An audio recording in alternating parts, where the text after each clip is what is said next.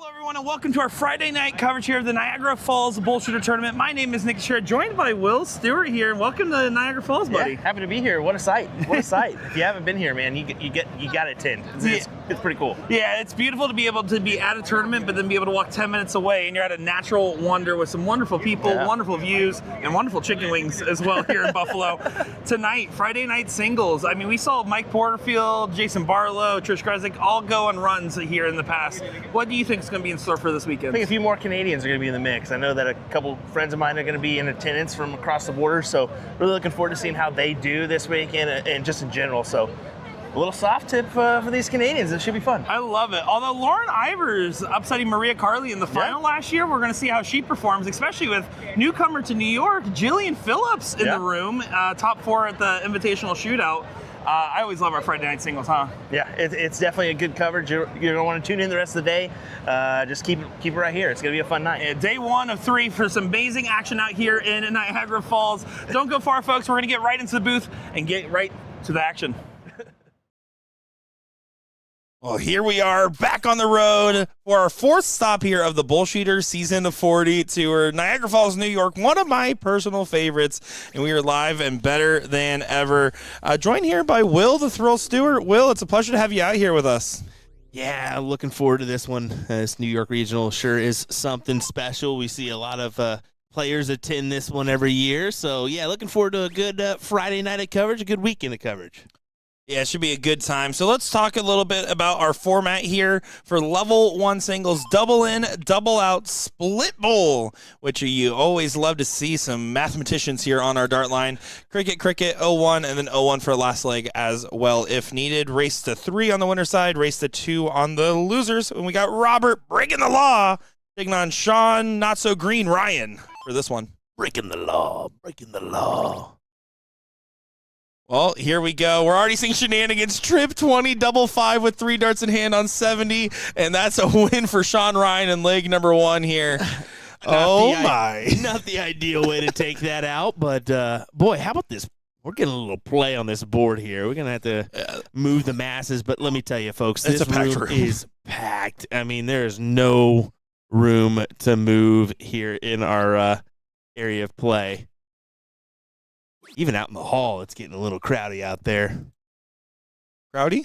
Crowdy, you like that? Like one? Rowdy crowdy? Rowdy crowdy. Yeah. Like that? Well, I mean, when you have reasonable liquor prices out here and you have a packed room, you love to see it. $4 beers at a dart tournament. Thank you, dart gods, for the aiming fluid help. I'm sure we're going to regret that later on this evening.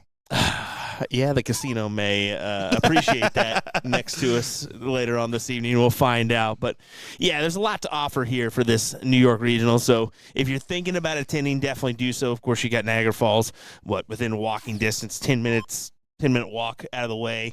And not even out of the way, let's be real. It's on the way. Yeah, and then you got the casino right next door. So if you're one that fancies that side of things, you can go have some fun after you maybe get put out, or maybe even just go have some fun after you're done, whether it be after a long run or not. Yeah, well, how many times we go to a tournament and there's nothing to do after? I don't want to clown on Michigan too much, but honestly, I'm from Ohio. Of course, I'm going to clown on Michigan. When we were in Kalamazoo and you were knocked out, you had nothing else to do. Yeah. Out here, you can go see a natural wonder, and it's really cool. It's fun when we get the tournaments of this different stops. Well, good advantage for Sean Ryan. After that first leg, he's finding success here in leg number 2.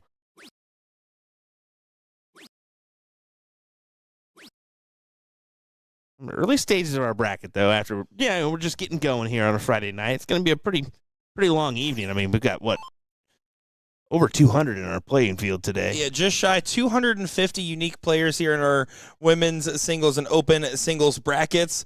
So it is a packed house, and I'm sure we're going to see several hundred unique players throughout the week. This tournament always has a great population. I talk about it so many times, although I wouldn't say we're outgrowing this venue because we're actually talking about alternative ways to continue to get more rooms and add to our event space here.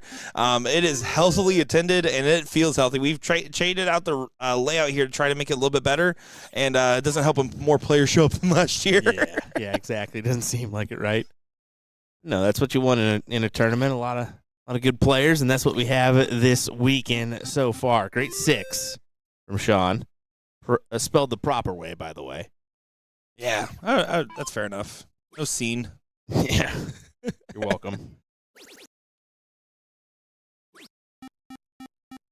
See a little bit of frustration there. I mean, Robert's not playing bad. It's just he's going up against this 4-6 right now. So we always mention you have to be at least a half, if not a full mark ahead on the average to take that advantage away from the starter, you know. So we're seeing that here from Sean. Now, this is an opportunity, though. I mean, you're going to have to open up a wedge, but if you collect a 6... I like it. That's you know not what? bad. That's not a bad decision. Right now with that dart, you're forcing a 6 out of your opponent. Now they have to go trip 16, trip 17 to have a single mark advantage over you plus a close. And you got to make the proper play there. You got to open up a wedge first, and that's exactly what he does. Doesn't even take a look. Now, I would say you'd fancy a look there, but put some pressure on this shot for Robert. Mr. Breaking the Law. Dun, dun, dun. 1 point difference, so he had to stay on that last dart. Can we just go back to that real quick? That is not how that song goes. Dun, dun, dun. That's not how that goes. How's it go? It's breaking the law, breaking the law. Okay, I don't know the rest. You're right. So. Oh, my goodness. I am so happy David Garfinkel's here to replace you in a little bit. This is you with energy. Let's see in about 4 hours how we're doing. I got 2 in. There we go. Incredible work. And this is a good battle back and forth. Robert definitely picking up that standard, hitting into the now high 4s. Let's talk about the expectation for what you have to see out here. If you are going to win, you need to be between 12 and 15 darts consistently in the 0-1. And I would say you have to be closer to 4.8, 4.9 on the day in average here to come out on top, give or take. Yeah, individual legs way higher. Yeah, probably, well, you're looking at your field, right? You've got a couple impressive participants here. Well, you've got Doug No Name Bame, right? You've also got Mike Porterfield, Jason Barlow. Those mentionables right there are pretty Jonathan impressive. Long, another 5-0 in there. Yeah, I mean, Jonathan Long as well. Justin Faucet. Elmer Kim you could throw in there as well. He's a quality Elmer shot. and Kim and Justin Fawcett play the winner of this matchup, by the way. There we go. So good mentionable. Sean Ryan there does go ahead and settle back in control. 40 points of difference here, which means the 9 marks on the table, finds the first 15. Oh, clicks on the other side of the dart, has to stay for a 10-point difference now. We'll say I'm a little bit disappointed that Mr. Warnock didn't make his appearance tonight. I figured he would, but he's going to be here this weekend, so. Warnock here. All right, going over to the 16, trying to add some points, and then hits a double ball in the last start. Sean Ryan looking primed to get a 2-0 advantage in this one. If I keep talking, we won't comment on what I just said. I mean, brother, that's not how that works. But, I mean, you can try, and maybe you're never going to succeed. All righty. Sean looking for this 2-0 advantage, though. Is going to most likely have it. Just needs the bull. Oh, he needed a little bit more. You can see the reaction because it's 1 point shy. He was trying to add a dart. You want to shout out? You see Mr. 107 at Levc over there. You see Thomas from our Touchings team here. I forgot how to pronounce the last name of, so I'm not going to butcher it. Shout out to my boy Thomas. And Sean Ryan there makes a 2-0 advantage. We have avoided Gutenberger. Yeah, I about to say they're. I think I know that Seb is French Canadian. Yeah. From Montreal/Quebec area. Mm-hmm. And then I don't know where Thomas is, but Same I'm area. assuming the same. Yeah. Well, so people don't know. We have a couple different Touchings offices. And in fact, when I was moving out of Florida, I looked at the different offices and I said, okay, well, there's Loves Park in Illinois, and there's also Schaumburg in Illinois, and you got New York City and Montreal, Canada. And I was like, well, out of all those options, I wish Montreal made the most sense. I heard they actually have very underrated bagels in Montreal. Well, okay. I don't know about that, but I mean, we'll go with it.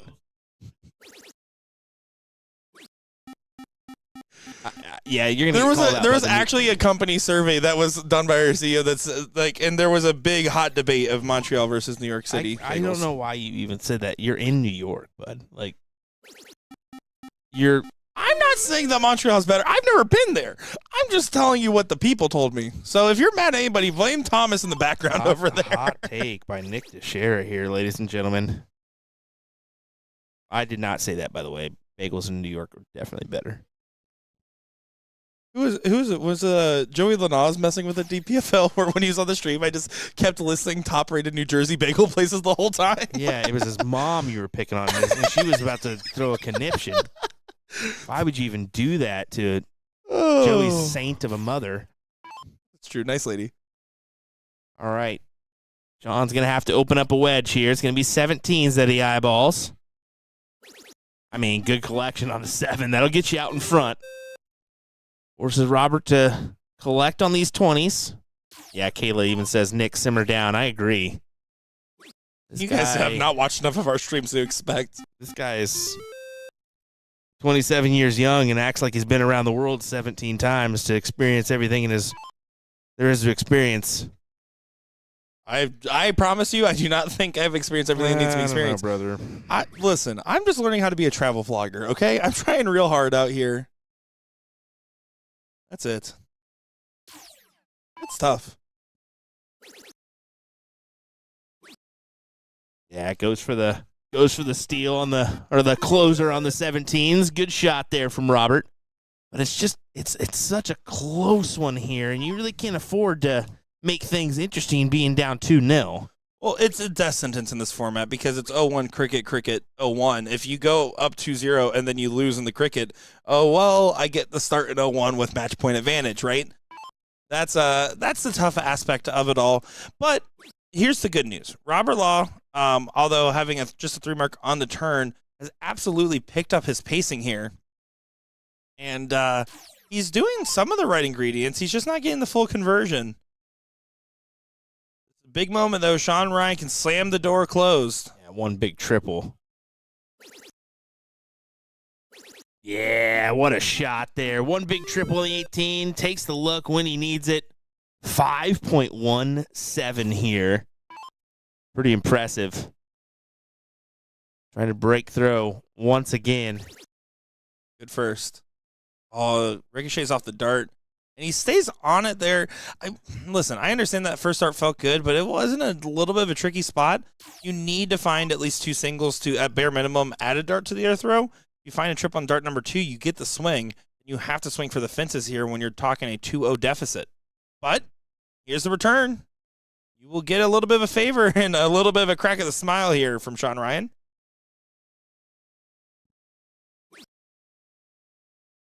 Yeah, 2 thumbs up.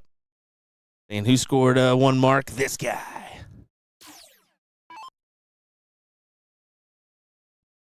We've all been there.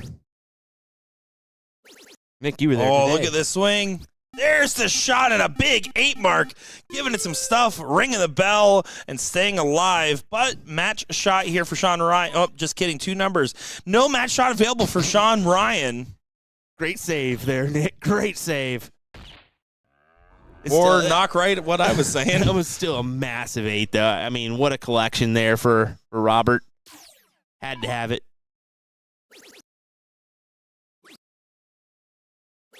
Robert, a.k.a. Bobbert.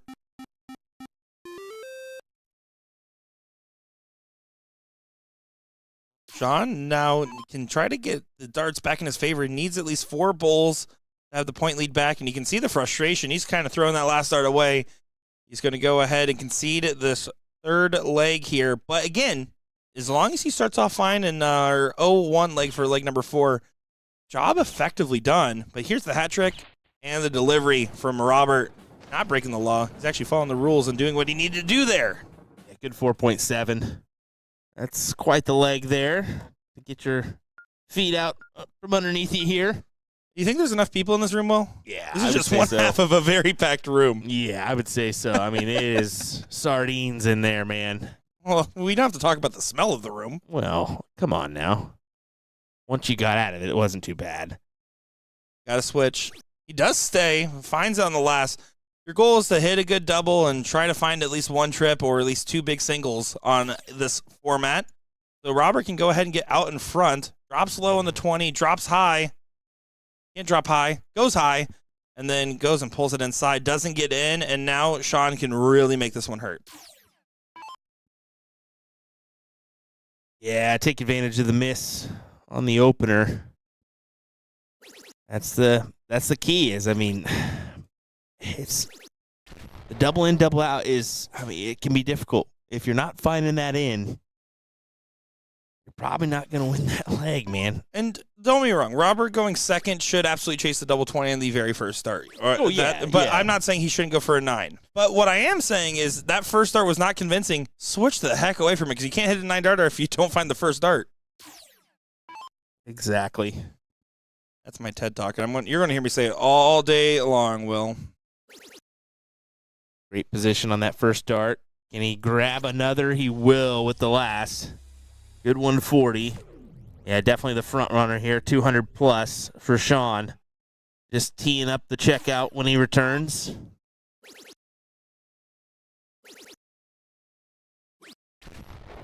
Reminder, we're bringing you 2 boards of action this weekend, and most of our stops we bring you the 2 boards. So every stop. Entertainment in its highest form here from the BullShooter Regionals. Guys, life doesn't get better than watching a BullShooter live stream. Look at this. 180. Oh, I wanted it for the 28 finish. Well, you have to hope 87 doesn't go, so you have to ask for a favor from Sean if you're Mr. Robert here. 140, 161 is basically your baseline of expectation here. Yep. You get a 180, even better. Or you can go down, but you got to convert. Ouch. That's going to hurt. 6 from 87. Guaranteed to go. Guaranteed to go. Guaranteed to go. I mean, not maybe this is but in 6, it's going to go. Well, that's a different statement. That's why I said 6 from 87, it's going to go. Trip 19 for double 15. Littler approved route, except when you go inside like that, and then wings it up to find a double 6 on the return.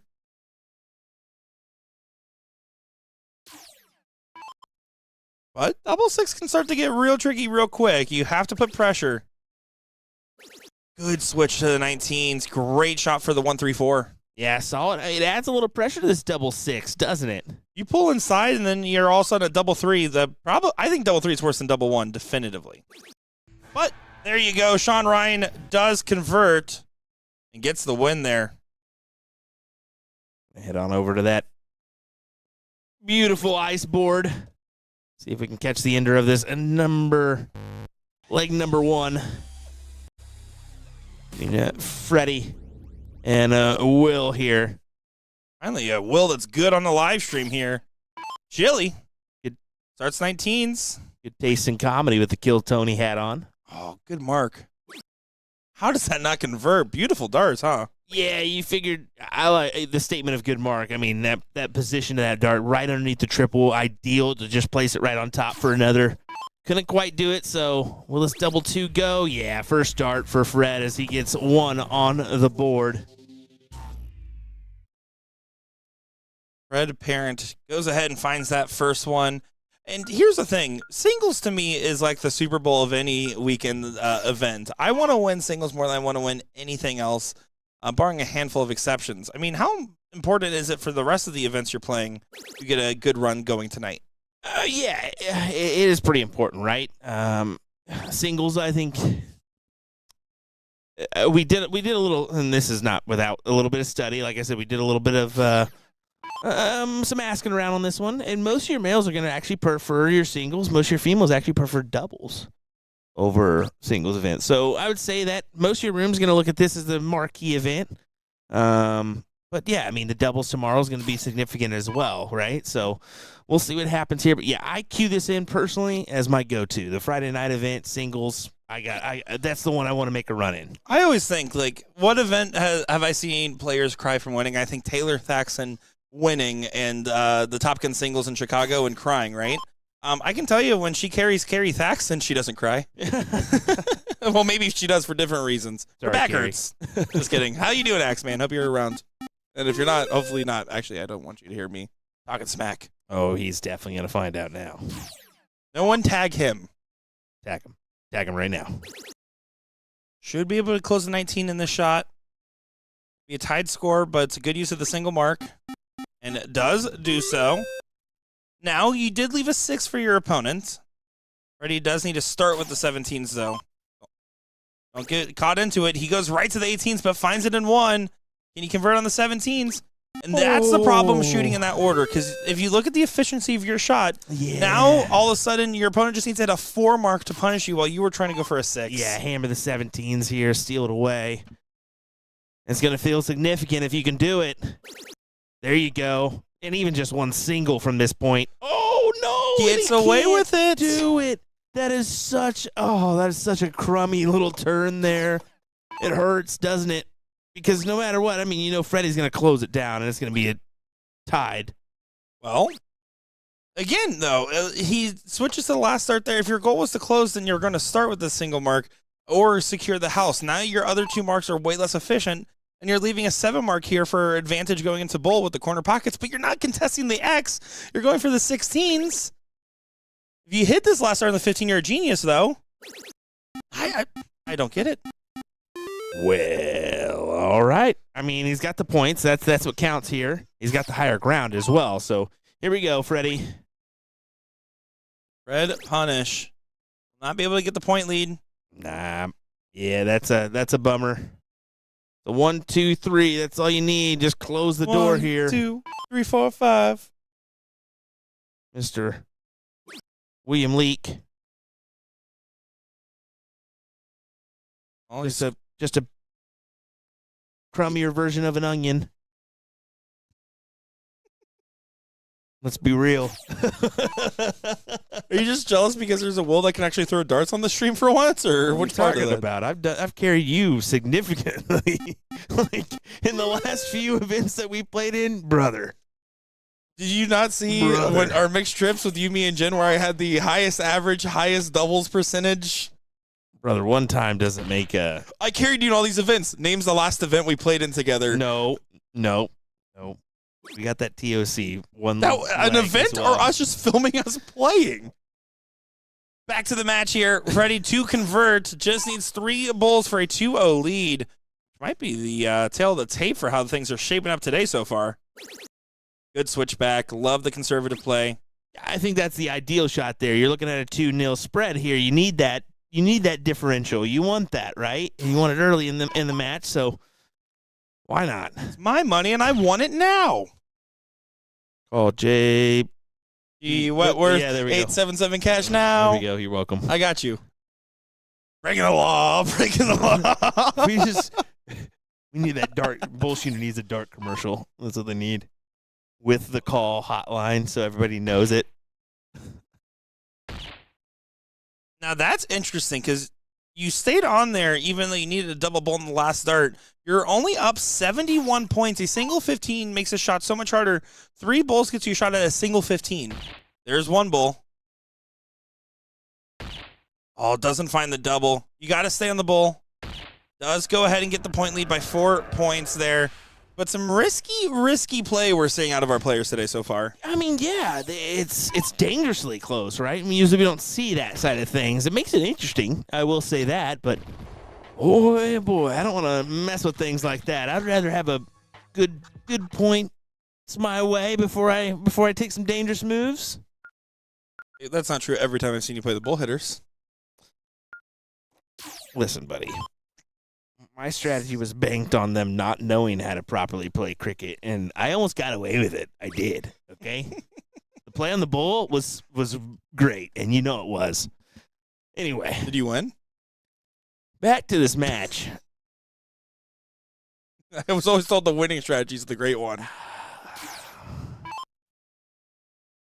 Oh, boy. Now, let's just go ahead. And I do want to add a preference here. Although I believe Fred and William have been on the live stream before in New York or maybe another stop in the past. When we're critiquing players' throws and strategies, when you're a player, you have time on the practice board to work on something like that before or after an event even maybe, but don't ever work on it in the middle. You're not changing anything you're doing right now, so don't overthink it. The best thing you can do is throw the comfortable dart. Unless you're Alex Spellman. That is true. Mean, if you're a 2-time invitational shootout champion playing at one of our tour stops, you can do what you want. But then again, I'm right there with you. His mindset going into that and explain it to me. I was like, brother, I don't know why you're changing things. Like, not up on the big stage, not on any stage. That's a practice room thing. Red's looking likely for a 3-0 advantage if this doesn't turn around quickly. Yeah, a lot of support in the chat for Freddy here. Good to see that. He does own the custard shop. No, he doesn't. That's that Freddy. Fun fact, Freddy was originated in Wichita, so I know you're lying on that, brother. And so did Freddy P. Get out of here. It's an old man that's Freddy, by the way. Like, he's plastered all over the wall. That is definitely not the same Freddy. Good burger. Good custard. Yeah, I'm not going to lie. Pretty good. That is the original steak burger for BullShooter. We still need more sponsors. Please sponsor. That would be a great sponsorship. Doubles for everybody. Literally, that's a great slogan. Doubles for everybody. As you can tell, it is dinner time here in Niagara Falls, New York, and we are having fun watching some darts and looking at the Uber Eats map. 4 numbers advantage, though. Yeah. This one's pretty much done and dusted, isn't it? It looks locked in. I mean, 4.75 to a 2.25 right now. Yeah, and you can tell just by the overall look of Will right now, just down and out, right? So this should go the way of Freddy, pinning disaster. I'd be wearing the hat of a comedy tour, but he certainly is not laughing in this moment. We'll be right back. Here, wait, should I play something off the soundboard real quick? It'll just be like... That was good. That was good. Bull tapped on the last, but it might be the last start. Fortunately, just off the wagon there. Starts leaking all over the place.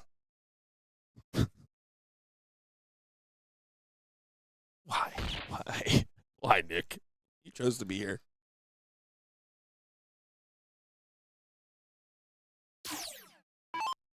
Freddy doesn't convert, so double bull, close the number is the only possible way. And here's the thing. 99 out of 100 times, no matter what player you are, you're not getting out of the situation. Yeah. But that one time out of 100 is the one you have to think about. Nick, yes, but not this time for sure. 1-2. There you go. Yeah, I mean, unfortunate for Will there. Just kind of got the better of him there. I think that was a tight-knit matchup, but yeah, that last leg, just you could tell Will just feeling down and out. Just let it go. But on to the next one here. Darcy Trenholm taking on Dan Young.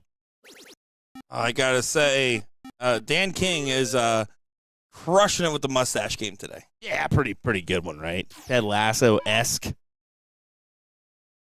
with the crispiness on the stash. I am disappointed in Darcy.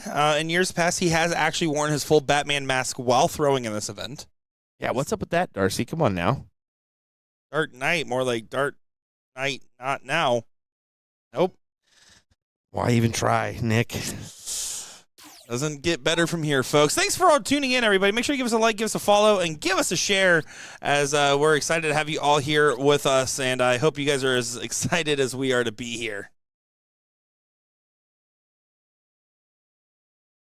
This is a loser side matchup, so this is only a race to 2, by the way. So, important distinction.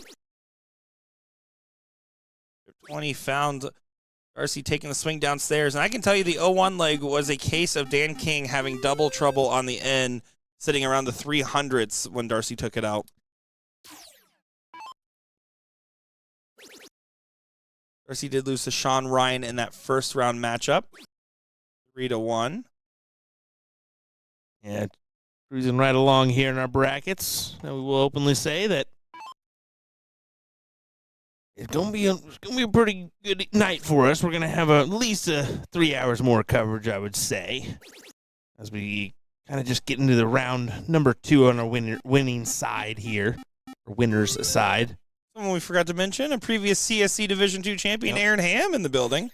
Yeah, he's the forgotten champion, playing pretty well so far. Tyler Snodgrass is here, who we always joke, according to Aya, that it's a Harry Potter-sounding last name. Neville Longbottom, Tyler Snodgrass, I'm just saying. Something. Hey, there. you know what? Neville Longbottom is a dart fan. We will say that. Is that true? Oh, yeah. He's Luke Humphrey's good friend. What? Very good friend. He was in New York. He was in New York. Get at the out of US Masters. town. Are you Yeah, serious? dead serious, yeah. We're in New York. US Arts Masters. That's awesome. Yeah, he went to support Luke. I love that. Yeah, they're very good friends. So, I mean, it just goes to show you, I mean, yeah. That's awesome. I think, he's got the board, doesn't he? Yeah. So, yeah, he's got the board from the Luke Humphreys win there, so pretty cool. Speedy saying Darcy coming back from surgery. Great to see him on the stream. Well, hey, here's to a speedy recovery for the Dart Knight and a speedy win as it's looking very likely to convert. Double bull needed. So double bull found. So far, this has been one-way traffic on the stream, man. We have that effect on people. Something about the cameras out here can lead to some shenanigans, and we'll see it loosen up and get some crazy stuff going on as our day continues on. I do believe we have some other matches called up here. Coming up next, Eric Spartley and Stephen Kenny on the winner's side here for board 6 will be called up. They should be there in just a moment. And then on board 5, we have Mark Miller and Zachary Kennedy. If you guys want to follow along with the brackets, just go over to the App Store on Android or iOS. Download that BullShooter app on your phone there. Make an account. It is absolutely free. Go over to the tournament section. It's like Tournament King.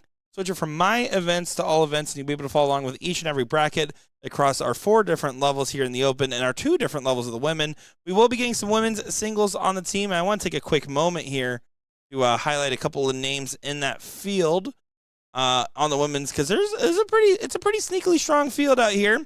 Val Bragg, who's had success in New York before. Jillian Phillips out here. Maria Carley is out here. Tina Russo. Olivia Wilkinson is out here, and Kalika Chris. Countless others in that level 1 there. So very strong ladies field, as I'm excited to see every bit of this. We're going to take a quick moment here. It looks like, actually, just kidding, they're ready. Zach Kennedy and Mark Miller ready to go here. I'm looking forward to seeing how this one will play out. There we go. Yeah, playing on the fantastic ice board, as you see here. Dun, dun, dun, dun, What's your favorite board? Is it the fire or the ice board? Let's hear it in the chat. Or traditional G3 Plus. No, fire or ice. There's the 2 options you get. And you're going to like it. That's it. You choose one or the other. Put the emojis in the chat. Let's hear that. Yeah, fire or ice emoji. There's an ice emoji for sure. Or snowflake, probably. That's not an emoji, actually. That doesn't count. Just kidding. She says fire. Tony saying, where's this being played at? This is at the Sheraton in Niagara Falls, New York over here. Yeah, I mean, fantastic place. Just where it's located. We walked down to the falls today. It was like 10-minute walk, and you get to see the of course, the American side of things from the falls view. You got to have your passport to go check out the Canadian side, which I'm going to try to do tomorrow. I think that's a must do if you attend here. But yeah, I mean, great hotel. I will say that. Yeah, I think that there's a lot of value here. Starbucks in-house. Come on now. Remodeled rooms. Pretty Hello. sick. Hello. A club level access for us on the floor 6, except my card doesn't work, so you're the only one with club access on our team. Yeah. There's a lot of oranges and apples in there, by the way. Looks like it's about, across our 4 different chats here, 50-50 on ice and fire.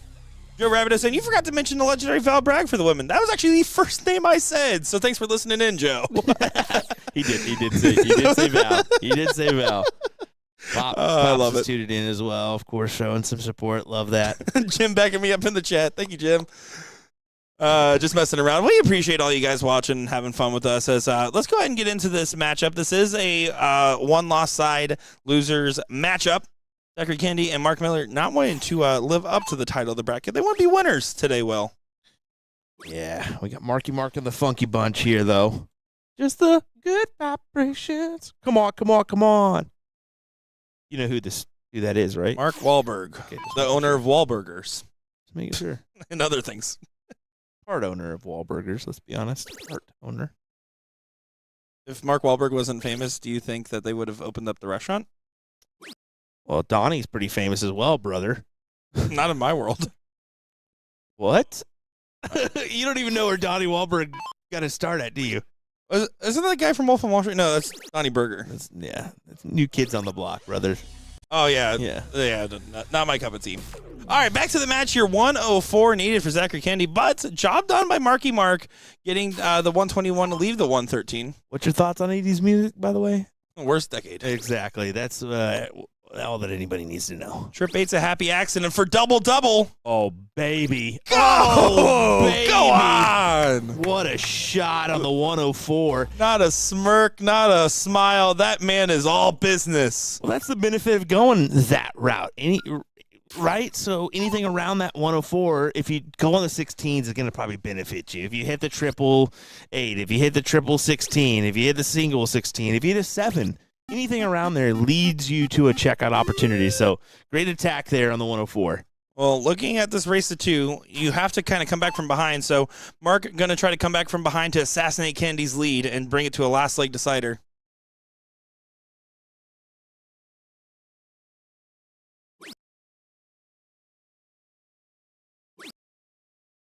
Chat, tag your player that you know is out here that you want to see on the stream, that you think is out here and how they're going to do. Tag your friends that you know might be out here or are out here.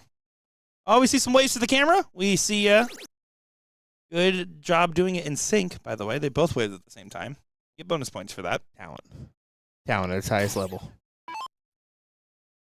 Zach needs to find some success here on the 19s and almost needs to fill it up. Awkward dart. Not going to be able to recover enough here, so this should be simple enough for Mark to start at the 19s. Your goal this turn is to close those 19s.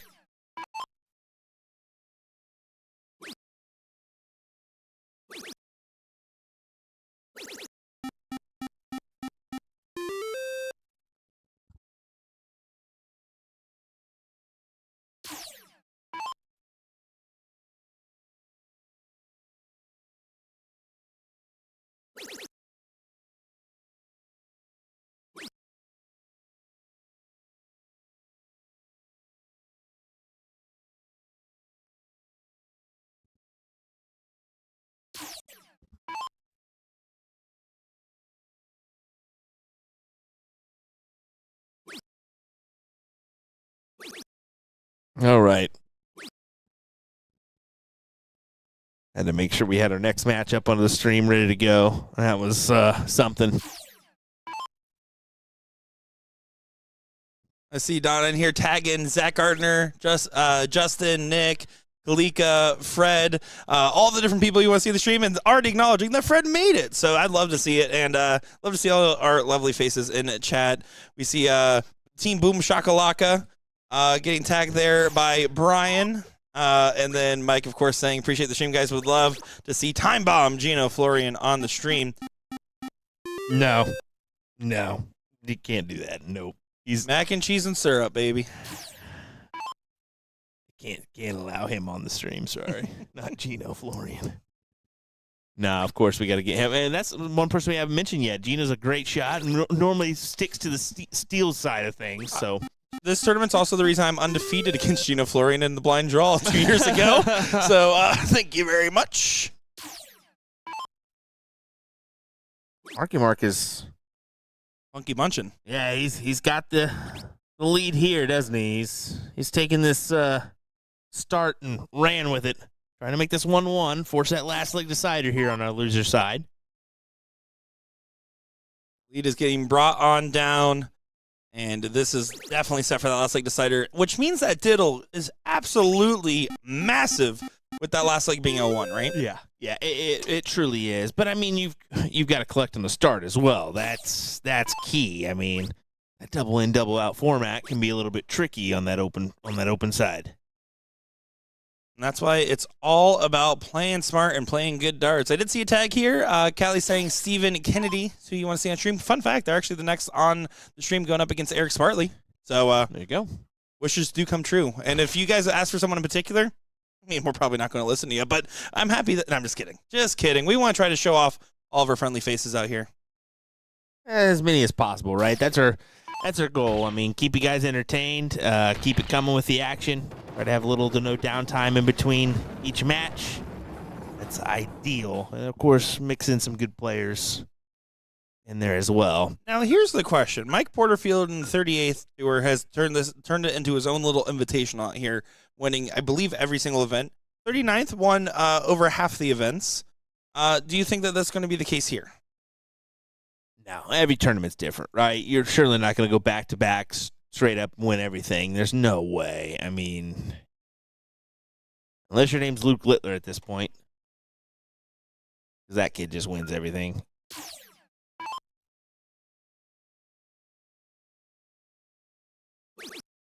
It is interesting to see our top two averages, Mike Porterfield and Doug Bame, on opposite sides of the bracket. That could lead to some very interesting results if they're both in full form. I will say, Doug looking as fresh as ever.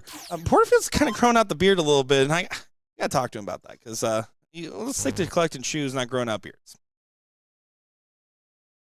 Why not? Why not? He can do what he wants. He's a big boy. He can grow a beard. He called me a silverback in Messenger today. And what's wrong with that? That's true. They're very powerful. That's kind of a compliment in some ways.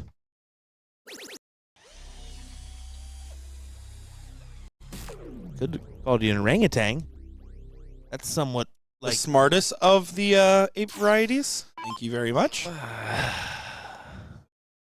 have called you a lemur. What was that again? A lemur? A lemur? Maybe that's more up your alley. Fair. I feel like a sloth. That's probably even more up your alley, to be fair. Well, Mark here is doing a great job of holding on to that lead after winning the cricket leg and just kind of running along. Going to be trying to be the first one at a finish, and will do so. Gets the 149, and Zachary in no sight at all to be able to convert. Fun fact, sometimes I imagine you as Sid the Sloth. Anyway, moving forward. Marky Mark at 149. Definitely going to have the 6 at this finish here. I'm sorry, man. I didn't mean to hurt your feelings like that. I can tell it really hurt. Man, you're a dingo. Just the eyes. Sometimes it kind of gives.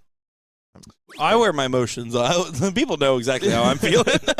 Well, that's a rut-row raggy and a round of shots. Under 10 scored. Well, especially if Zach can come up here and hit the ton, at least a ton, you like his odds here, right?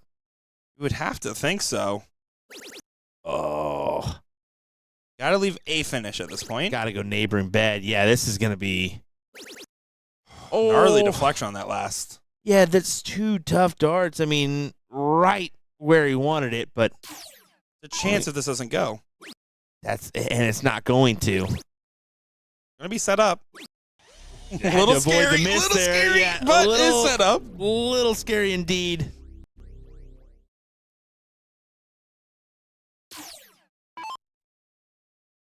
Big finish needed if you want to remain in this event. He's the first, and it won't go. Now you're going to have to ask for yet another favor in this matchup. You still got to do yourself one and bring this down. Trying to get to 60. Dart slips out of his hand. You can see the reaction before it even got to the board. And this might be all but over here. Double top. Double in. That'll work. Winner, winner, chicken dinner as Marky Mark gets it done and advances on in through the losers side. We're going to advance on over to board number 6. Ojin, little to no downtime in between our matches here, folks. Stephen Kinney taking on Eric Spartley. I had to read. You had to read it. That's that, tough. Again, I was like, wait, Sprat, what? Okay. Listen. That's the Sprat to you. Now, I'm looking forward to seeing this match. Familiar with both these players at this point. I got a chance to play against Stephen Kinney in the past. Eric Spartley, of course, always doing good runs with, it's a EFT? Is that their team name? When they play doubles? I'm blanking on at the exact moment. I'm sure someone in chat will correct me. They've done some great runs here at the tournament, and I'm curious to see how they will convert this year, especially with the switch of levels as well.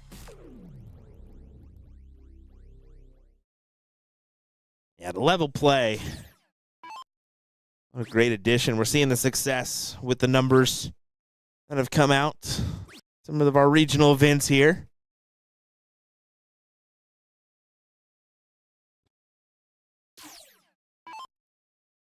Eric, I want to try to get this into the 200s.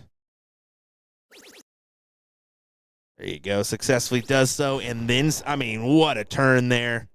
Put you out front by almost a ton. Possibly steals away that advantage.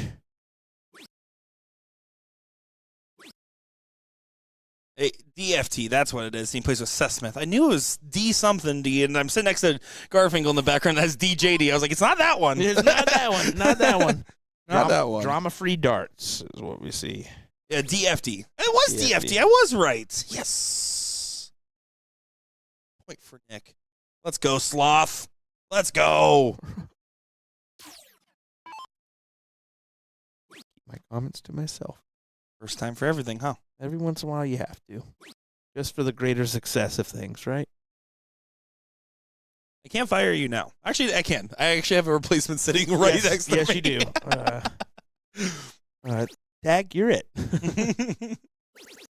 Stay there. Do it for fun. No. Do it. No. Leave double two, 45, please. 45. I mean, yes. That's what he was aiming at. He was aiming at trip 7, and that works as well. And that's probably the smarter step over, to be fair. It's right there. Just go ahead. And if you hit the 19, it leaves double two at the 171. I'll give it to you. Give me some. Well, that one was honestly. I just want to see some soft tip math. I love it. I love. I just so love really, it. was that soft tip math? No, that was a good shot. That one was a good shot. Strategy there. Oh, that's a great shot there. Tops for 1-0. There you go, and you can see the subtle fist pump. Folks, share this around. Let your friends know we're live here on Friday night in New York, Niagara Falls. New York, concrete jungle where dreams are made of. There's nothing you can't do.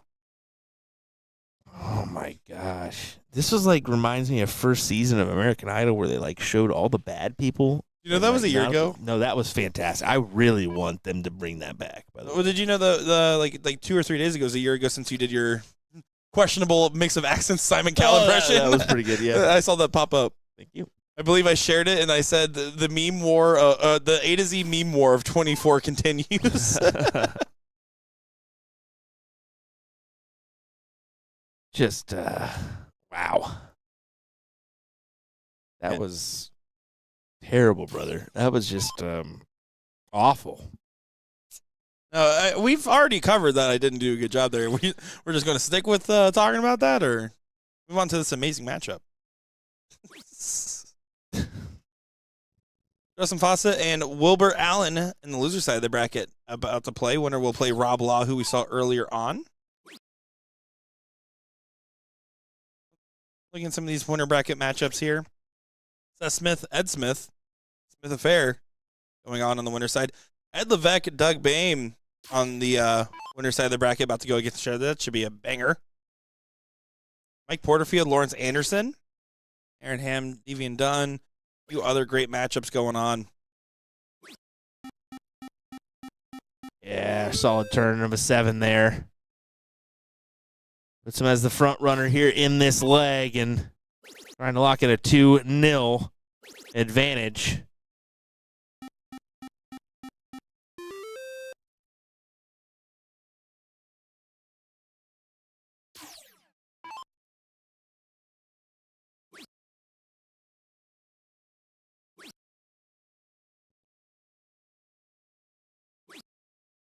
Yeah, that's quite all right. I mean, he's kicking himself for it, but you do the dirty work of closing the 18s, right?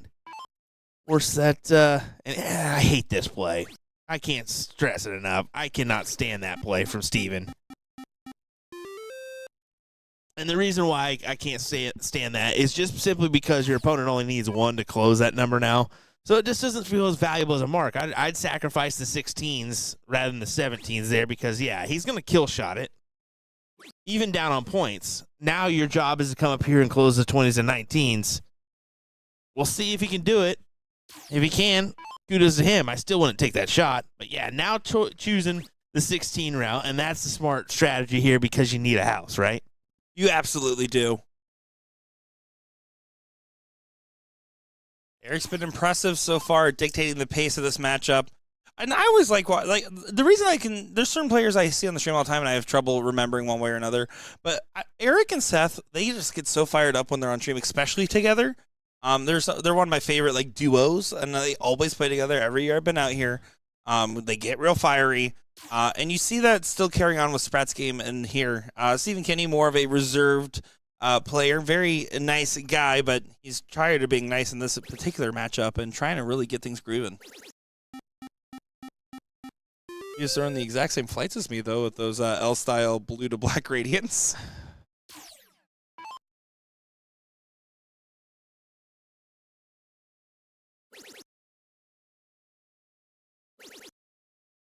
This. What a time. What a 9. Yeah, massive shot there to go ahead and put this in pole position for a 2-0 lead. You'll love to see it. Unless you're Steven. See the frustration, gives it a little bit of a faux pas celebration and moves along with his day.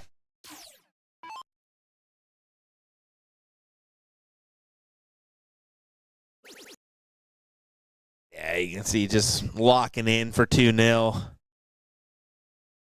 Not much Steven can do right here, but just hit and pray he doesn't return the favor and close it out on you. Maybe get a couple opportunities that you think you didn't have before. Yeah, and the other thing, too, is when you're, like, going against 20s and 19s and you're having a probably not going to matter shot at the 15s, all it is reducing the number of total bulls to have in a potential comeback. That's all you're doing. Every time you're shooting 2 15s, it's one less bull to worry about. But Sprat said, take this. I'm going up just shy of 200 points and then hitting this massive 8. What a dart. Choo, choo, choo, choo. Jump on the train. Let's take a ride. All right. 2-0 coming your way here in just a moment. All aboard. Soundboard, guys, believe it or not. Of course, the Bulls need to convert. After the excellent shot, you can see a little bit of a slowdown at the very end. Ooh, but some killer dance moves from Steven back there. It was a good shimmy on the shoulders from the young man. You know, Shimmy on the Shoulders is one of my favorite bands. All right. Well, okay. All right, 2 bulls needed. Should happen here. Yeah, perfect dart to work off of. There's number 2 for the 2-0 advantage. Yeah, great shot there, and a great performance from Sprat in the leg. His timing is great, and Steven just couldn't get off to the races. He's going to have to figure it out quick, and he's going to have to start in this cricket leg to be able to try to get things settled back into place. You see Steven there kind of saying settle down a little bit, and so much for that. You only come up with a 1 mark there, and that's probably that's gonna hurt. He sends Eric's gonna come up here and put his foot to the gas, and good position on that dart. Less of a good position on that dart. Wow. Doesn't get it. I expected minimum 4 coming in there, and gets away with it.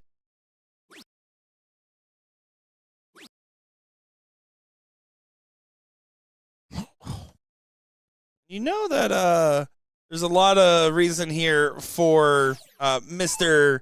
Eric to do well, because if he wins this, he's at the same position on the winner's side of the bracket as his partner Seth Smith is on the top side. Yeah, I mean, granted, you've got Ed Levc and Doug Bame on the top side there. That's going to cause some issues, potentially, whoever wins this one in the next round. But, yeah, you want at least a shot, right, at potentially meeting your friend? I would say so. Tough opportunity. I mean, either way, you got Ed or Doug coming up. But here's the thing. If you're in round 4 or 5 on the winner's side of the bracket, you're going to have a name of some kind. Yeah, you should at least meet somebody good. Well, this isn't the good. Tennessee BullShooter, you know. That was a little harsh, my guy. Sorry, Chattanooga. I'm sure you guys will be great. And then Joe Chaney shows up, and then Jason Brandon shows up just to say, nah, well, never mind. Hello, everybody. We're welcome to Tennessee.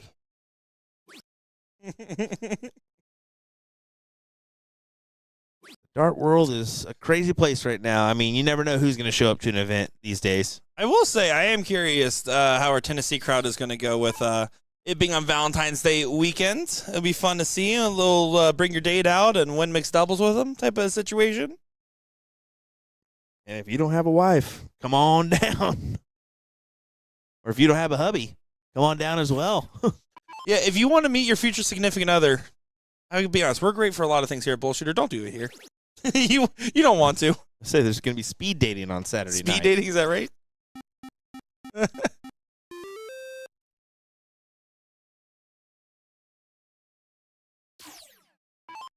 Yeah, this is, despite being down, this is advantage for Eric right now. Just based on the 19s his way and the 17s, really. And there you go. Yeah, just all darts at the points there. Valuable turn.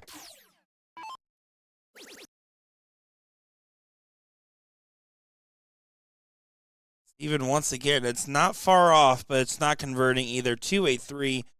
Not to his standard by any means. No, it's not. 2 to close. 1, 2. No, why don't you take that shot there? Brad likes to really hammer on the points. He's one of those, I want to get right near the 150, 200-point lead in Cricket 200. In that situation, I'm sorry. Take the kill shot. I'm not saying I disagree with your analysis. I'm telling you what he's doing. Because it just, you're playing with fire here. It enables the opponent to just kind of keep poaching it, right? Yes, so there's two schools of thought, right? You can have the school of thought that you're, and I agree with, typically you're letting your opponent figure it out, and then they might snap back into it. Right now, he is really just foot to the throat in this situation for this 3-0 win. Yeah, it looks like it. He said, "Don't breathe." Especially with the attack on the 15s there. I mean, that's. Yeah, you proved your point, bud. Now get rid of the 16s. I want to see at least one more trip on the points. Well, you know what's going to happen. Now you really should move 16s. There it is. Finds the double. Trip 17. Trip 19. Yeah, it takes the 100-plus lead again here, and on to the Bulls is Steven.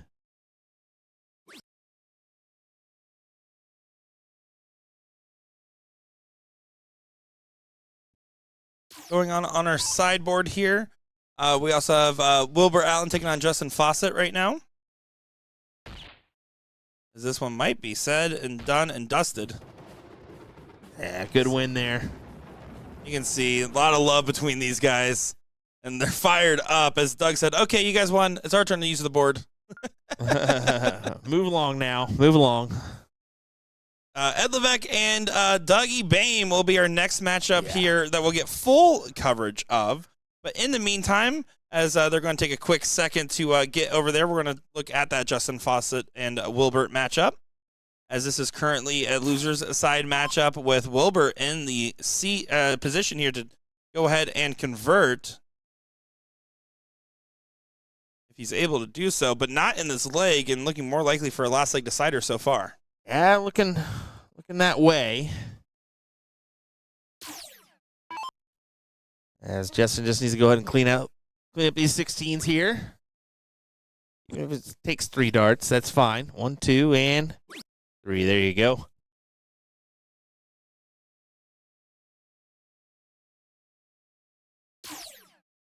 Let us know. Last leg decider incoming. Who do you guys think is going to win it right now in the cricket leg? A little too close for comfort considering both of these guys feel like they're going to be a notch below the standard that they want to be at out here. Yeah.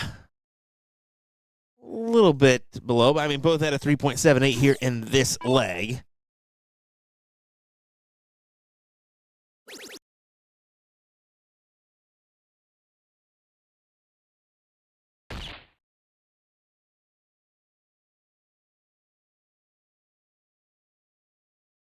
Justin doing his part here, just leaving the 2 bulls needed.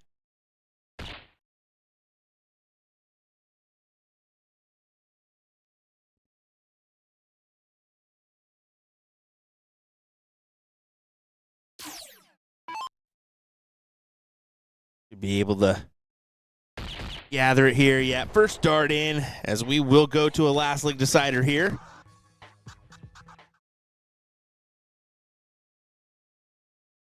Here we go. Let us know who is going to take this one. And Doug Bame will be taking on Ed Levc here in just a moment's time. We'll have Lawrence Anderson and Mike Porterfield on the other board called up as soon as this match is finished as well.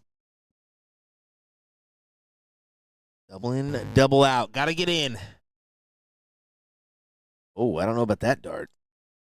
I don't know about that dart, brother. You can't do that. Switching to the bowl on double in. That is after the first dart misses. bold. Is shenanigans. You just gave away the diddle. You pretty much did. That's bold. Shenanigans. I don't agree with Justin's double 10 in, but I mean, I'm fine with double. Well, every single time I'm fine with either. It's the same as going for double 16, double 8 wire. no, it's not. Yes, it is. 40, 32, 36, 20. There's a significant difference in between those numbers. No, because your goal in double is to just get in. Well, that's it. That's in it. that circumstance, I get it. I mean, any double's fine if you go left or right. Unless you're playing for a 9, then you only have 3 options. either way, I do not agree with the switch to the pull on dart 2 there. That's the gutsy play. No. Disagree with that for the record. The double 10 was fine. That's what I'm saying. Oh, yeah, for sure. We caught that. Wow. Just a reminder, folks, we still have one more regional left before Christmas. Going to be in Phoenix, Arizona, December 5th through the 7th. Come join us down there in what should be a sunny Phoenix, Arizona, hopefully. Sunny, nice, 70 degrees. We would appreciate Definitely not it. 70. I hope it is. The desert does get cold at night, Yes, by the way. Fun yes, fact, I do especially know in that. December. Well, we're hoping for 70. Can we just hope? You can hope all you want. We kick things off again. Headed to Texas, January 9th through the 11th. Yeehaw! Should be a fun time. If you want to find out other stops on our tour, our 40th annual World Tour, over to BullShooter.com to get that information. Yeah, we will have some information and updates coming with Houston, hopefully on Monday here, as going to be a new hotel this year. It's going to be closer to the Hobby Airport, if that gives you any indication of what side we're looking at of Houston. So a little change up incoming.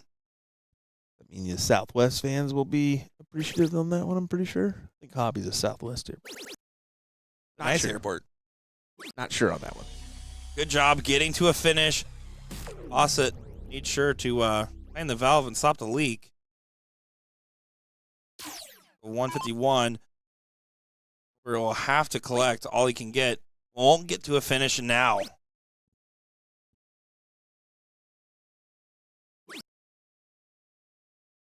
So 6 darts for 151. He get his dart just in there. Could stay right there on the 17s if you wanted to there, just for the 102 to set up tops, but elected to switch, and really not the best leave, but with Wilbert back on the 256, most likely Boston's going to get a few at this 119.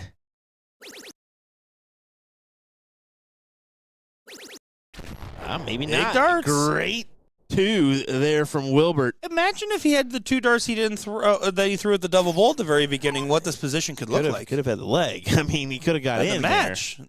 Now Faucet trip 20 does give him a dart for the match. And sails it well low, and now all of a sudden Beeve has fought his way back into it. Here we go. You almost need to collect here on the 1-2-1. Triple 20. Or the 17s is fine. 20 for bowl now, though. You've already tried to hit the double bowl once. Oh, but you can't pull it over. Oh. Not going to be happy. Frustratedly throws the 15 to leave 50. Fortunately, Mike Redmond, you are correct. Double 10. Double 10 goes. The in works as the out as well for Justin Faucet. And we're going to head right on over this fantastic matchup. Doug Bame takes on Ed Levc right here, right now. Let's get to it. Yeah, this should be a great one here. Looking forward to seeing Mr. No Name and Mr. Ed Levc, who I know is coming up to the line, which means I need to make sure this camera is zoomed out just a little bit more. We'll say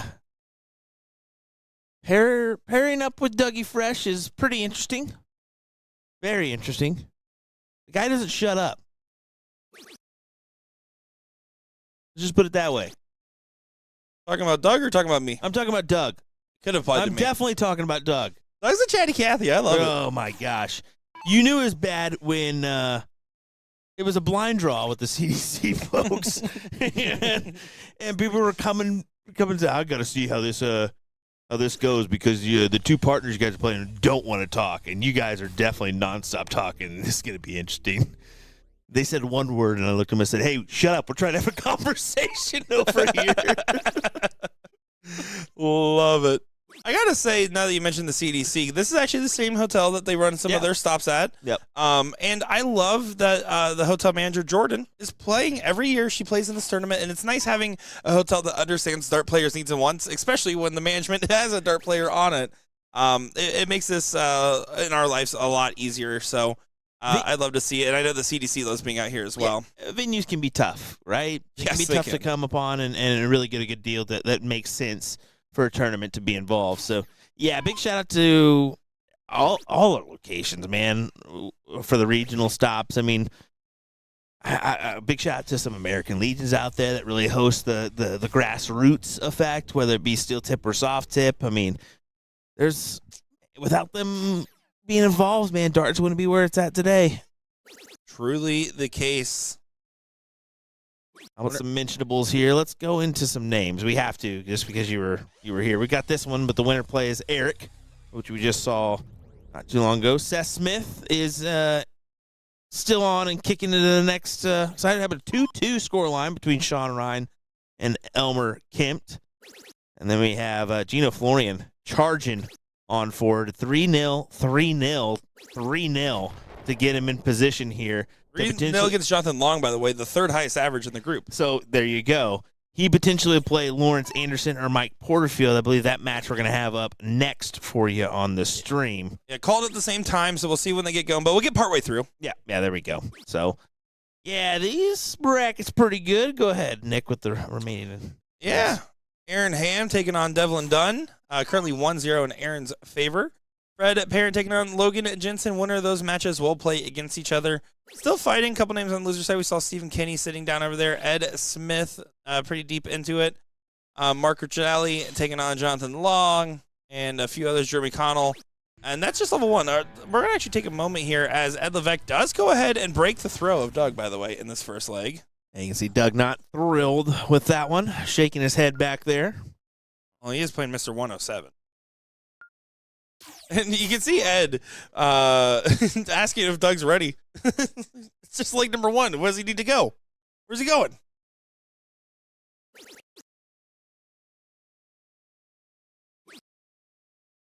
Oh, not thrilled with that one either.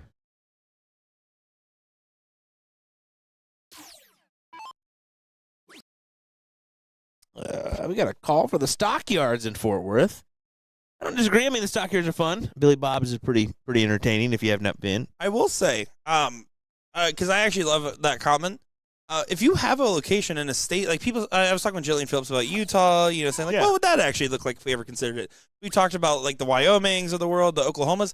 If you have a venue in mind that you want a BullShooter stop in your city, I mean, I can't make any promises, but send us a message, send us an email about it, because we are always looking. We're planning the 41st as we're still locking the last of the 40th here. How about coming back to Wisconsin? I mean, I'm so happy. What is it, April 17th or Yes. 18th? That weekend, Yes. we're going to be back in Wisconsin. I mean, there was some work behind the scenes to make that happen. So, yeah, happy to be back in that location, right? I am very quick to give flowers to our entire very talented team here that we work with.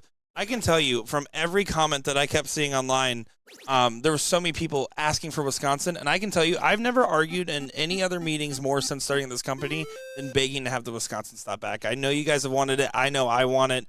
I'm happy that we're out there. I really hope to see it. And then Badman saying, where do I send it? Send a DM directly to the BullShooter Facebook, or if you go over to the BullShooter website, there's a contact us page with the email tournaments@bullshooter.com. If you go ahead and either email us or send us a direct DM, I always make sure I monitor that email and the DMs, and I forward it to our tournament team as potential ideas to put on our roadmap. Now, we are adding in more dates to the 40th, but 41st is already in plan. Person saying, why can't we do an event in Las Vegas? Well, there's a restriction. You can only have 5 to 6 maximum dart events in Vegas a year, and we're already at that limit. I'm so tired of Vegas. We're there 3 or 4 times a year at this point. We're saying lacrosse would be fun. We just got our Wisconsin back, okay? We settled for tournament. We couldn't even afford Milwaukee, man. I say lacrosse ain't too bad. I love lacrosse for multiple reasons. Yeah. Great walking town. It's awesome, man. Love it. Oh, my.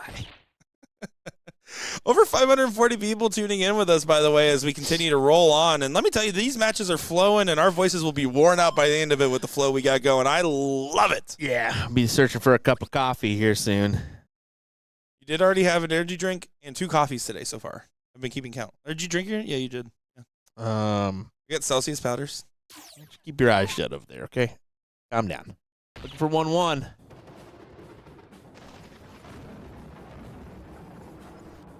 1-1 is the case.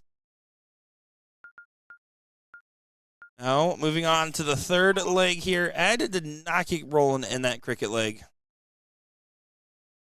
Now, he really needs to find some success here to start us off.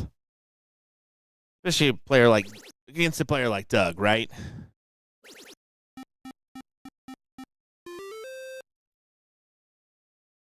Yeah, you had to just assert your position very early on.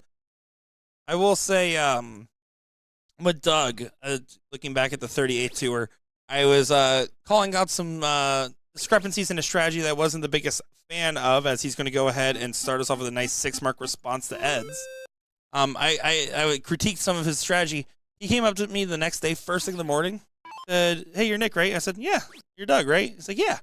And then he said, "I just want to let you know, I watched it back, and what you were saying was making a lot of sense. I'm going to try to do some of those things." And I said, "That's the first time ever I was right.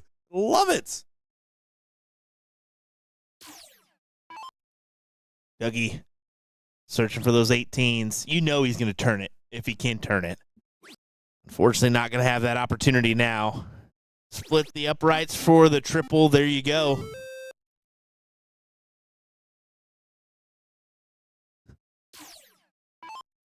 Skateboarder Habs fan saying, "How does one enter this? I'm in upstate and always wanted to go or even playing something like this." Well, you can still enter this. It's on-site registration. It closes an hour before event start times, and blind draws run on-site where you can get paired up with a random partner. But no Habs fans allowed. Sorry. So if you want, go over to BullShooter.com. I'll go ahead and drop that link in chat. These are all the stops of our tour. No qualifications needed to play. Submit your stats to be put in a level. If you don't have stats, you can always play in our top level and get involved with us. We'd love to have you out here. Go ahead and find out more going to www.bullshooter.com. A minimum lead here. Wonder if Ed will take his shot to kill here or not. Moved over and, yeah, took a shot, took a swing at it. Doesn't collect as much as he wanted, though, so door's still open for Doug.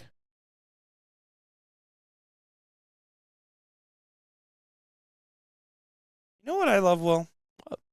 I love that we have a very well-attended tournament here in Niagara, but there's other tournaments going on. There's one in Florida, and they still the tune in, Choo-Choo and right? everything else. Well, the players tuning in, and we tune in watching whatever streams are available too. But the fact that you could run this many tournaments and have the expectation just shows how healthy the player culture is out here, isn't it?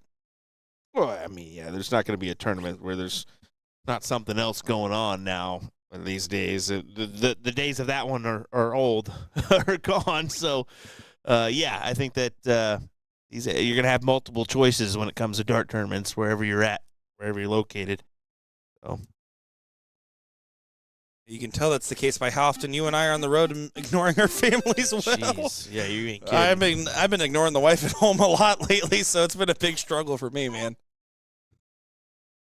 No. My wife currently hates me. So she actually texts me memes. I want you to know that. I don't know if you know that. Like, her and I send memes to each other now. Oh, I don't doubt it. She's a meme machine. Big moment, big shot. Take it. Take it. Big one for Doug Bame as he captures the 9 here to grab the advantage away from Ed Levc. Porterfield hits a 1-5-2 in as they're getting the first leg underway. Law Dog, take it on, Mr. Porterfield. Man, Robert Law and Law Dog, why can't we get a Law and Law match, man? I'm just saying. Bracket gods are not on our side today. Not quite. You believe in bracket luck? I believe in not looking at a bracket. That's what I believe in. That's the best way to attack a bracket. Don't even look at it.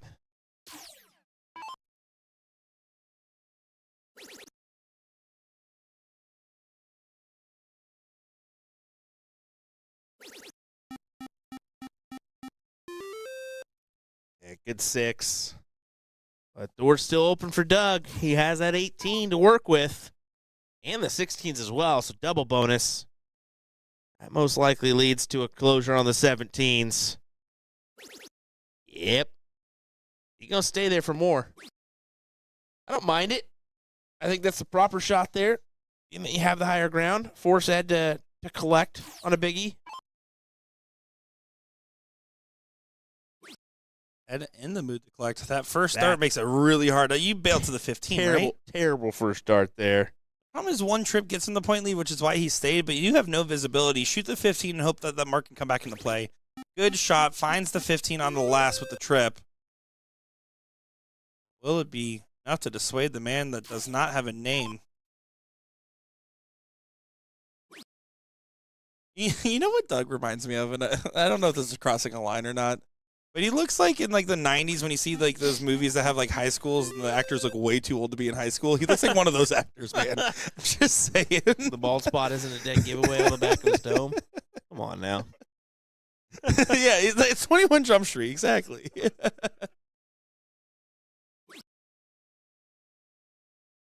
How old are you? 17. Really? You look 35. Yeah.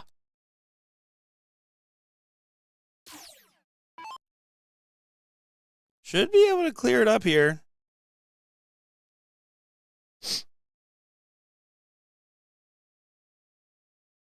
Seth Smith and Eric Spartley closely watching how this match is playing out in the background. 15. Doesn't switch.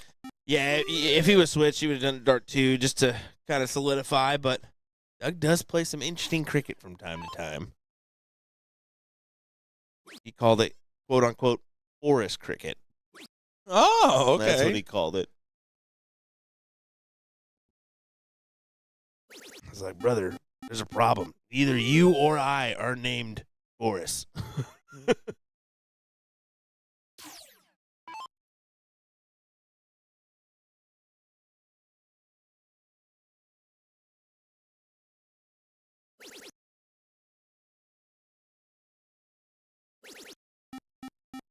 stays up there for more. Making it count.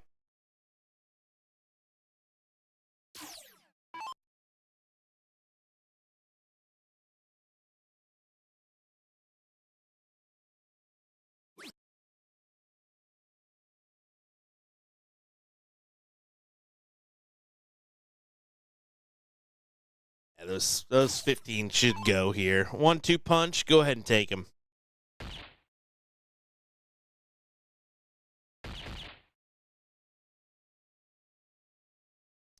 I mean, that was a good shot at it too, I guess. I mean, close out the bowls and get at least one dart, a poke at the finish.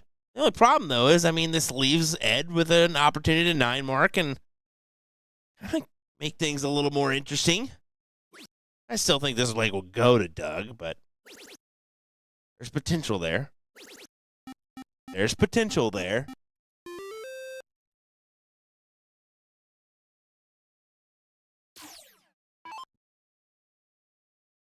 So, yeah, Doug attacks. Yeah, 15 first just to close it.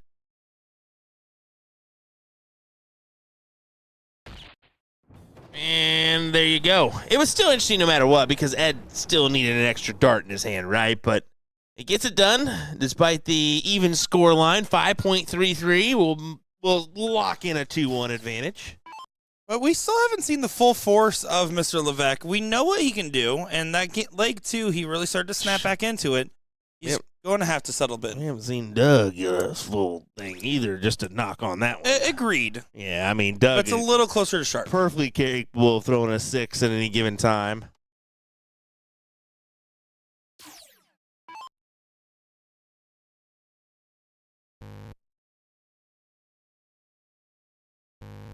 Uh-oh. Doug having some double trouble. Does find it on the last, so he's keeping things chalk.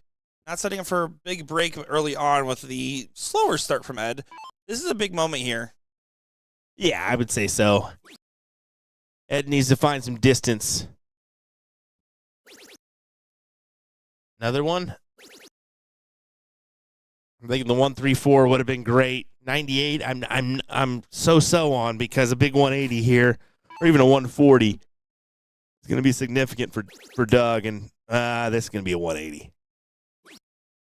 It will not, but it's going to be a great 140, as he does go ahead and pin that last dart. That's still too great. I mean, just based on the first dart, I thought that was good to go on the 180 train. But hey, a 140, like I said, still significant there. Still places you as the front runner, and you're going to have a look to leave a finish.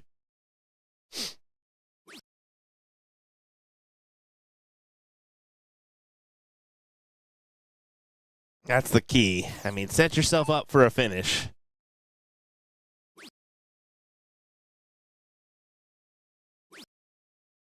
There went that opportunity. Yeah, you can see the look all over Doug's face there, just like a, ooh. Big moment, though. You have to leave a finish. He'll do so. Not after that. Can Dougie Fresh get in there? A few tough rounds. And down the 19s, just to lock in a big fish look. Why not a champagne finish look? Yeah, it's a beautiful last start.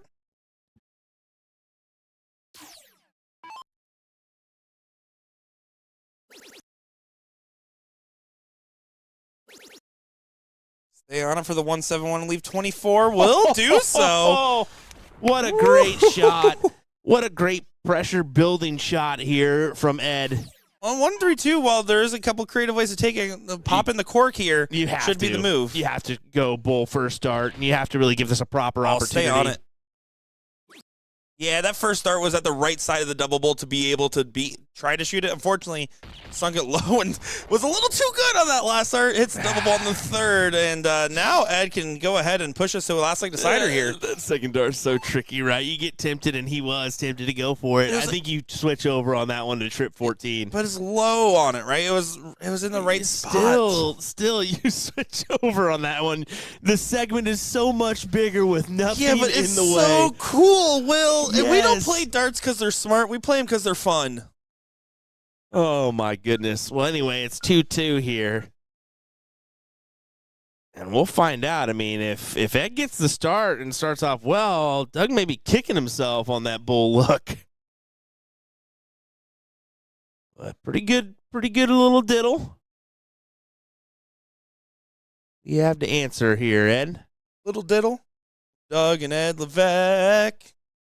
You're on board 6 at Niagara Falls. That last part didn't work. If you'd have just kept it with the first part and just stopped, it would have been a lot better. But not so bad. Leave it to Nick to mess up a good thing.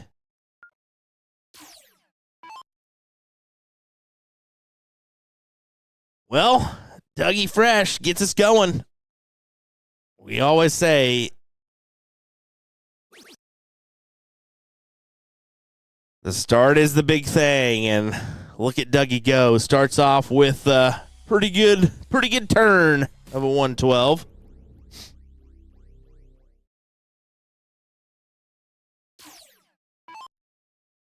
Ed can't afford to to miss a few turns. Needs to get in and get going, and that's exactly what he does. Good first start.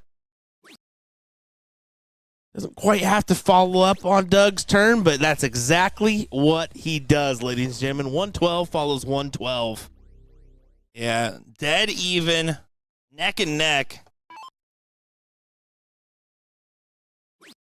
Oh, Doug's not going to like that first. Going to have to switch. Finds the 19 on the cover. Yeah, another one incoming.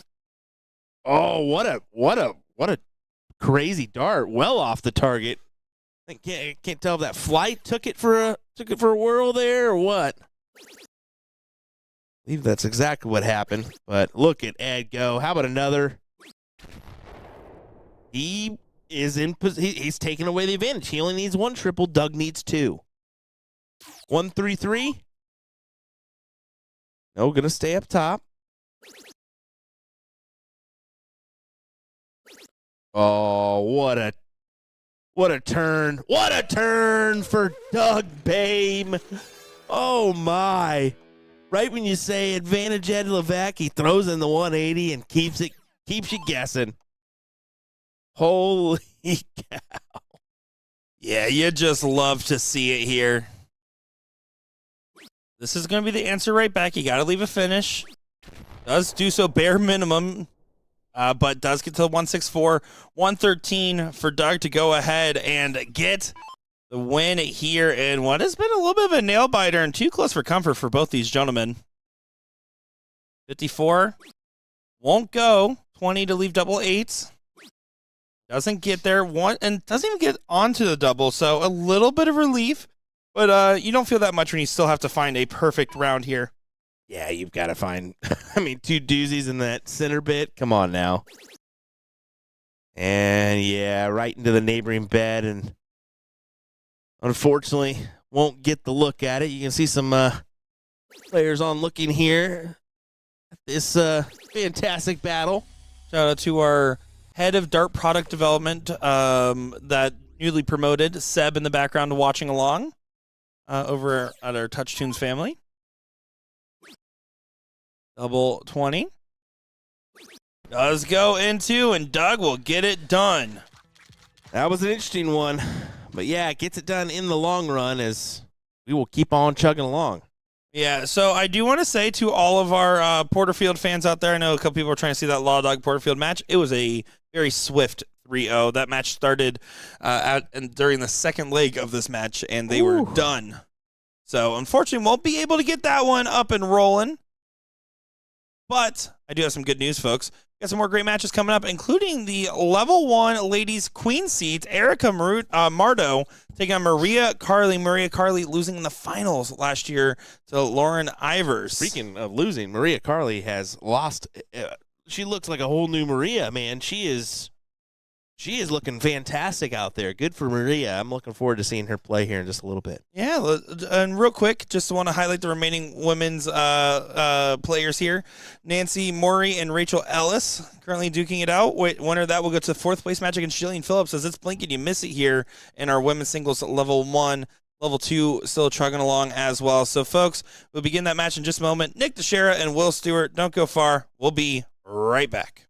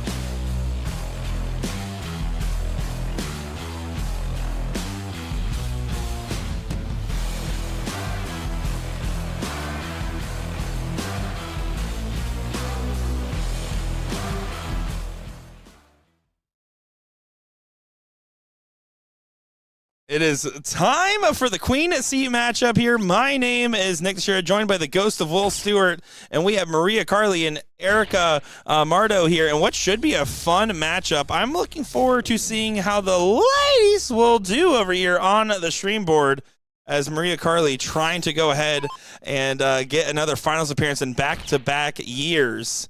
On the fourth place match, Jillian Phillips and Nancy Mori going up against each other in what should be a tough one as well. Jillian Phillips having an early loss and been trying to fight her way back ever since, and she's done a good job. She won in the first round to Nancy, but lost to Maria Carly 2-0. And then on the loser side, by the way, Jillian has done quite the run.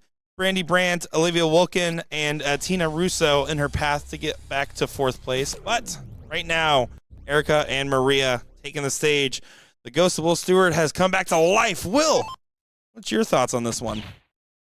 I mean, hey, Maria's going to be a tough competitor here. If it just looking at the bracket and the damage she's done already here. So, yeah, I think that this is going to be a good one. But, yeah, you can see Erica having some fun as well. A couple birdies there, I think. Absolutely.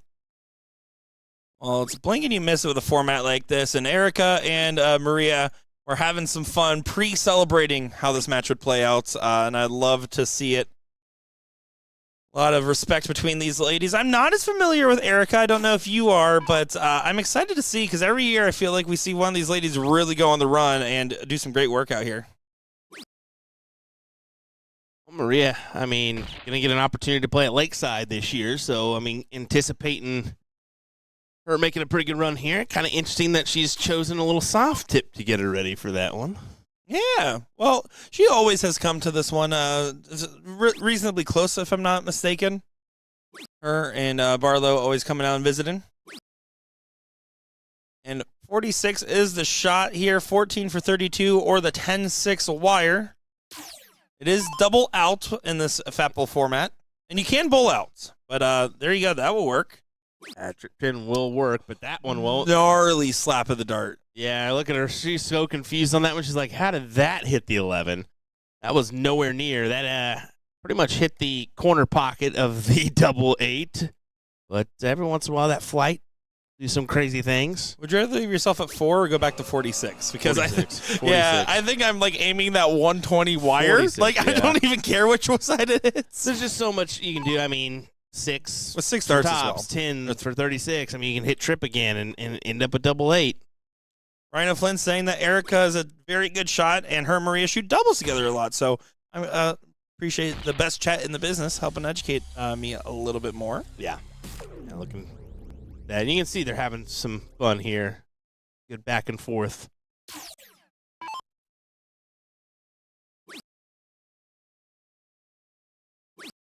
Well, you can't do that, Maria. Now you're giving her opportunities here. Yeah, you cleaned up 13 to leave double 8s.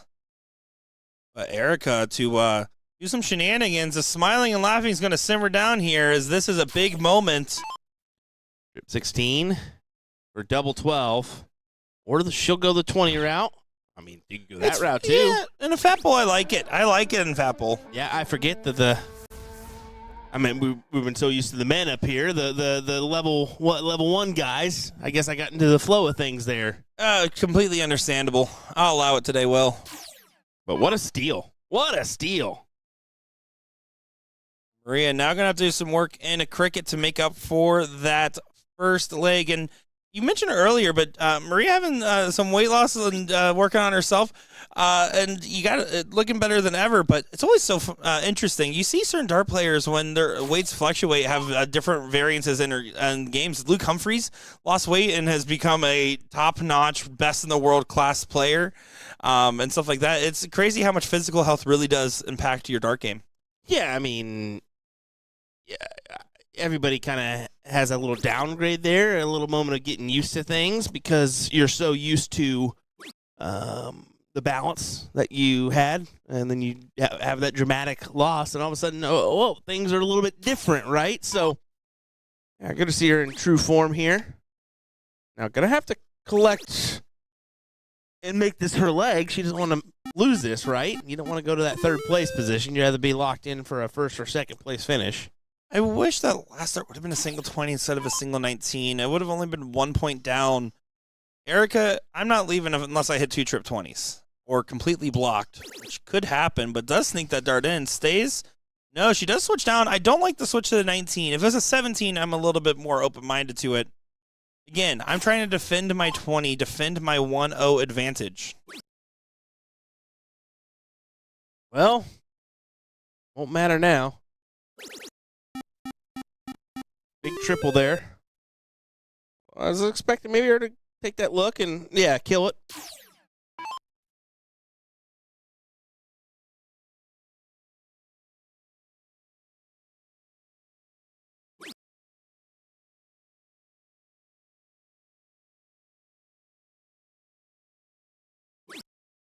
Oh, right there.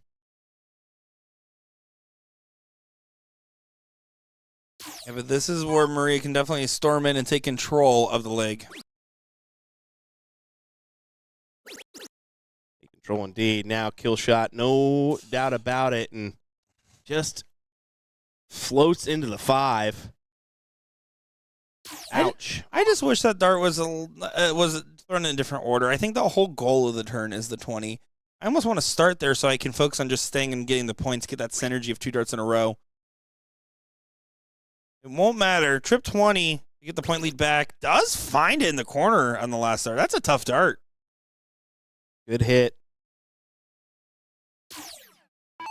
And 3 fats is A-okay here, though. 20s. And back to 19s. Yep, that's fine. That's fine. It does recover quite well. You love Doug's little mini jog in front of the players trying not to get in the way. Oh, Dougie. He is one of my favorite, like, body language, like, people watching to watch. He is just doing stuff, man. That guy is always up to something. Big trip on the last to regain the point lead, and Eric is doing a great job battling both these players at a 3.8 right now. Not much separating them. Not much at all. See Jason looking on there. Is he playing a match next door? Hey, Jason, I was talking to him just for a split second earlier. Of course, he had Doug Bame right off the bat.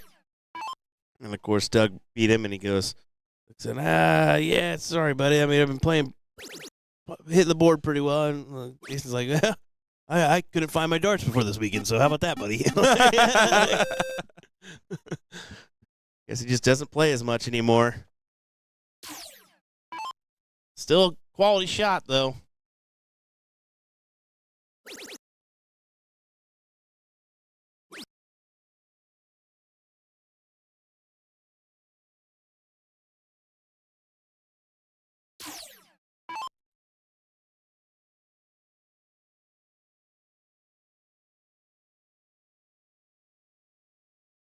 Well, Erica, choices. Unfortunately, can't collect on that first. So it doesn't give her the option to go downstairs and collect on the 1-2 punch to close out those 17s. Maria with an option to continue and try to make this 1-1. Oh, yes. Surprised she didn't take the look at the 18s there.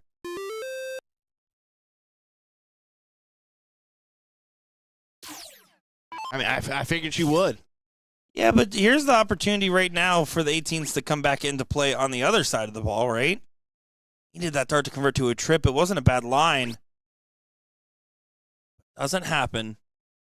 If I'm Maria, I'm still thinking I want to find a trip 17 before shooting the 18s here. I want to have a little bit more of a comfortable position.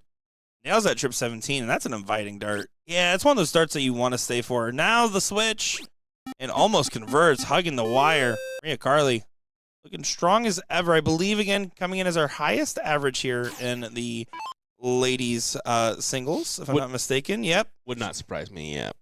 And Erica, her partner, admittedly coming in at number 2 average. So that shows what I know, and I'm happy to be corrected and see her do well. Julian Phillips still fighting along, like we mentioned as well. Currently in that 4th place match against Nancy Mori.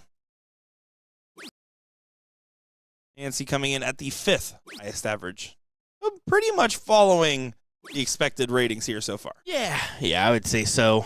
Pretty much in line with the averages.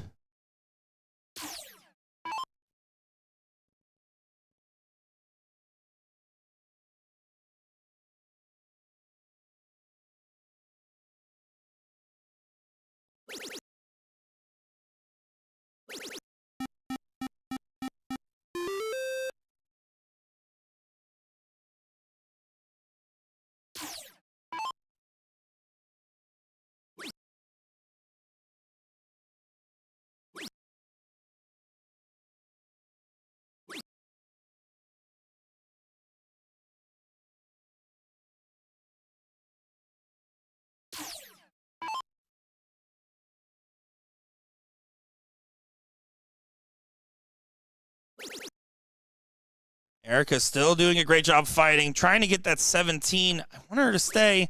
The only reason is she has that 2-house advantage, and at some point, you have to put Maria more on the outside looking in. Really, it's been back and forth of control so far, and tug of war can get exhausting on the arms after a while. Yeah, I still like this from Erica. I mean, she's put herself in position to steal this 2-0 lead.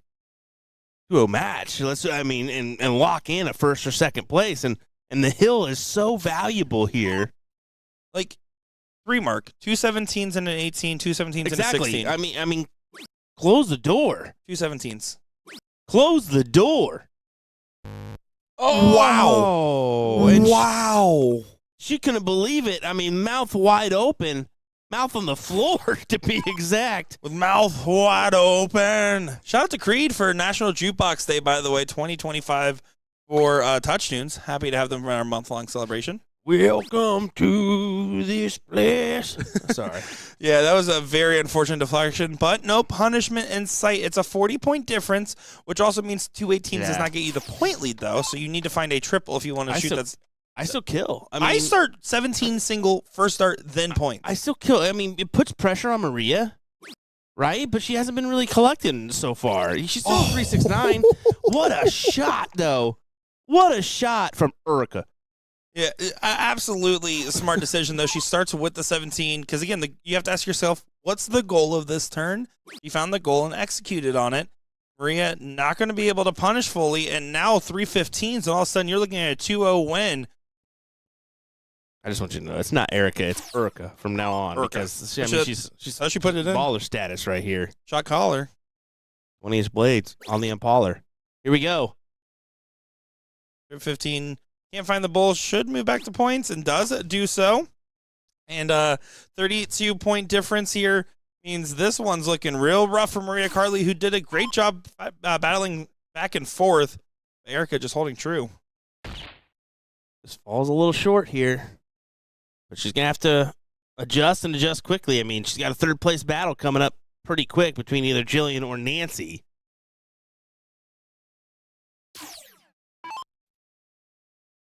Crazy that this bracket has cruised along as quick as it has. 1, 2, and 3. Gets it done. Maria Carley will go to the third-place position. Erica Mardo. What a celebration that was. Well, all right. Okay. Well, Logan Jensen to get a 3-1 win over Fred needs double 20, and there's that match for you on the other side of the bracket as Logan Jensen is now moving on to play Aaron Ham. So both of our boards finishing up at the same time. We're going to take a quick moment here to reset, figure out what's coming up next on the stream, and bring you more action to all your screens. So right now, hit that like button, hit that share button, let everyone know what you're doing, because I know what we're going to be doing. Watching great darts. Isn't that right? We'll be right back. We'll be right back.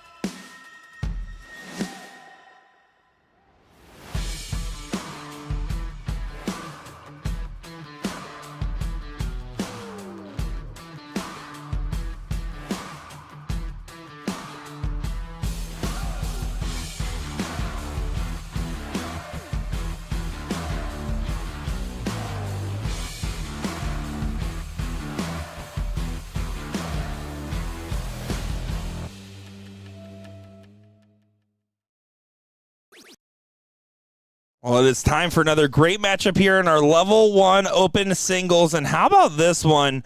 We got Mike Porterfield, MP, taking on Time Bomb, Gino Florian here, and what should be a pretty good and, well, star-studded matchup. My name's Nick Teixeira, joined by Will Stewart. And Will, tell us your thoughts on this one early on.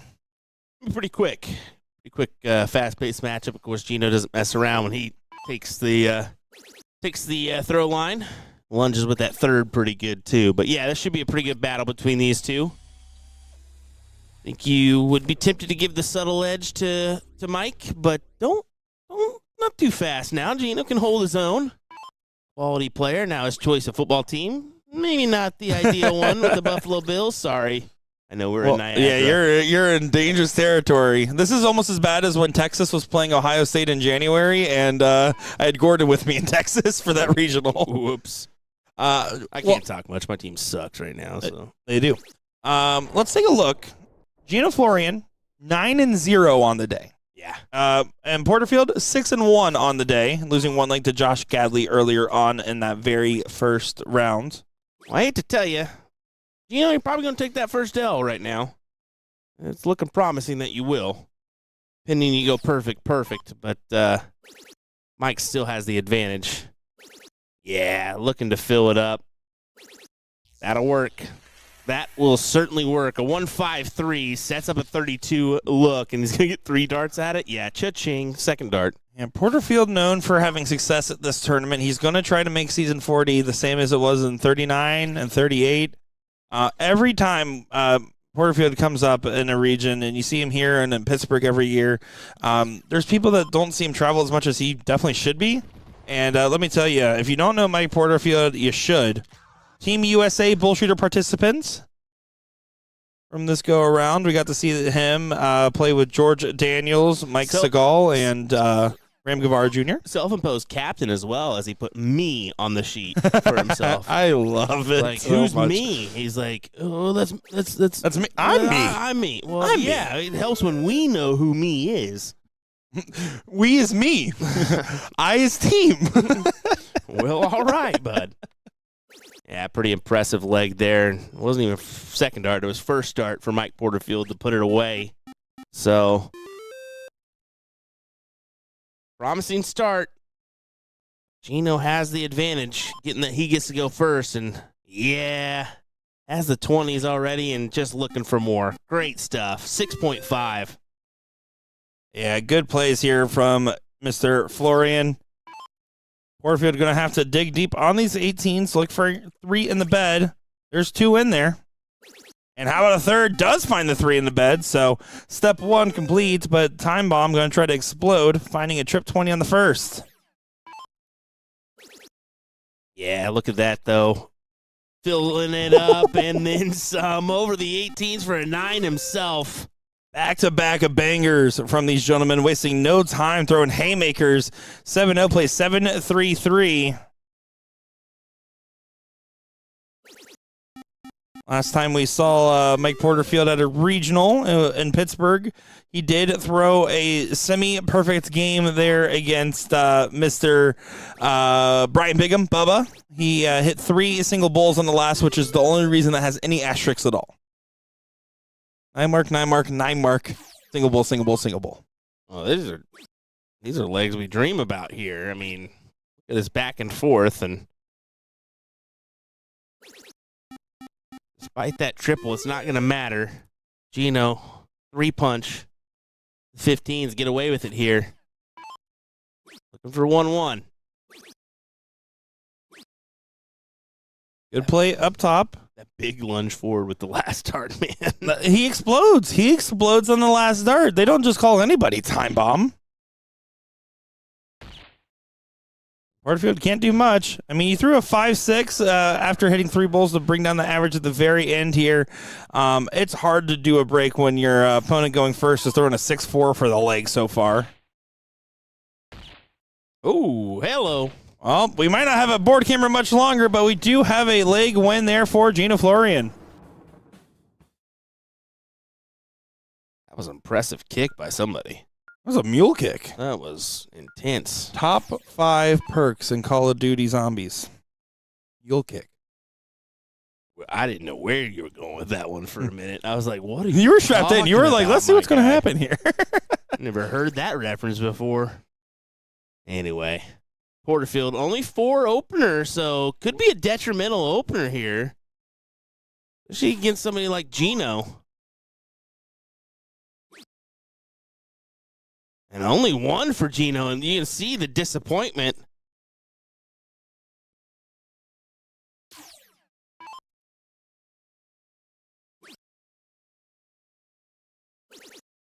You are not thinking there's enough darts going in this room right now? They're calling for a blind draw. So you love to see it. Wow. Stay here for a second. I'll be right back. Well, you want to go 2 and out real quick? We won't be in the finals by the time you come back. My favorite was last year signing up for a blind draw and putting my name in as Mike Porterfield. And Mike Porterfield signed up and put his name in as Nick Teixeira. And someone's like, oh, I got Nick. And then they saw Mike Porterfield. He's like, actually, I'm going to be Nick tonight. As Mike goes ahead and hits a 9. They're like, oh, that's way better. And I got a partner. And they're like, I got Mike Porterfield. Are you Mike? Like, brand new dart player. Didn't know who it was. No. So the entire night he's calling me Mike. And then we get to the seat match against Mike Porterfield. And I was like, I got to be honest. That's actually Mike Porterfield. And I'm Nick Teixeira. You got the wrong end of the stick here, buddy. Sorry. This is definitely one-way traffic, but not with both players being competitive. Gino falling off the wagon here a little bit. With a loser start format, it's not going to be end of the world by any means, but you're going to feel a little frustrated at how much this is in the control of Porterfield. Well, I mean, Porterfield, he played well in the last leg, too. I mean, he was right there, right behind Gino. Of course, Gino threw an impressive leg, but kind of a stinker leg for Gino here. So you're going to have to right the wrongs pretty quickly here in order to try to make this 2-2 rather than missing out on your opportunity to keep on this winner's side.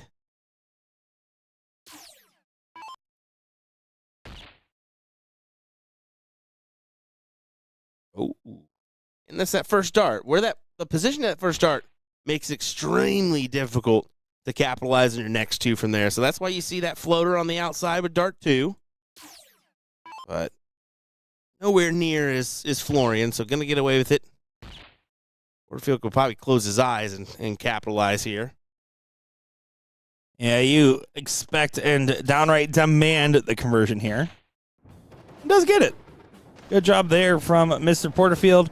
Takes a 2-1 lead, but it's all about the start here and the finish in 0-1. It sounds silly to say, but double-double's a different beast compared to a lot of other 0-1 formats. It certainly is, man. You've got to start off well, and the beast that double in. Well, there's very few things more frustrating than missing 3 darts at the double in, right? Your wife leaving you, I don't know. It's like up there in the same levels. And when the ice cream machine's broken at McDonald's. Top 3 most frustrating things. But there, the opposite is the case. 1-5-2 from Gino. Beautiful. I was hoping you were going to go with when the ice cream man, you can hear him, but he never comes down your street. Oh, that's brutal. That's brutal. Yeah. Now, the ice cream man as a kid always looked for me like, yep, that guy. That's the one. Yeah, I got a few dollar bills coming my way with this kid. Anyway. That was the nice thing about Continental Cup. I did hear the Mr. Softy ice cream man outside. It's like, man, it is good to see that the ice cream man's still a thing. Still a thing. Yeah. Well, look at this for Time Bomb. I mean, well out in front with this leg, taking advantage of when he needs to. Porterfield having an off turn at the wrong time means that now it's 6 darts for Gino from 2-1-2.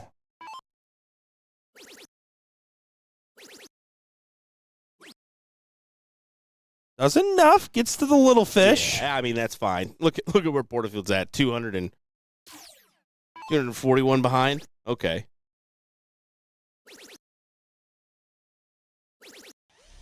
Pat says, why do they act so mad every dart as if they should throw a perfect game? You need to see my face when I throw. I look like I'm angry at the whole entire world, and that's just, I guess, how I look when I throw. You guys should see him when he commentates, too. True. It's not much different. Actually, I believe only the Wingnuts signature sauce is the only thing that's made him smile this trip so far. Such a good sauce. Definitely take advantage of Wing Nuts if you're in the area. Such a fantastic chicken wing restaurant. Shout out to Part of My Take for that one.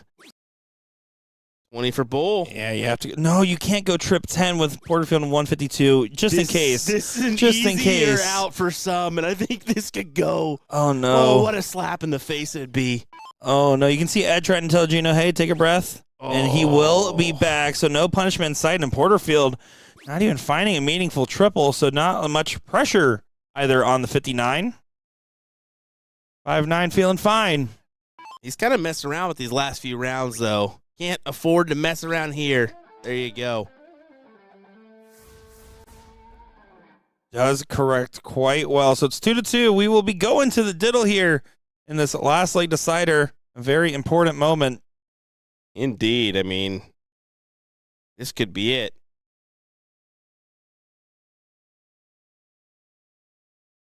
Advantage of going first is insane. And the membrane. Got no brain, going insane.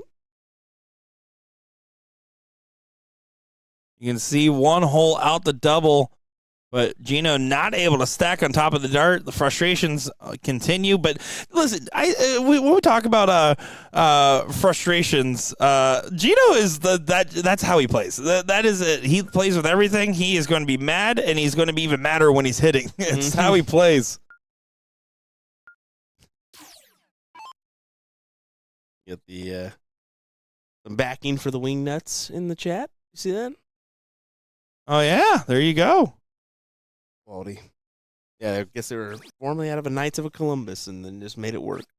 I love that Stuff. Oh, all right. Not and there's the Porterfield biggest, showing some emotion, too. not the biggest of turns. Of course, he got in for start, but Gino, if you can capitalize on a big trip 20, there you go. Not quite the distance needed, but it's some. It's enough. It's enough on the start. On the start, that's enough because you'll have another opportunity. It might be right here already. Yeah, this is not normal for Porterfield. 81 feels like 20. I mean, come on here, Gino. If you want to get it done, now's your opportunity. Hello. Big 180 from Gino Florian. Foot to the Florian. He's going forward fast. Stop it, Nick. Stop it right now. But that's a decent answer from Porterfield. The advantage has been taken away. Gino, you have 6 starts to finish. Have the form. You have the momentum. But you need to get to a finish. And he fails to do so. Squandered his own lead. And you can't do that. He messed around in the last leg and almost found out. He's going to mess around and potentially find out here. Oh, my goodness. Gino. It's a 170 to leave 45. That is 180 to leave 16. Not quite. Let's leave it at 56. 2 darts at a double is at max what Porterfield's going to get here. I still think he missed the opportunity that he needed to have to leave a check out. Porterfield 13 for 32. Yeah, I mean, what a big win. Gino's not going to be happy at all. That one round cost him there. Yeah, unfortunately, just that's the way it can go. He had the moment, he capitalized on the moment, and then the next moment got away from him here. We're going to take a look at the bracket here real quick as we have Jillian Phillips and Maria Carly, our next matchup on stream, the third place of the women's singles combo, level 1. Currently level 2, the ladies doing the best in the top 4 on the winner's side. Jess Poppy and Jordan Rowe on one side, Robin Ralston and Lainey Smith on the other. Look at the open. Some of our top performers so far currently duking out in the top 8 on the winner's side. Sean Ryan, Seth Smith duking it out. You got Doug Bame and Eric Spartley. And then you got Aaron Ham, Logan Jensen, which will be playing over here on board number 6 on the stream, although we will be prioritizing that ladies matchup. Got a couple other great levels going on of action here as well, Will. Yeah. Of course, the ladies, that's the main focus right now. I think we got a great third place battle coming, followed by your finals. You don't want to miss those matches coming your way here next at the New York Regional for the BullShooter World Tour. We'll be right back with more in just a moment's time.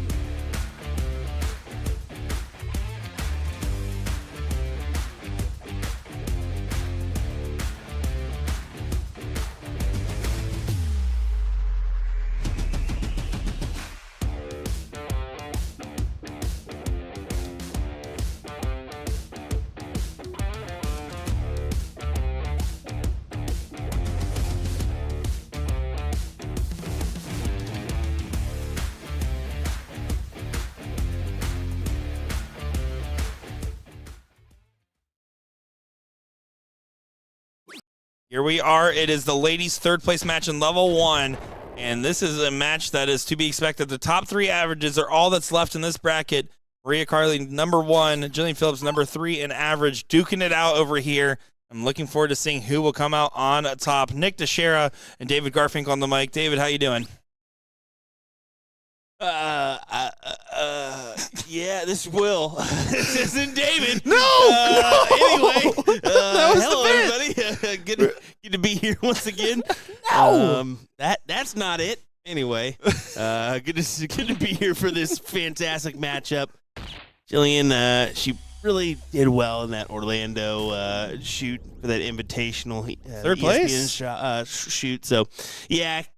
Looking forward to seeing this matchup between her and Maria. I mean, Jillian's the kind of player, as you can see, if she gets in the right mindset here, she can be a really dominant player. And you can see, eyes on the ground, jamming out to music, enjoying herself. I think she was doing some shaking, some shimmying up there is what I saw. So this kind of Jillian is true scary, right? Yeah, it's her at her best self. Got glitter on the face and darts on the mind. Here comes the Jillian Fancy Pants Phillips. Maria Carly did qualify for the invitational shootout event with her performance here last year. Fortunately, did not actually make it out. Was at another event that weekend. But a tough competitor trying to get their right back. And top 4 in ladies level 1 does qualify you. So congratulations. Job done. You're into the next invitational shootout. Hey. Jillian already qualified from her top 4 finish in the last one. Love that. See in the background, Erica actually is in the background, just kind of keeping maybe the corner of her eye on this matchup, seeing if she's going to play in that final. And that's very unfortunate. Jillian falls out to a 20, leaving 163. Is absolutely a bogey. It's up to Maria to punish. She's the kind of player she normally will punish. And there you go. Big bull to set up the 1-2-4. Last year's singles champion Lauren Ivers in the chat saying, hey, I wish I was there. Where you at, girl? We wish you were here, too. Yeah, it doesn't matter now. Who cares? You're not here. What the heck? Sorry, Will's grumpy. He didn't get a sandwich before this. I'm just kidding. His heart's broken. I think there's only one sandwich. I think it's going to get taken, too. I'm very upset about that. Single 13 here to leave the bull. Should be the dart. Sinks low, but it's fine. It is double out, but you can go out on the fat bull here. Yeah, that's the play. That should be the play for most of our individuals. Go out on the bull. We'll see. He's got a little steel tip mindset.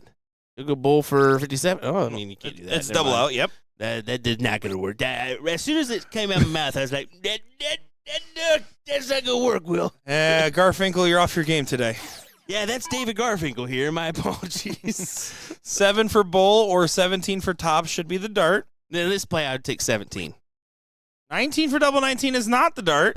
No, that is not, because if you miss inside, well, whoopsies. The benefit of going the 17s, if you miss inside the double 20, Ooh. You've got to look at double 10, right? If you miss. Jillian's nodding her head and talking to somebody there as she acknowledges the win. 1-0 in her favor. This is my first time in commentating Fancy Pants Phillips where Jessica Melton's not joining her. No cream puff. You didn't commentate on her at the invitation? Jessica Melton was there. But she wasn't her doubles partner. She was there. I said there. I guess it works. I thought you were kind of meaning like a doubles. They're the Utah iconic traveling duo. Yeah, they are. They're a big duo. I mean, and it's surprising not to see Jessica here as well. I do know Jillian traveled here with another Utah player, excited to come out to their first BullShooter stop. I believe Cody is his name, if I'm wrong. I'm sorry, Cody. Didn't mean it. We're sorry, bud.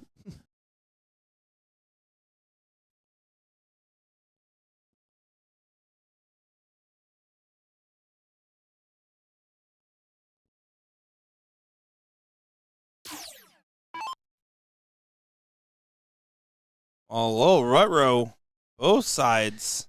Yeah. But Maria doesn't get this going after 6 on the 20s. Difficult start here. I love when Jillian recomposes herself. You saw that. That first start was not anywhere near where it should be for her.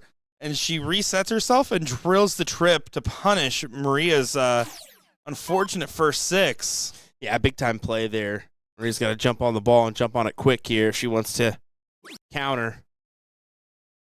Just falling a little bit short. Now, I mean, admittedly, I have not seen Maria in a little while, right?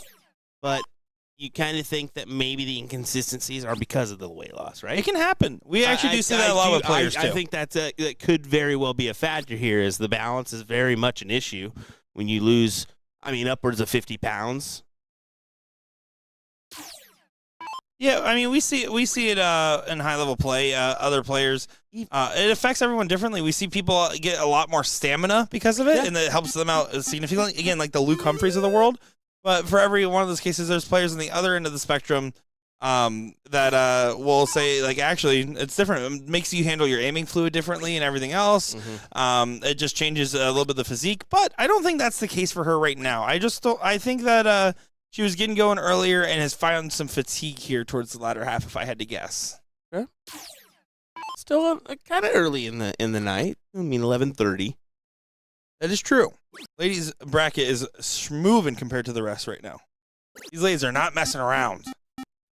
Let's say, do you feel like you have an advantage now because you're Central Time instead of Eastern? With like late nights? Yeah. I don't know, man. My brain's going to be so messed up. I'm thinking about it. You're going to be going through the same struggles as me. We're literally going to both be in Phoenix. We're going to go home for like 3 days and then immediately go back to Pacific time. Phoenix is only an hour behind, though, because they don't do daylight savings time. Oh, I was just thinking because I thought There Pacific you go, into brother. Central into Pacific. Yeah. With our little travel coming There up here. you go. So, yeah. No one in chat cares about what we're talking about Central right now, time, though. Central Time is secretly the advantage because wherever you go, it's kind of manageable. Like if you go Eastern to Pacific, it doesn't work. If you go Pacific to Eastern, it's tough. Like Jillian, she goes Utah time Mountain to time here, where this is actually feels like what time for her? 8 o'clock? 2 hours different. 9. Pacific, right? Not Mountain. It's Pacific. I think she's Pacific. For time. sure, it's Mountain time. Okay, well, I don't know Utah time, so whatever. Either way, it's 2 or 3 hours difference, right? So it's 8 or 9 o'clock for her. It's Mountain time. Okay, there we go. Sweet. I'm glad to know. I didn't know. I honestly didn't know. How dare you? You're the time zone guy. You brought it up. Yeah. It's okay. We forgive you, David.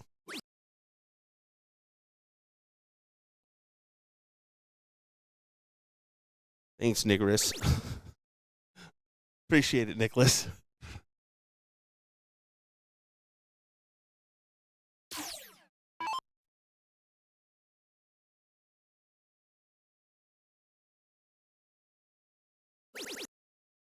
Look at Maria here. I mean, that's a pretty good shot, buddy. 56-point advantage, 57-point advantage. Yeah, here's the fight back. Got to get that trip 20 to get the 3-point lead at minimum. Does find a 4. Good shot from Fancy Pants. Maria now going to be going into the mix. Fighting along once again, trying to get the conversion. Up to the 20. Nails the big swing with a double. Dude, that's a significant play here now. I mean, what you're looking at, potentially a 2-0 for Jillian is now going to be 1-1. And now, I mean, things get a little interesting. And the reason I say that, yes, I mean, this like isn't over per se. But you think Maria's going to go ahead and maybe not too fast. She is playing the 15s. There you go. Okay, I was thinking, you think she's going to go ahead and close the 18s, right?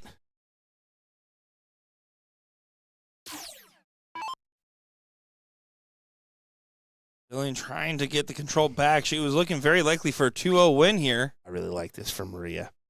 You can just barely see her, but she's just pulling that classic David Cameron, style, just looking at the floor. Just looking at the floor, not even trying to get herself involved with Jillian.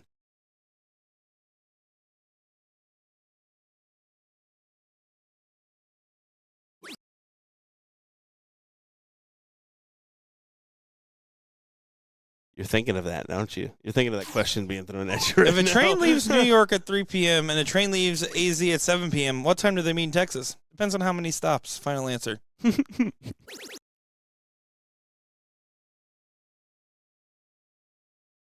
I did think about it for a little too long. I know you did. I got stuck in that one. I was mesmerized. I was like, he got stuck in that one. I guarantee you. No swing on the 16s. I would have loved the swing on the second dart.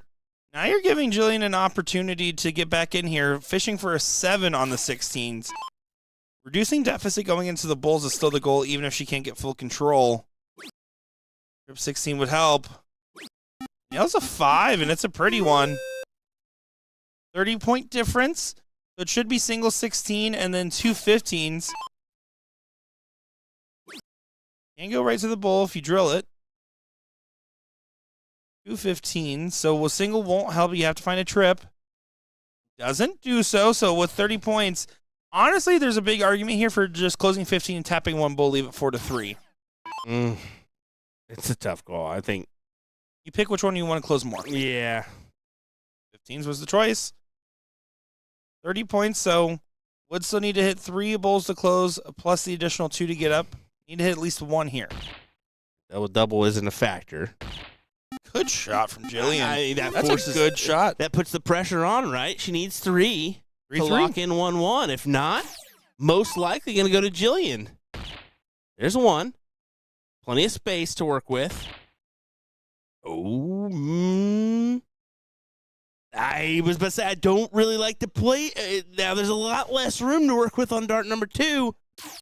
Speaking of 2, Jillian needs 3. Amazing work there, David. 3 bulls needed. Needs to work up and find a double now. Not going to happen. Fancy Pants not pulling out any fancy moves.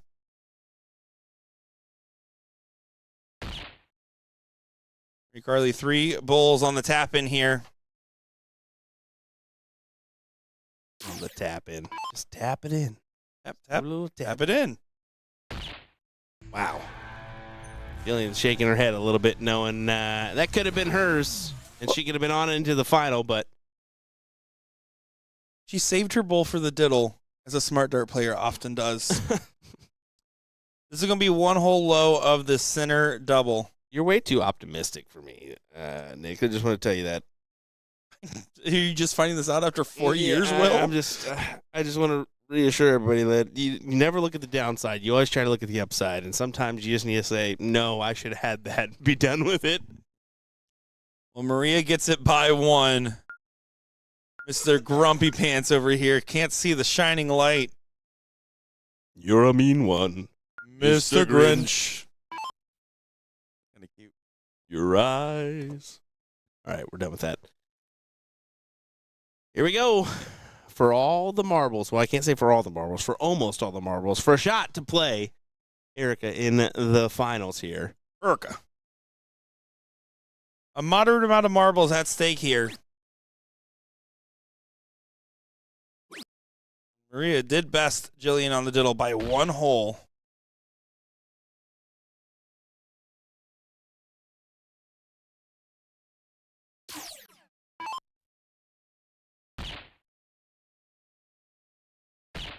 Perfect time for a hat trick. If she only hit that a little bit earlier, she would not even have me playing this leg, but she's going to be happy. Have to, yeah. I mean, she would have this locked in and be on to the next one, right? Kaylee Beard saying, I know, tell Maria to smile a little. That comes from someone with a great RBF. I love it. Shout out Kaylee Beard.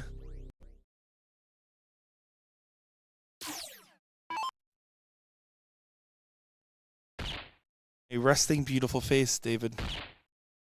Oh, another hat trick. Back to back here and a last leg decider from Fancy Pants Phillips. On for a 10 dart leg. And Ryan saying, I never met Jillian, but I have to say I love her style. Who doesn't? It's Fancy Pants Phillips. You can't just be called Fancy Pants. Yeah, she's got a unique style, and it works for her, man. She definitely flaunts it, doesn't she? But sets herself up for success. Can she continue just to hammer home here? It's looking likely.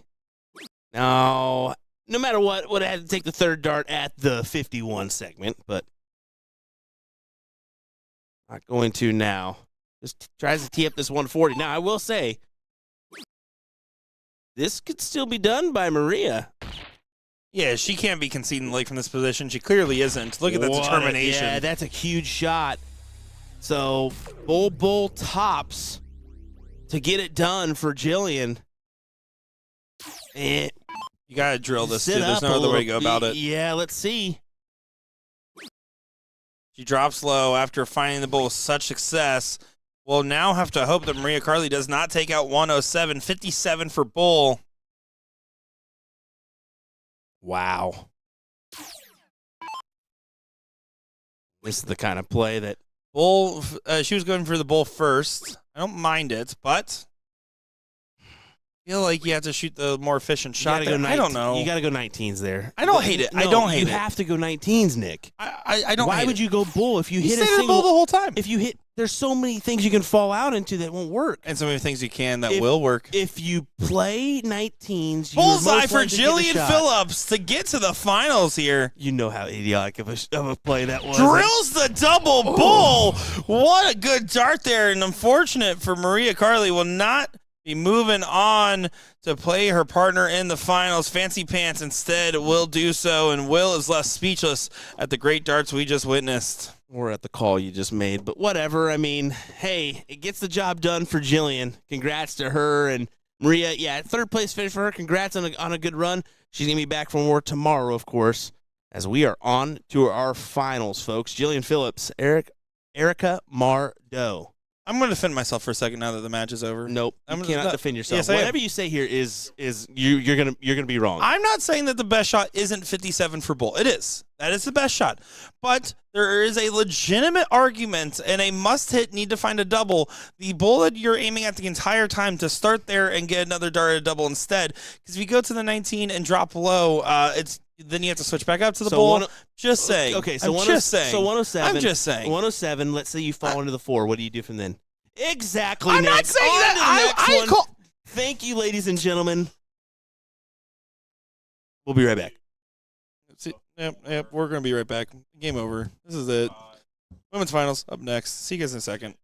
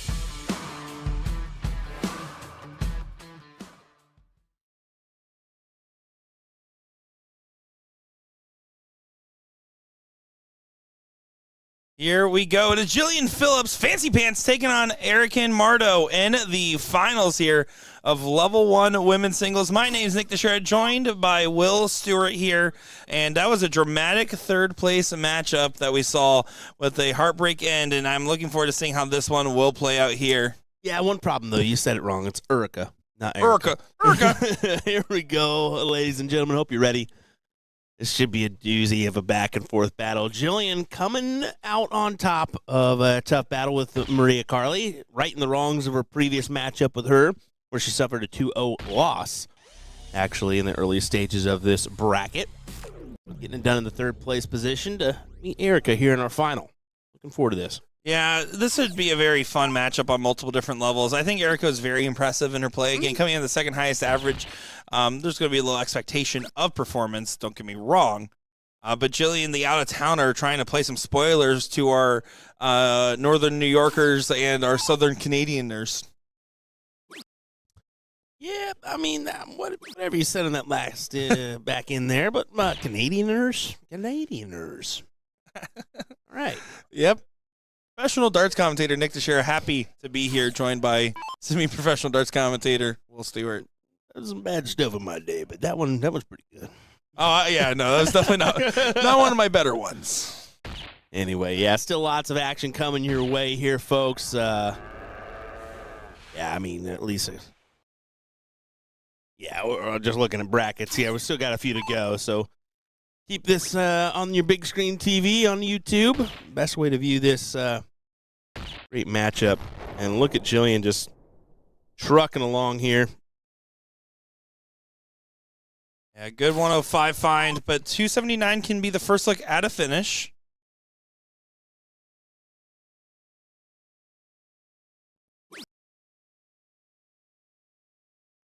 Ask It Creative, the Bulls will not get you to finish. And does go ahead and just opt to tee up instead. That could be punished. I think you have to go for the 2-trip-20s to try to get to the 156. Now Jillian, if she hits a hat trick, or even just a low ton, or even just the bull, could put it in a different position. No, barely gets to a finish at 167. Well, in that position, she probably should have went 19s to set up the 160 potential. But, I mean, got lucky, left to 167 as we get a big old kick of the camera. Sorry about that, folks. Well, stop kicking the camera. I mean, a big toe, it's just so big. I mean,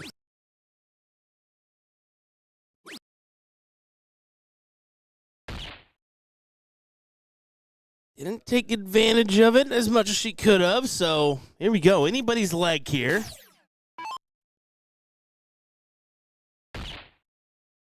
Can't take it out that way, Jillian. You certainly cannot. I was interested in that one, too. I was like, well, if you're going to attack, I mean, yeah, you have to go to the 2019. Now, she probably plays a lot more open or master than I think she does fat pull double out. Maybe wires got crossbid. That seconder immediately went to the Bulls, so it tells me that she was just foregoing swinging at the 167. Oh, finish available now with one or two darts left in hand. So again, you're going to be setting up bull, single 2 should be the setup here, something along those lines.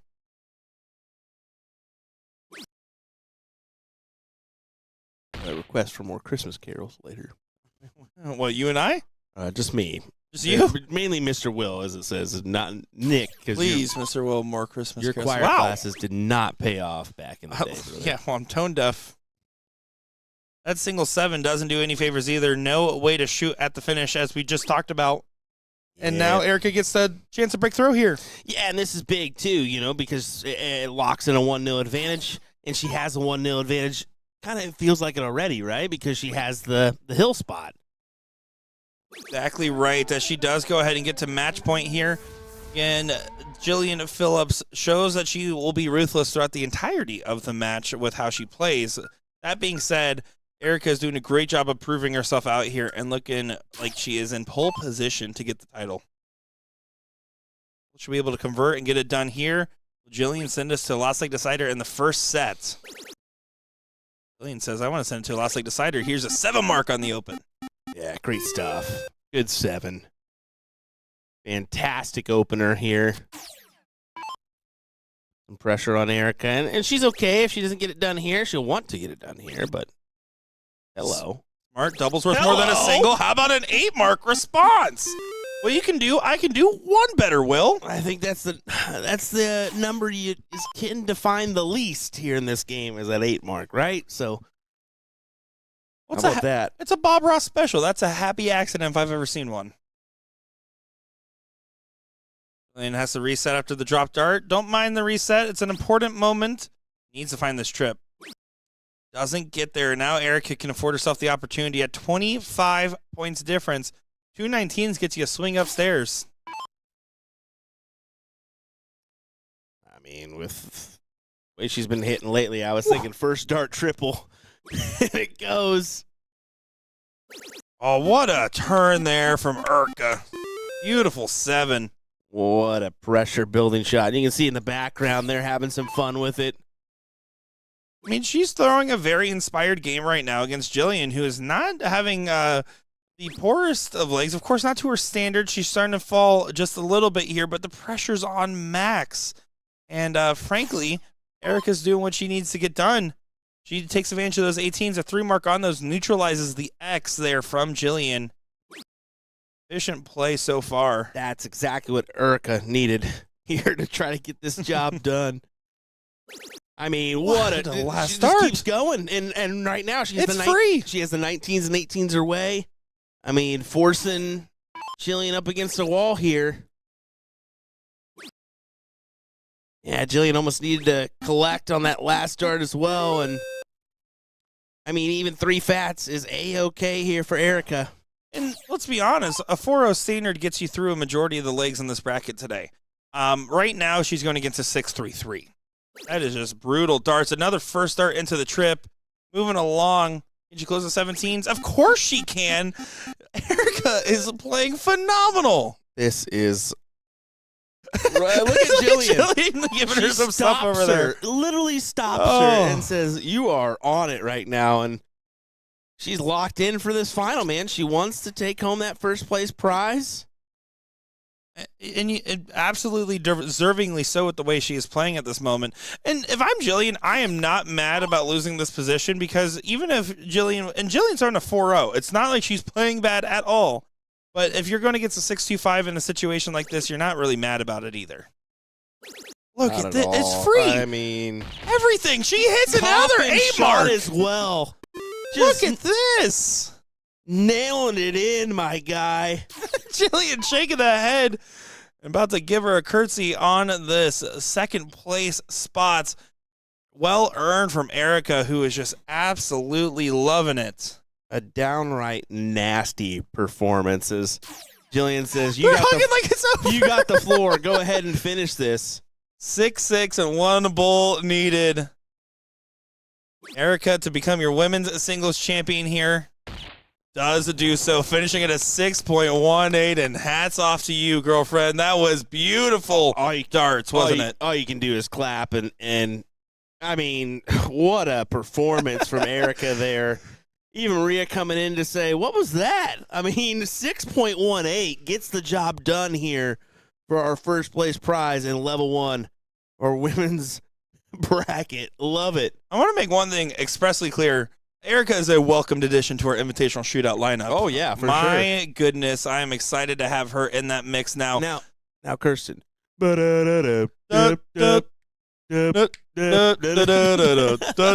that? Is that what we're doing here? Well, she wanted a Christmas carol, so I was going to... Is that Christmas? Yeah. I'm dreaming of a white Christmas. Come on now. All right, guys, never heard of a better time to go to an ad break than right here. So thank you all for supporting us here at the BullShooter World Tour. We'll be back with our top 4 winner-side matchups in level 1. We have Seth Smith taking on Doug Bame, and then we also have Mike Porterfield taking on Logan Jensen. My name's Nick Sherrod, joined by Will Stewart. Don't go far. We'll be caroling in your ears in just another moment.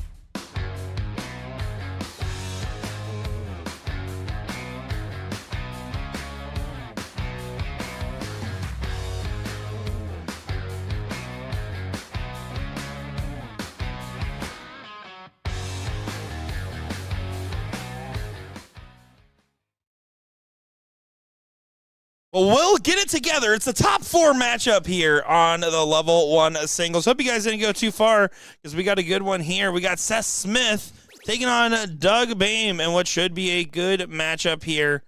I'm looking forward to every bit of it. Will, let us know. What are you thinking about?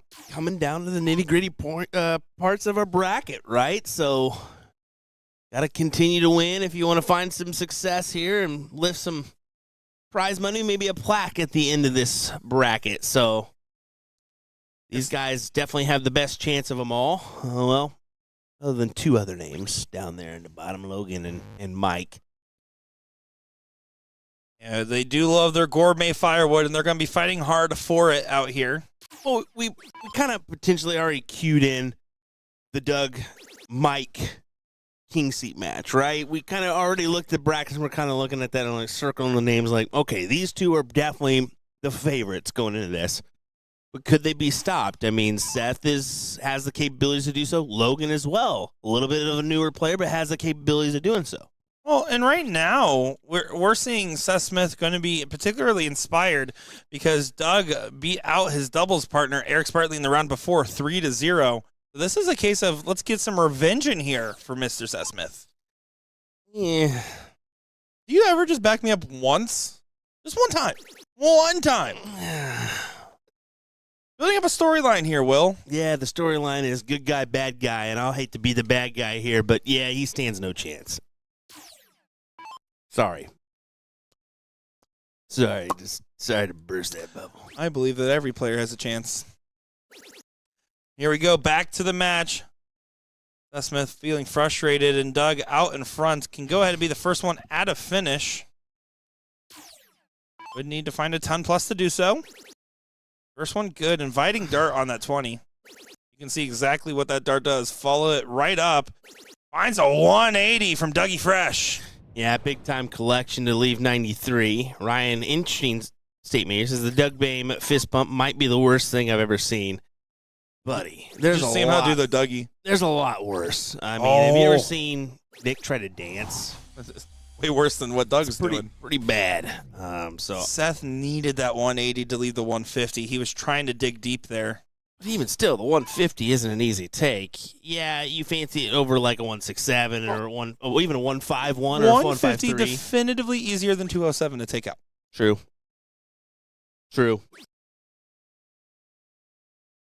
That's the backup I needed. There you go. That's what I was waiting for the whole time. Fact. I'll give it to you. There you go.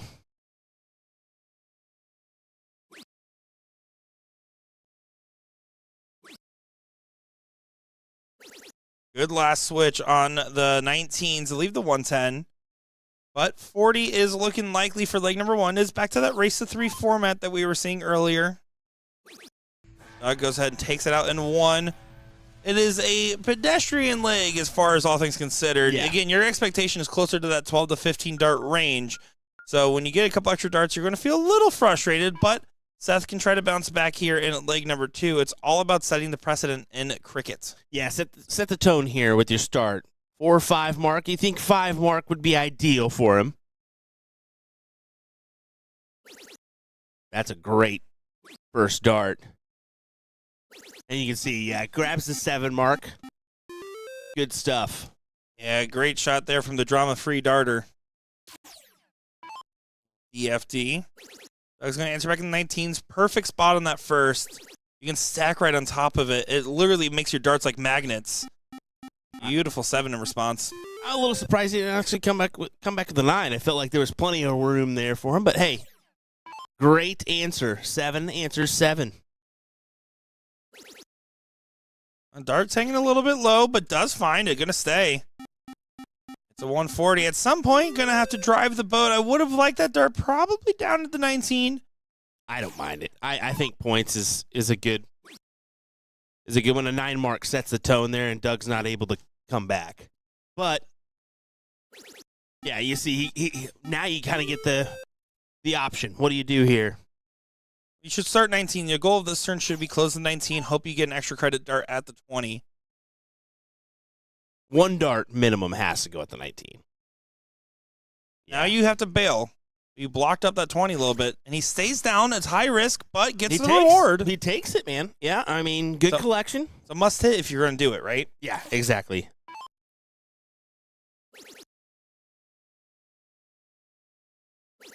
Oh. I had to stay for one more. But 6 apiece here. It's not doing a good job so far in this leg. Absolutely controlling his throw and forcing Doug to have to answer. Well, this is a leg that you feel, I mean, it's early stage, but he has to take, right? You don't want this going 2-0. Well, in this format, right, that if you go 2-0 down, that means that you're going against the darts in leg number 4, assuming you win leg number 3, Mm-hmm. and that's the 0-1 leg, so you're putting up a tougher task for yourself. Seth should find a trip 20 and 2 18s. That is the target line. Trip 20, here's the 2 18s. No, taking only one dart at it. But if you know you got a triple in your back pocket, there's no fears in the world, is there, my friend? If you're going to hit it, whatever, go ahead. He's found himself an advantage, 103 points. And Doug still needs to open a wedge, so You have to throw into those darts. So you see him moving well over, going to try to drill it. Does too so. Good shot from Doug. Yeah, but 69 points Seth's way, so I don't mind the strategy he's been having. We're one at the points and then down. Now going to try to walk the dog. Let it off the leash, back to the 20s. Good 4 mark on the find.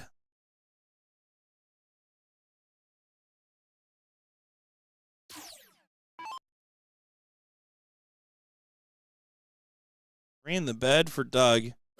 There's no name Bane.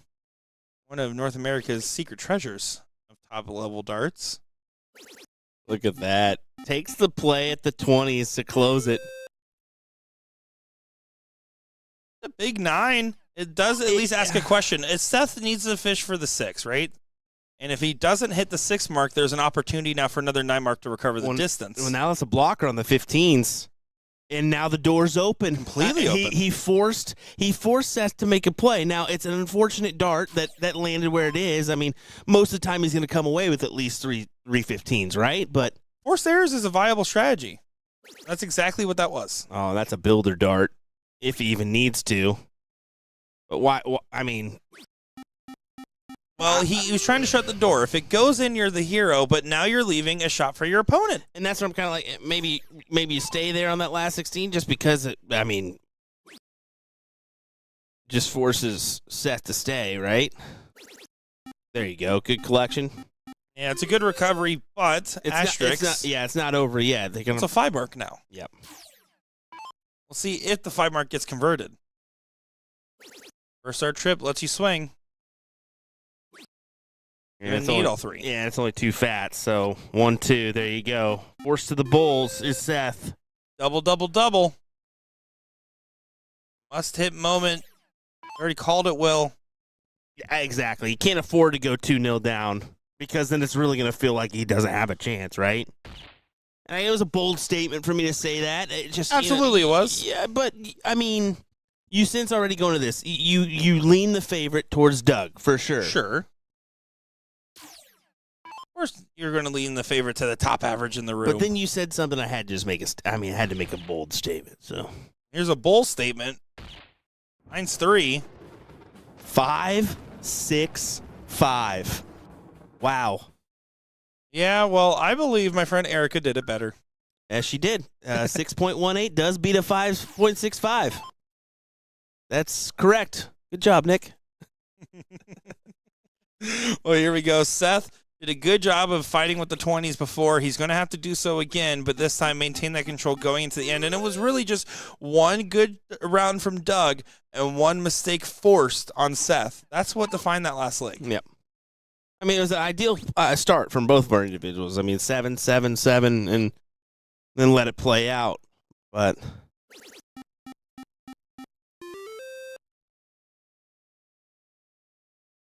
a new leg. The new story.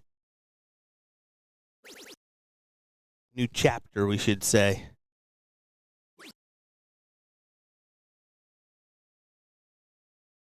Job done. Got the number closed.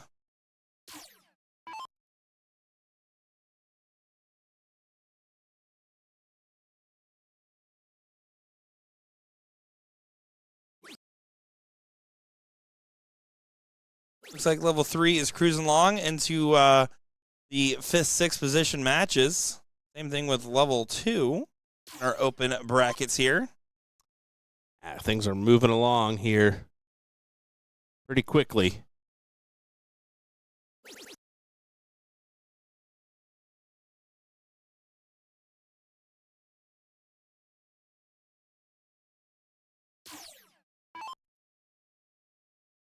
Doug's going to try to find a 9 mark on the 18s. 3 in the bed will get you control.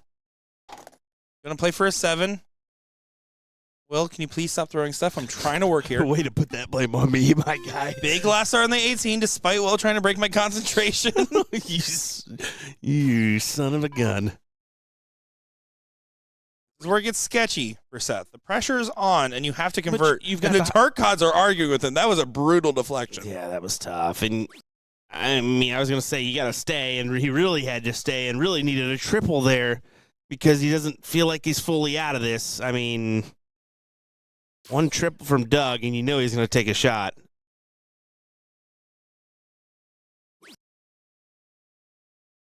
I'm thrilled with the position of that dart, and you can see why.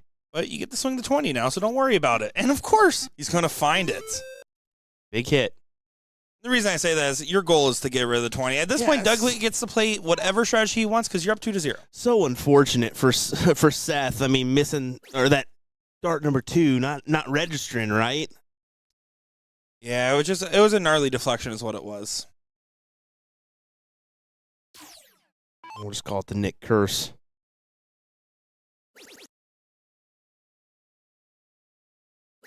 Look at this, 18s showing up in a lot of them. Dynamite gone. Showed up a lot of them. Coming in droves is what I was trying to say. Showed up in droves, but here we go. The 3s, unfortunately, not the friend you want to make on the shot there for Seth Smith. So Doug should be able to get a free swing and potentially a 3-0 win getting locked in if he hits this white horse. Starts with 16s. I don't like the. I said you can play whatever strategy you want when you're up 2-0. Don't get too tricky with it now. Maybe that one's not the ideal play. There you go. Close out the 17s.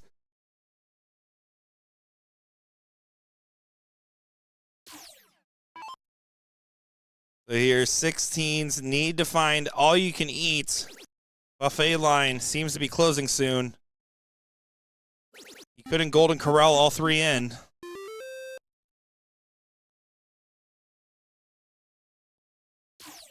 Yeah, just pull out the dollar now, buddy. That was not the best pun you've had of the night. Over to the 16s.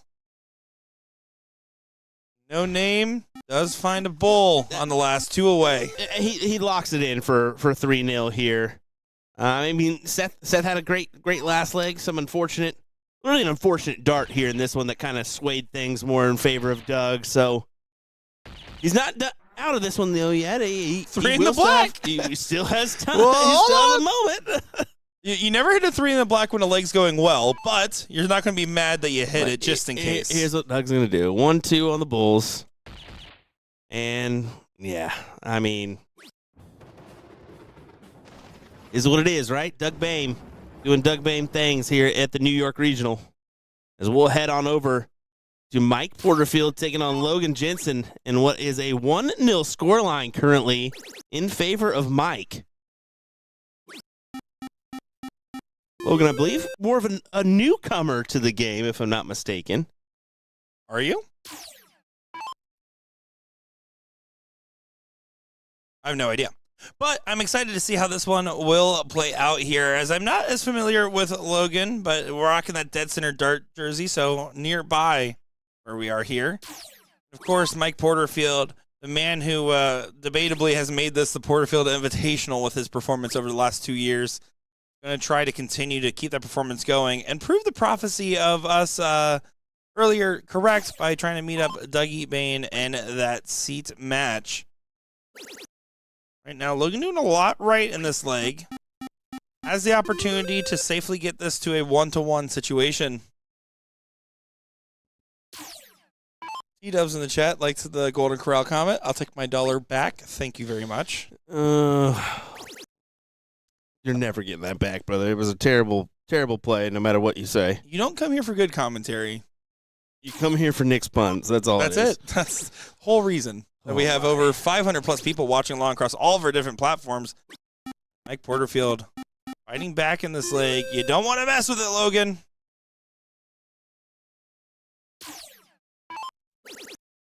Yeah, take hold of this leg as quick as possible. Great play. Going back up to the 20s. Just trying to secure that no matter what, you're going to come back with at least an option to gather that lead again or take his number. And it's looking more likely that he'll be able to take his number here. And yeah, 1-2 punch right off the rip. Go ahead and get it, Logan. Pull the Band-Aid off, sir. Big old single. I think that dart was destined for the triple, and so is that one. But, again, job done. That was the only thing you needed to do in that turn. Although, of course, you want to do more.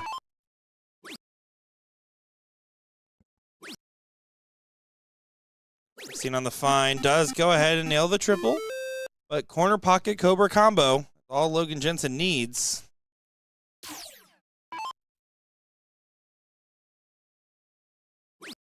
That's a big double clutch. I mean, he brings it all the way out and then brings his dart back. People will do that to help try to actuate the muscle when they have trouble releasing the dart. That's usually the subconscious reason why something like that can develop. And clearly, I mean, he drills it into the dartboard. Yeah. Works for him. Porterfield just goes ahead and asks a slight question. Would still need to hit a 3 in the black. We did just see Seth Smith hit. Of course, Logan just needs to hit 3. He should be able to get this. Come on now. That's a commentator's curse. And he does not. So, can the 3 in the black go to steal this one and truly would be a steal? It will not happen. Logan just needs to stay cool, calm, and collected. It's almost happened. It was 5. That's enough to make you get a little... Don't sweat it. Twitch in your arm there. One good dart. Don't sweat it, sir. Like I said, that's enough. Needs to find this last bull. Pressure dart. Oh. Woo. Take a deep breath, sir. And here's what you did, though. You got that first leg on the board, and you can see him give us a nod. He definitely turned to Mike and was like, oh, my. I did not want you to come back for that one. He certainly did not.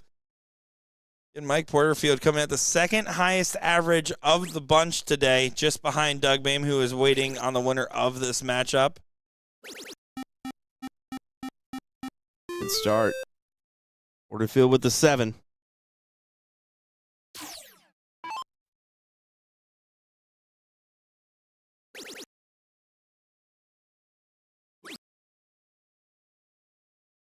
Ninth highest average, Logan Jensen. Just below Seth Smith on those rankings. How about that?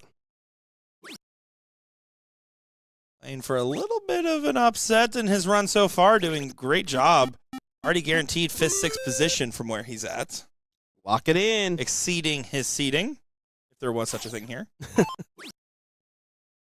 There's no seeds, my guy. Not in this garden. A bunch of rotten tomatoes.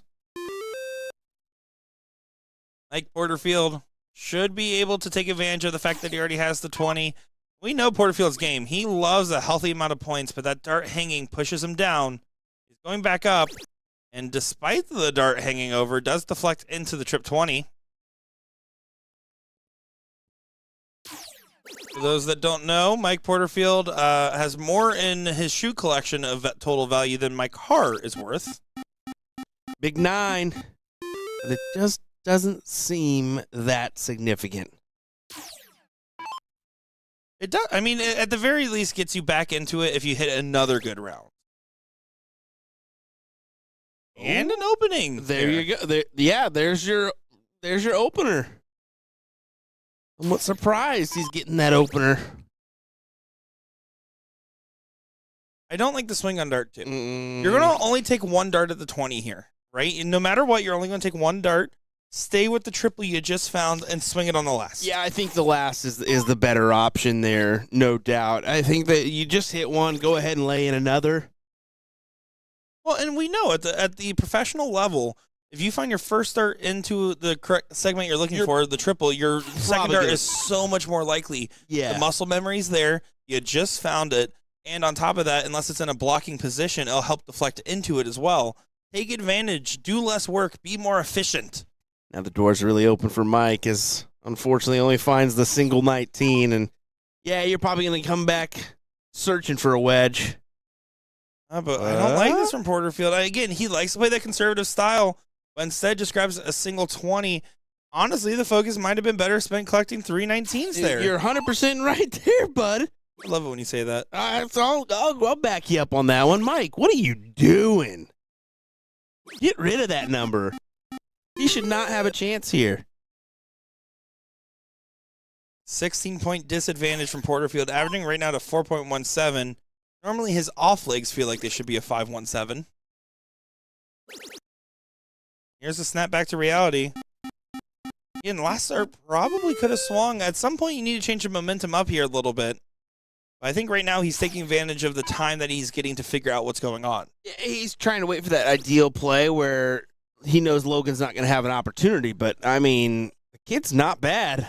He's not bad. And I call him a kid. He very well could be 30, but he looks like he's a deceiving like 23. Chat, how old, and fun facts about Logan Jensen. What do you got for us here? Not as familiar, and I would love to know more, as he's doing a good job battling here against Mr. Porterfield. And Porterfield played on Team USA this year in Chicago. They got that first place prize. All hitting that big 180 to guarantee that there was no freeze. And then right back where Ram took out that finish in the finals against Team Spain. You can see even the 9. Only a 3-point lead. This has surely got to be the time. Play for the 5 mark. Porterfield, okay, well, you know, if you're going to hit the 9, at least that's the only other acceptable reason. You have to assume and know that you're going to hit a 9. Round number 9, ladies and gentlemen. 880. Now 722. Now surely this is the time he says, all right, I'm taking my play here. And he needs 2 to kill, so there you go. 1, 2. You can't predict the unpredictable. I mean, you really can't. This is just... Silly is the word you're looking for. Silly or stupid. I don't know what to call it. Well, okay, you got the second house online. Mike Porterfield, he's successful, but I mean... Here's the thing. I think, and I really do believe this, and again, Porterfield already plays a very conservative dart game. I think he's banking on the mentality of, I'm struggling early on here, and I'm trying to find some consistency, so I'm dragging it out.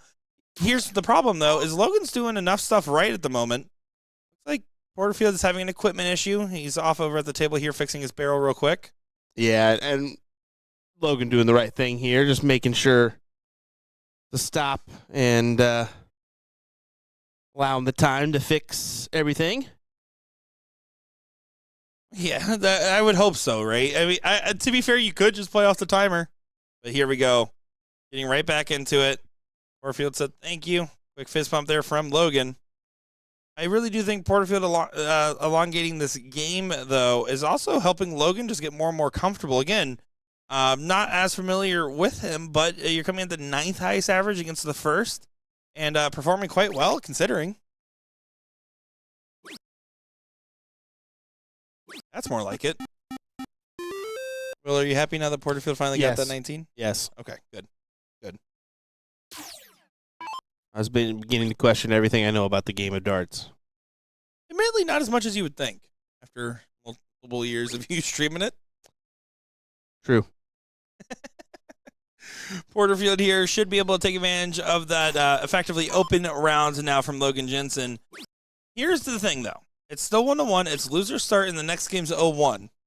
Still good signs no matter how this leg finishes up, which, again, looking likely for a 2-1 advantage for Porterfield. Shout out to Lainey Smith, by the way, the queen seat holder in women's level 2. Well, they've kicked it in gear on that level 2 women's front. Kudos to them. Looking a little bit staggered for a bit, but hey, they found the way to the end here.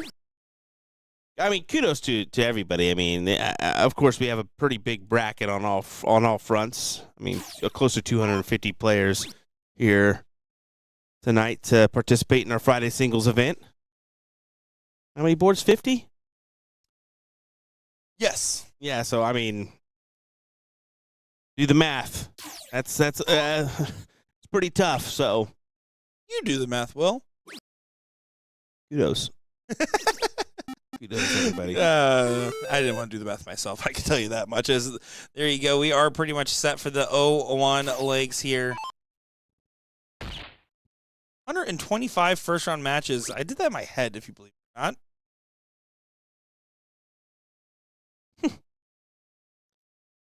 With the help of a calculator.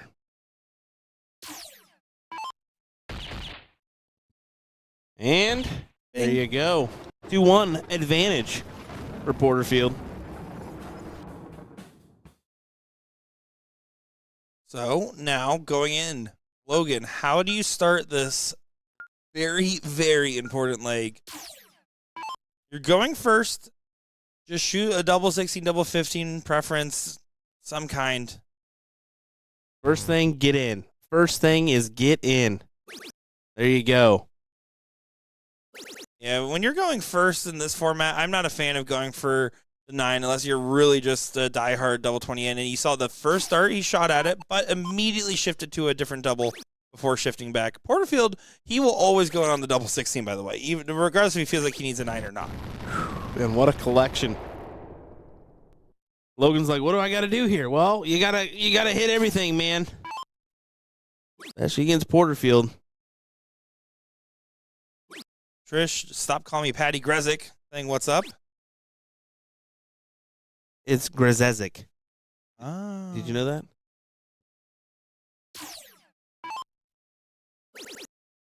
Oh, Porterfield trying to back up the 152. Doesn't get as much as he wanted.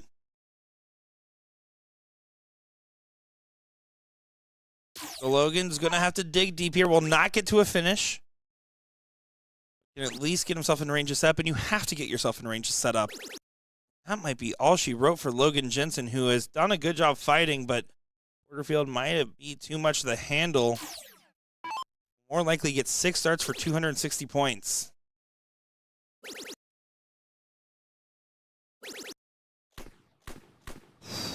That'll play. That will definitely play. I mean, leave yourself on 80 after 9? Come on. This is looking to lock in a matchup. Doug Bame versus Mike Porterfield for the hill. Which, oh boy, that's going to be interesting. Yeah, I'm looking forward to all sorts of shenanigans in that matchup. Double 20 for the match. And just barely doesn't collect. That dart looked like it was good. Not quite. But he will be back. And again, I got to give props here, though. Logan Jensen playing pretty inspired overall. Great battle in that 1,000-plus point leg of cricket. And going to be a threat here on the bottom side of the bracket where he's going to go up against either Sean Ryan, Lawrence Anderson, or Eric Spartley. This will leave 50 here, but yeah, I mean, with 3 darts, tops, you fancy Mike. There you go. Well, folks, coming up next will be the seat match here of this level 1 bracket, and then we'll finish out with whatever is left. So don't go far, folks. Nick Teixeira and Will Stewart will be back in just a moment's time with more coverage here. The Niagara Falls, New York regional tournament here for BullShooter's 40th season. BullShooter XL. Be right back.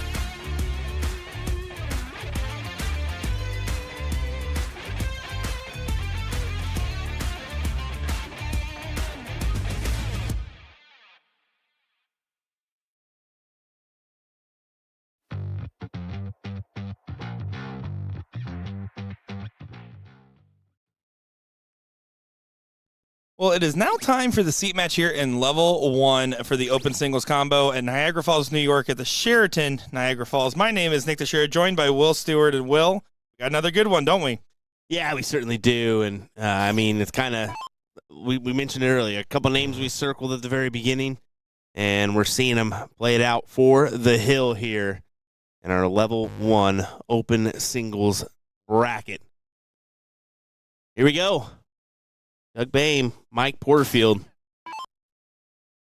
As Doug, unfortunately, does not get in on the first go, so big-time advantage for Mike Porterfield here.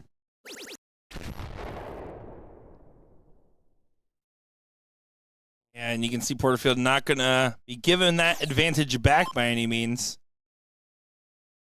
Just drilling away here at the dartboard. Doug tries to go for a double bull on the first start here of the second round. Yeah, you can sense he knows this leg's already over. So you might as well do something cool, right? Might as well have some fun with it, essentially. There's no way to describe Doug having darts in any other way than he's having fun. Admittedly, that guy's always having a good time. True, he is always high spirits. Making sure everyone's entertained. He's still going for the ball and then switching. But Porterfield here will have 9 darts at 164.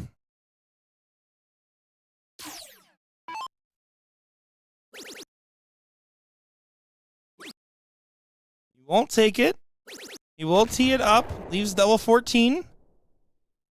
That will play just fine. That'll do. Say what you will about some of the shot selection in Porterfield's cricket, but he does do quite well in that DP pit, and so that means he plays a lot of split double, right? Yeah. And a stat sheet superlative 180 there for Mr. Doug Bame. You see just Mike and him having a laugh there, knowing, coulda, shoulda, woulda. Oh, shouldn't matter. It may matter. 14, if you go inside in that first, can get real funky real fast. If Doug comes back in this leg, this is a clip right here. Yeah, it certainly would be interesting. You expect Porterfield to clean this up 8 times out of 10, maybe 9 times out of 10. He's just trying to make it a little interesting. That's all he was doing. See, he was just trying to make it interesting. Just for the fans at home to make sure they're not clicking off. You can see Doug kicking the sand off the mound there. That's like a baseball thing, right? Yeah, exactly, yeah. Getting off the mound, just kicking the dirt. Here we go. Doug going to go ahead and seek some redemption. No double in needed for our cricket leg. Be cricket for the next 2. And Doug to go ahead and start off with a 9 mark. Beautiful darts there from No Name Bane. Yeah, that's a huge start there of a 9. Room's finally, by the way, starting to thin up here. And I say that, I mean, admittedly, like, I've been at this tournament a couple years ago under some previous leadership, and this tournament had run significantly longer. Yes, did not get started quite on time today, but they've made up the ground quite well. Yeah, I would say so. I mean, this is pretty good stuff from our tournament staff to push this one along, especially with how many players have been involved in numerous brackets. Again, a very healthy attendance, almost 250 unique players. Definitely more than that if you count the spectators that have come out as well. Yeah, you can't go wrong with those numbers, man. You just can't go wrong with those numbers. Doug trying to make this 1-1, though. We'll try to close down those 19s. You sense fairly quickly, like right now. He's just jumping around having fun. Yeah, that's Dougie for you. Porterfield has decided to leave the building for this leg, though. Not going in his direction. Doug should be able to go ahead and quickly make this a 1-1 affair and said, no pointing shenanigans from you, Mr. Porterfield.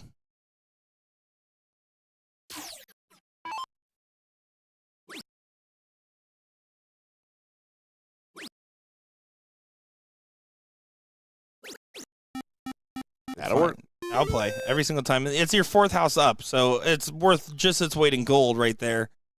You're trying to evaluate different situations of the board state. I mean, a fourth number is worth as much as 100 points to me when you have that type of advantage, if not more.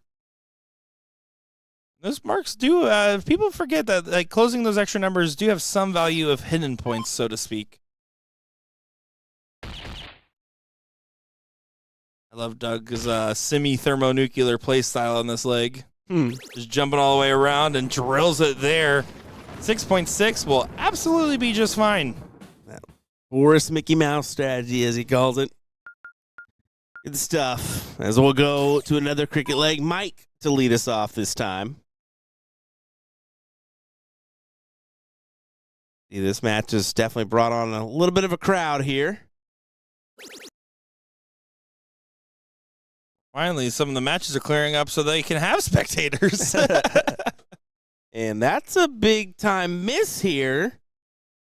And if Doug can, I mean, even a trip 19 with his first 2 darts will give him an option here. Yeah, he loves every bit of something like this. He's going to swing it now. Going back down. I had to after that, because you can't afford for Mike to go down in there and close the 19s on you, and then your start is nullified. You know, it's just it's not as valuable. So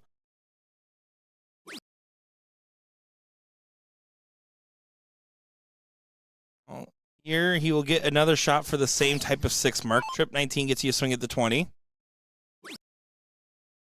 can stack on that. No, pushes it over into the 7. Wow. Yeah, I'm surprised he didn't at least capitalize on a single there with dart 2. Even that dart 2, I mean, that gives him a look, right? Didn't necessarily need to have the triple. Porterfield was not considering a move at all. You can tell that there's something not 100% right in his game today by his reactions. It's 9 mark or very questionable 3s in between. Not the same level of consistency of which we know him to have.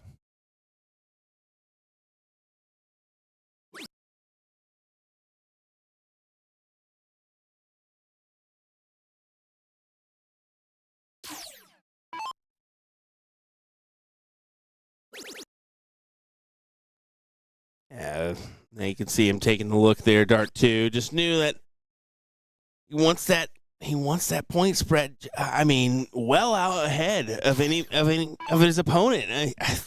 It's one that we don't see implemented a ton here, but it's not. I mean, it's a great strategy to have. You know. Yeah. Listen, the best strategy is the one you're hitting, right? Not wrong there, Nick. You're not wrong there. I love it when you say it. Porterfield needs to start going on the attack. I don't mind contesting the 17 first. A little bit of the safer of the options. It gets you value no matter what your first couple darts do. If they are not triples, I should say. And it makes Doug now have to focus on a bed. He has to stop going around the board. Exactly what he's going to do. Needs a 3 in the bed. Finds a 3 in the bed. What a collection. That will work.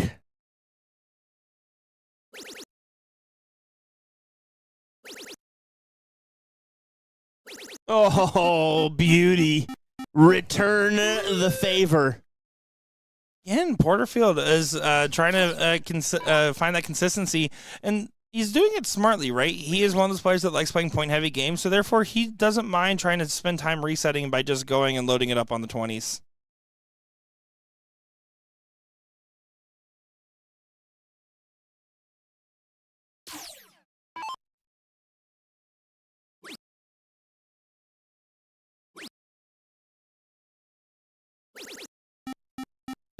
Jumping around for inspiration. Not taking control of these numbers from Doug.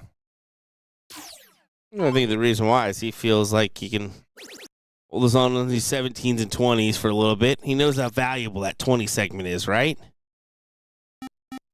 So surprised. Yes, no, he absolutely does. Again, a point-heavy player knows that, but I'm surprised that Doug didn't switch to the 18s after the way those flights crossed in the 19s. And getting a little too creative, though. I don't like to start at the 18 and just a throwaway turn. Now Doug can go back to his shenanigans. He can go more traditional, go for 619s for a 20. He can go a trip 19 and then try to grab another house. I mean, there's a couple different things I can expect Doug here to do. Here's the swing. Told you shenanigans ensued. Good find there from Doug. It'll work. Good 7. It's a 1-point advantage for Doug. But it feels so valuable.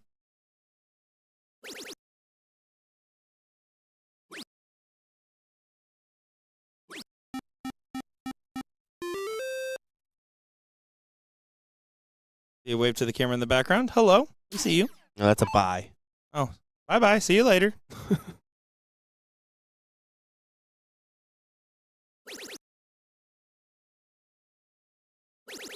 Doug has gained control.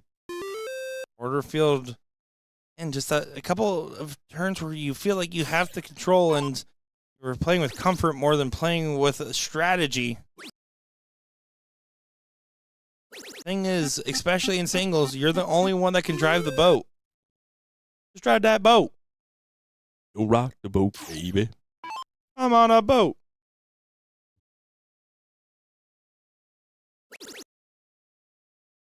One more for good measure. There you go. I mean, he's just right when you think there's a door or a wedge in that door, he shuts it.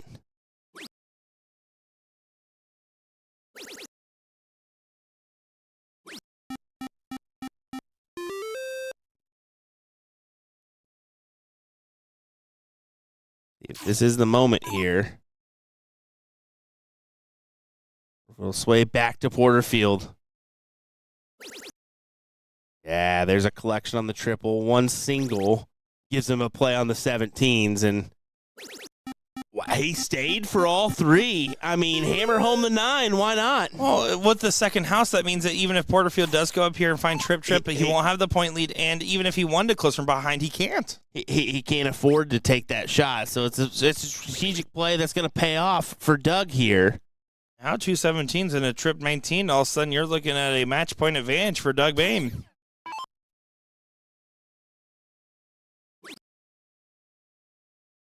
Michael Kenny asking if either one of us know who's responsible for thermonuclear cricket. That's Tony Payne, by the way. Hey. Legend.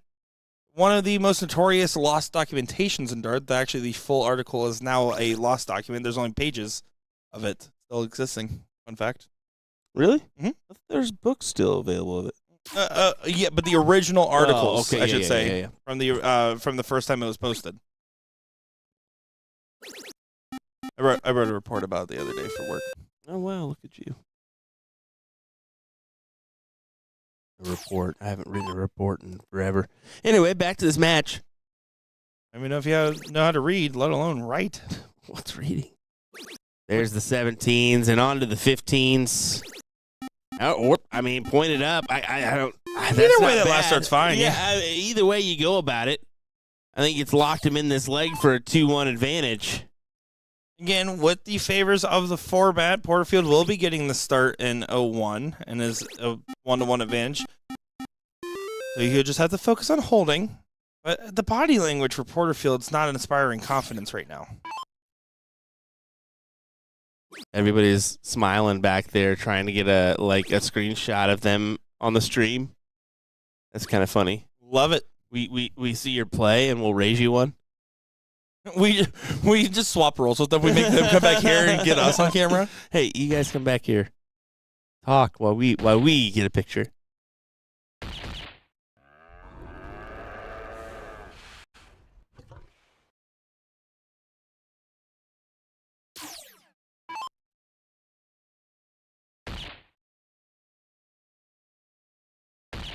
Here we go. One more bowl needed. Needs to get under those darts. And does do so. Breaks the throw for 2-1 advantage. First one at match point. Yeah, what a great back and forth. Round 15 is where that one ended up at. If there is one guarantee, is that Mike Porterfield's going to have a couple games that go over 1,000 points with the way he likes to play. The bet is always how many, and the line for him was about 4.5 today.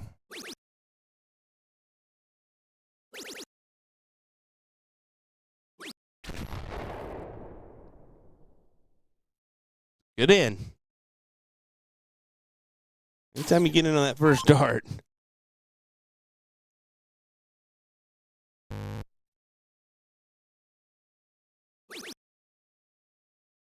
And only a last dart in for Doug, so not looking likely so far for break a throw.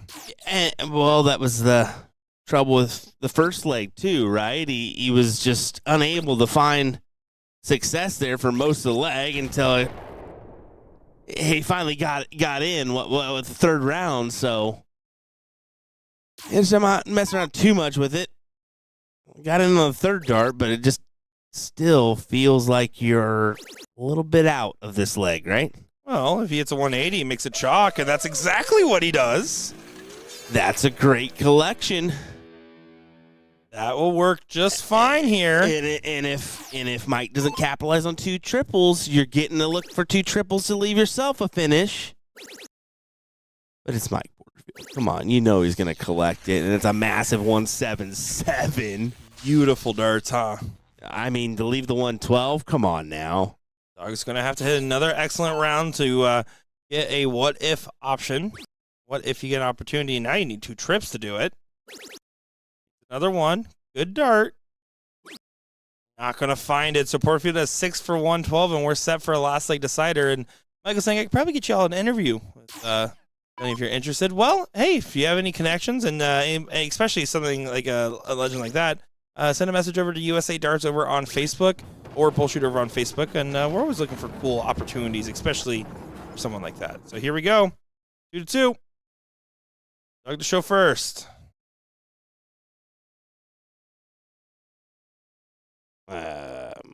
Okay, there we go. Confused for a second. I was like, I don't want to spoil the results of the diddle, obviously. Those kicks have killed us so far today. They have. No, we can't blame anybody, folks. It is a tight room here, and we're already planning maybe some adjustments for years to come if we make our way back here, and probably will, let's be honest. But yeah, always got to make adjustments. Porterfield did best Doug's diddle. I think the unfortunate thing for Doug is that he sees this as 501 ahead of him, because it's been 2 legs in favor of Doug on cricket, 2 legs in favor of Mike on 01, and we'll see. It all just comes down to a good start, and Porterfield's been excellent at starts, and we've been seeing some struggles here from Doug. I mean, Mike hasn't been good. He's been excellent on starts. I mean, it's just been downright nasty. Getting in that first start and finding at least a triple as well. And Doug, again, and give it to Mike. Unfortunately, it's pretty much set when something like that happens. As long as Mike Porterfield doesn't hit a triple-less turn here, it's looking very scary for Doug. And that's so unfortunate for it to end pretty much like that.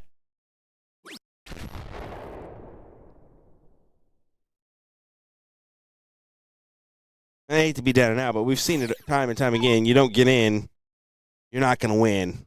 It's a game of math, and unfortunately the math is looking pretty unfavorable.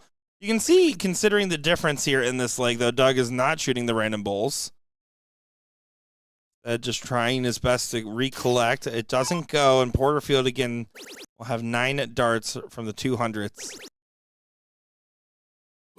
These 6 darts for 110. Good shot there from MP. Mike, sometimes Nick to share a Porterfield. Good.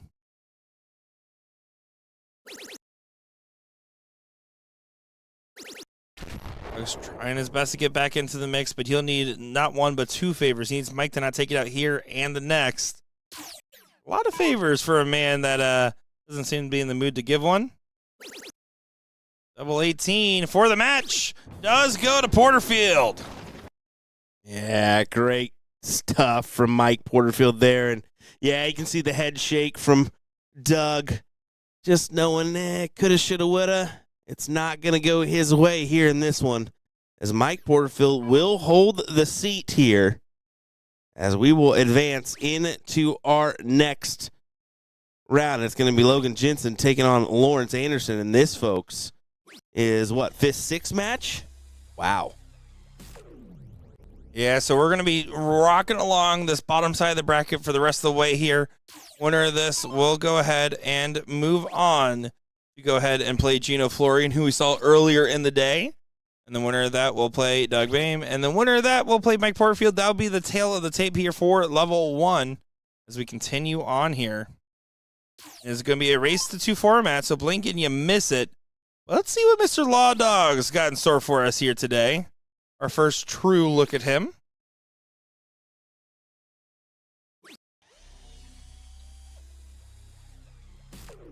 Yeah, I think that I remember seeing him in the past. Great player. Let's see what he can do here today, especially against Logan. Logan showed pretty good effort. I mean, honestly, from what I saw to Logan, I'm pegging him to get all the way back to at least a third-place match. I'm taking him over Law Dog and Gino here just because he looked really good, man. There was a lot of, yes, there were some shaky spots towards the end, but overall, I'm impressed.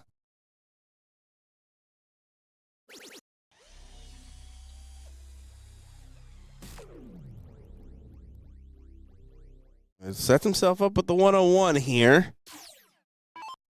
Guaranteed to get a look with Logan back in the 230. Oh, and you just got to be a little bit more careful with your route selection there. Switching down just doesn't leave it if you don't find a trip. 6 starts for 101 and an error there from Logan. Make me look silly. Getting silly. 57 leaves 24.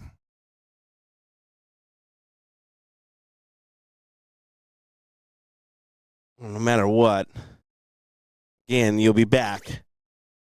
51 is crazy with that dart hanging over top. Already leaving a non-ideal double, let alone trying to hit a block segment and successfully doing so.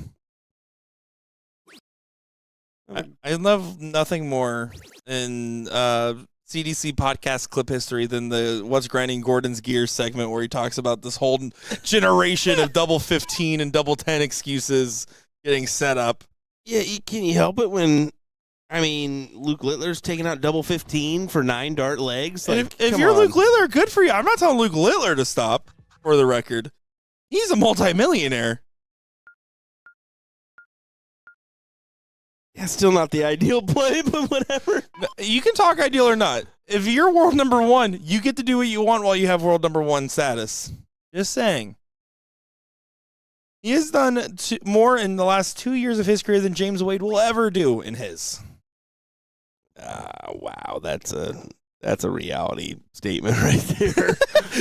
Sorry, James. It's a harsh reality. Sorry, James. Any of my Wade fans in here, I apologize. Hashtag sorry, not sorry.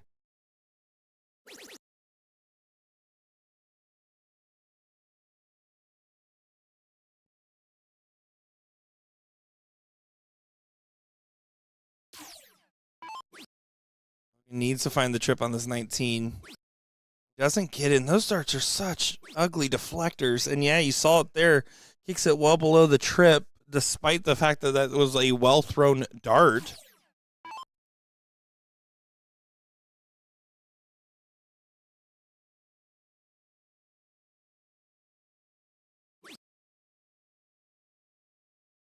You get tempted by the 19s there, wouldn't you, at the start? Not with the X on my 20. I'm not tempted at all until I find at least 2 trips. You assume the 20 is going to go away. I can tell, by the way, that Logan's definitely a steel tip player. The amount of times he has to stop himself from throwing that first dart because of the player change is the telltale sign. Yeah, good point there. Yeah, if you're quick on the draw. Mr. McGraw seems to be.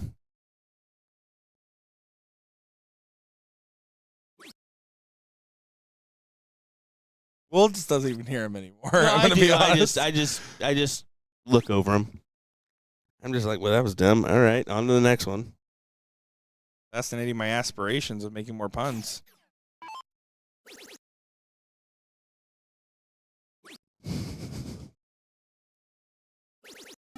Good shot there on the 18. Finds the 7. Yeah, forces Mr. Anderson to the 17s here. There's 2 biggies. Easy transition to 19s. Elects to stay. Michael bringing up a good point. Luke the Nuke has a long way to go to have as many 9-darters thrown against them as James Wade. Brutal. That's pretty brutal. That's that's really good. Love it. 6 on the 19s there for Logan. It's a 100-point lead. But Law Dog, I mean, 1 good round, 2 trip 17s and a trip 19, and you get control. Not going to be in play. Still needs to find 6. Oh, and that was a good look. Even those tri-flights couldn't stop the deflection. Logan on top of it to close it down. Like I said, not super familiar with him, but I'm liking what I'm seeing for the most part. For sure. You can see he's got the skills, got the capabilities. He's young. Got time to go places as well.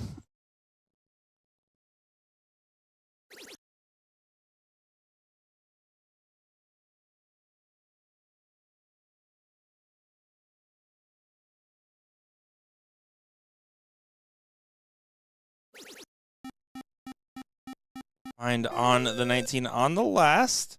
It leaves a 4 mark, though, which is not as ideal as you would typically find, and you can see immediately going to happen here. Well, they hit it. Does get it on the last. 33-point difference. 5 bulls needed.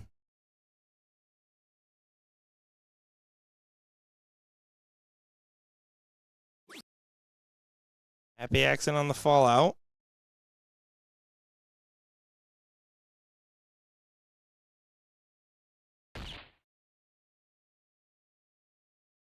Just 1 bull. Not ideal.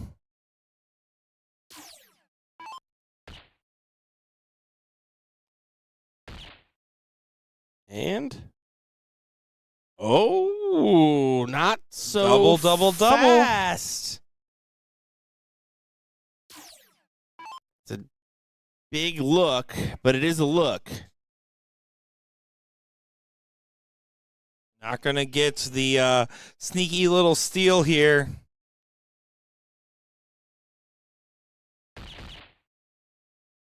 He will not. And yeah, just need the 1. This should go for Logan. Could close his eyes, you feel? Yeah, right into the heart. As we will go another leg here. 1 leg to rule them all. Who gets to start in this last leg decider of 0-1?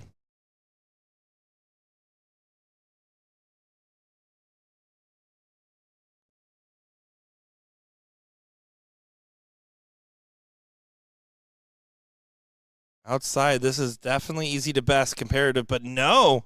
Gets distracted by the dart and deflects the other direction.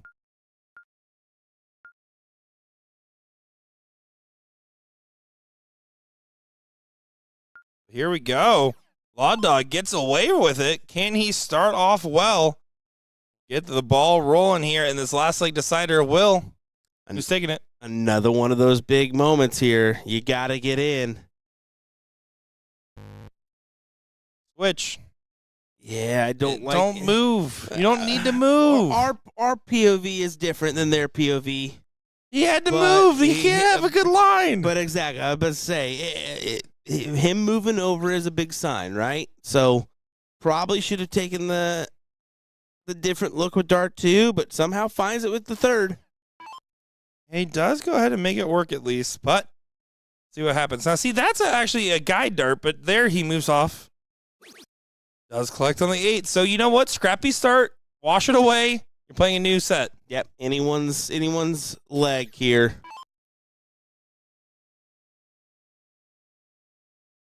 Feel like these next 2 rounds are big. 3rd place match underway in level 2 ladies singles. Leslie Gilbo and Jordan Rowe fighting off. I believe the same Jordan that manages the hotel, I want to say. Pretty cool if that's the case. Already get a free room, right? Heyo. Maybe we can get some bonus in the continental breakfast tomorrow. Yeah, there's only one Jordan lady single, so yep, that has to be the one. Shout out to her. Good stuff, yeah. I did play against her in the 38 2 we're in the blind draw. Because she came to me, she's like, did you play with me before? I was like, no, I played against you, and I won. She just laughed. Wow. Classic Nick statement. Well, Law Dog left the door open here for Logan. Level 2 in the third place match. 1-0 up lead for Donnie Niebert taking on Fred Johnson. Niebert, whatever. And level 3, you know it's bad when Will's correcting my pronunciations. Bob Platt's taking on Chuck P. And then level 4 in the also third place match, by the way. I was about to say, yeah, this one is definitely the Brian Hughes and Cody Pittman. the one that's taking a little bit of time from the group. Yeah, this one dragging behind just a little bit here. Every other bracket, 2, 3, 4, and level 2 women's all in third place matches right now. Killer stuff, though, on the other brackets. Good stuff from all of our players. Good stuff from our tournament staff. Once again, folks, we still have one big event left in the 2025 season. It's going to be in Phoenix, Arizona, December 5th through the 7th. Join us down there at BullShooters if you would. And if you're interested in joining us next year, 2026, we kick off our tour down in Houston, Texas. Second weekend of January? It's January 9th through the 11th? All right, yes, there we go. We do get New Year's off. There you go, folks. So come and join us there. And if you want to know more tour dates, go over to BullShooter.com. That's the best place to find out where you can play. Or you can DM Will Stewart. Now, if you do that, I can almost 100% promise you I will probably not message you back because I am absolutely horrible at that these days. Sorry, everybody. I don't even mess with my wife sometimes. I'm bad. Sorry. He is not. Big shot there. Leaves 55. And with Logan at 125, let's see here. Has to start on Bull. Oh, boy. Do you get tempted to stay there? Surely not. Surely not. That would be pretty cool. No, smart man. Smart man. The glasses aren't just for show. You can tell he thought about it for a second. He's like, well, do I?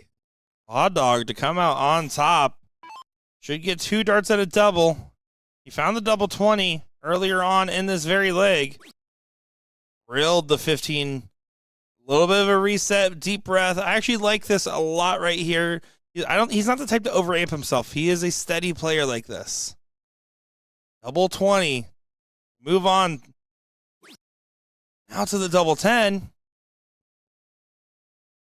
Oh, now it's pressure, though. Now it's nerves. Yeah, steps off. We'll see how this one works out for him. Drills it. Drills it. Huge shot. Law Dog continues on here, and we'll head to the 4th place match. We will not quite yet, because we're actually going to get the level 2 finals, as it just got called up. Paul Facey taking on Donnie Niebert. We will have the level 1 4th place match, as you mentioned, on our side here, other streaming board, to try to get whatever is remaining. But we are going to try to show that final here for a bit. So, don't go far, folks. My name is Nick Teixeira, joined by Squill Stewart. We'll be right back.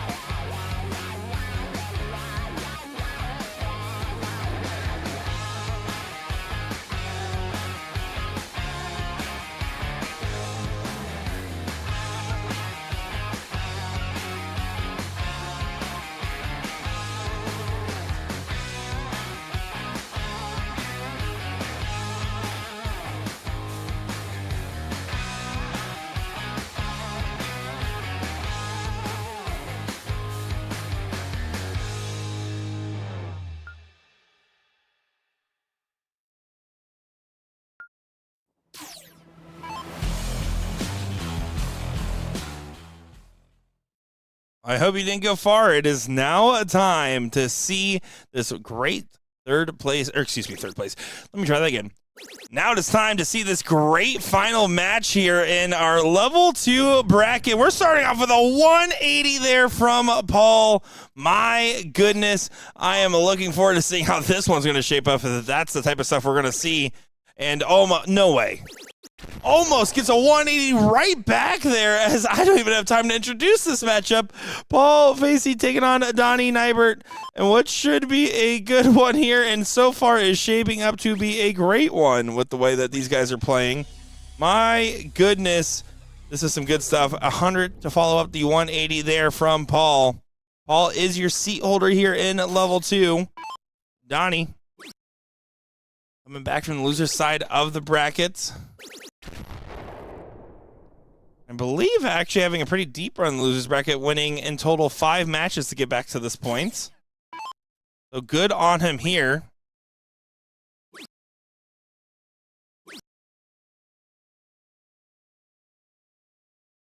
And you can see some frustrations there. Paul slows down despite being one of the best dressed in the room. The darts did not match the outfits. And Donnie, go ahead and get in front. Does actually fall into the trip 5, which is actually better than hitting a single 20 because it would have left a bogey in this double out split format. So it's a great shot. Another trip 19 there does go ahead and get down to 84. Donnie needs to find the 167 from down range. Ooh, they started quick, man. Oh my goodness. Not only did they start quick, 180 and then trip 20, trip 5 to start off this. So blink and you miss it with the way that these guys are playing in this open end double out split bull format. Hello. Double for the seat holder, Paul, to go ahead and make this 1-0. My goodness. That's one way to take it out. Well, again, if you have 2 darts in hand and 80 points, you have to hit what you're aiming at one way or another, I guess. Works for me. It's getting popular, and it was a good execution. And again, it's because of the outfit. Look good, feel good, play good. Look at those pants, man. Look at those pants. Those are some fancy pants. Oh, Jillian's somewhere else right now.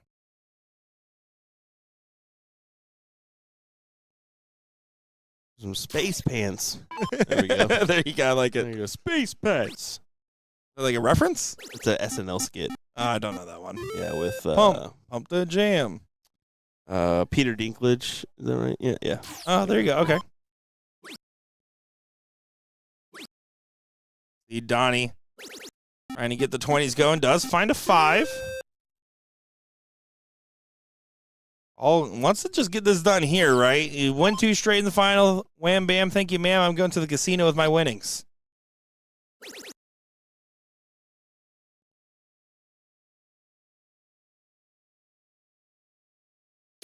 Did I just say something? Did I do something that time? The back end didn't really make sense, but I mean, whatever. As long as it involves a casino, and I'm down. You heard your trigger word. You're like, yes, 1 casino for me, please. Oh, yes, that is across the street. My bad. Like 1 table at the casino, please. Look at this level 2 standard, though. These guys are playing quite strong darts, aren't they? Yeah, I would say so. It's pretty impressive, huh? I mean, comes down to it. You want to put your best effort forward when it counts the most. Well, you expect the players that are finishing out. It's the same thing even in the old system, right? When you had the pro and the amateur. The best amateurs are playing at the pro level. That's how you graduate, right? Correct. And look at that collection there. Paul trying to make it a 2-0 win here for the final. Yeah, if he hits the 6 mark on the corner pockets, it's all set in stone. And what is world record speeds style match here, it seems, from these guys. Quick one. I said, "Oh, you're going to let us on the stream? We won't make it long. Don't worry." Is Paul's nickname Big Tires? Because that's what it says on the back of the jersey. I mean, it's either a really good sponsor or his name. Yeah, you know, you got No Name Bane, you got Time Bomb Gino Florian, and Big Tires Paul Facey.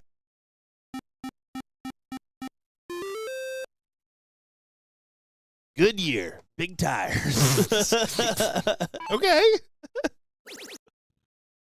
Michelin, good tires. They're big. What a 9 from Donnie. Trying to keep the distance out in front despite the houses being the way of Paul. Oh, my.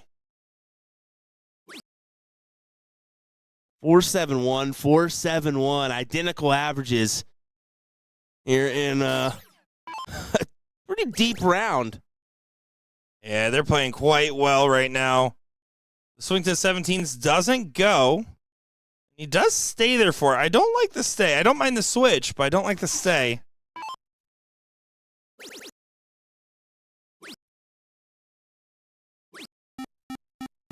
Ten-point lead regained for Paul, but with the two houses, it does feel more impactful than that. Donnie, with at least a single on this first start, can swing once again if he so chooses. Doesn't find the single, so he's going to be stuck to the 16s.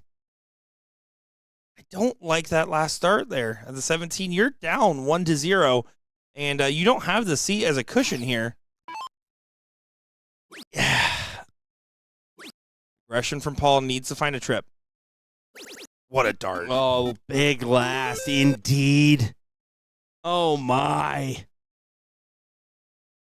Donnie, your back's up against it. You need to find a hefty amount on these 15s. Can't afford to deviate. I don't. You had the other guy's 18s. You're leaving a 4 mark. A terrible play right there, Nick. The tunnel vision on the 17s is very concerning. Doesn't matter. Well, it might have been the move. He may have got away with it here, but it's a lucky miss that he's going to get away on if he gets away with it. I mean, well, it should be as simple as 3 big singles here. 1 point down. Now single 18. Does get it. Wow. But it comes down to the bulls at times, buddy. Double single. But Paul, if you miss, you got to close, right? Yeah, you have to take one dart at the 15 there no matter what you do here. You also really need to find at least one bull there just in case. Ideally, because now you got a 4 if you return. If. Man, what was looking promising for Paul to take the 2-0 win. Wow. Wow, what a leg of darts there. 4-4-6, 4-2-7, and level 2 finals, ladies and gentlemen. Big Tire seemed to have found a flat.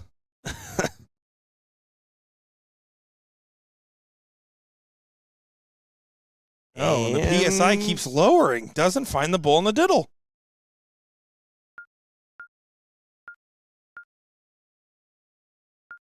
Florian and Lawrence Anderson, leg number 1, just now getting started in that 4th place match. Keep an eye on that one for sure. Let you know what's going on.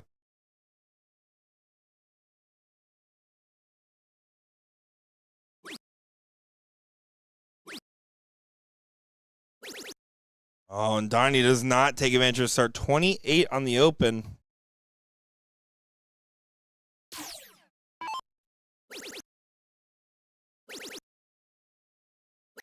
Oh, I thought he was going to. I was thinking that was pure gold there out of his hands, man. It looked like it from the start, didn't it? Like, it just barely missing into the trip 1. Trip one, and you're saying that was gold? Like, what I'm saying is, like, out of the hand, that had to feel good, right? Because it goes into the deviating trip 1. Probably felt good. Oh, my God. This guy. Never thrown a dart in his life that actually felt good. That's why he's never felt it before. So he's like, That's probably true.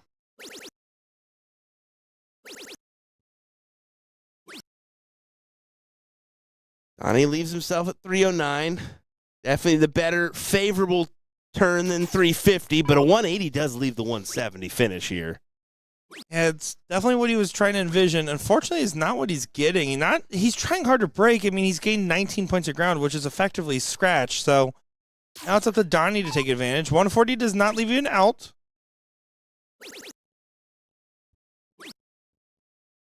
Doesn't get there. Doesn't find the two treble turn. 120 is the bare minimum here to get to that big fish finish.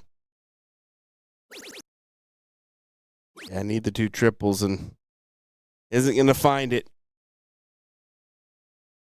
Advantage Donnie.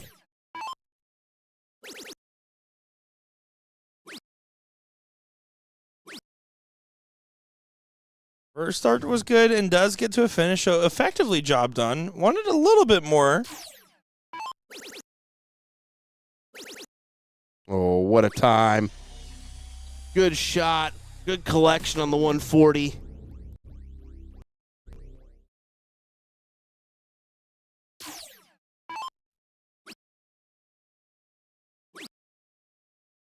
He's going to get a look at this 107. You start downstairs here. Missing the 7, still have an opportunity. Double bull, 7, double bull. All back from earlier. I don't like the 18 switch on the last.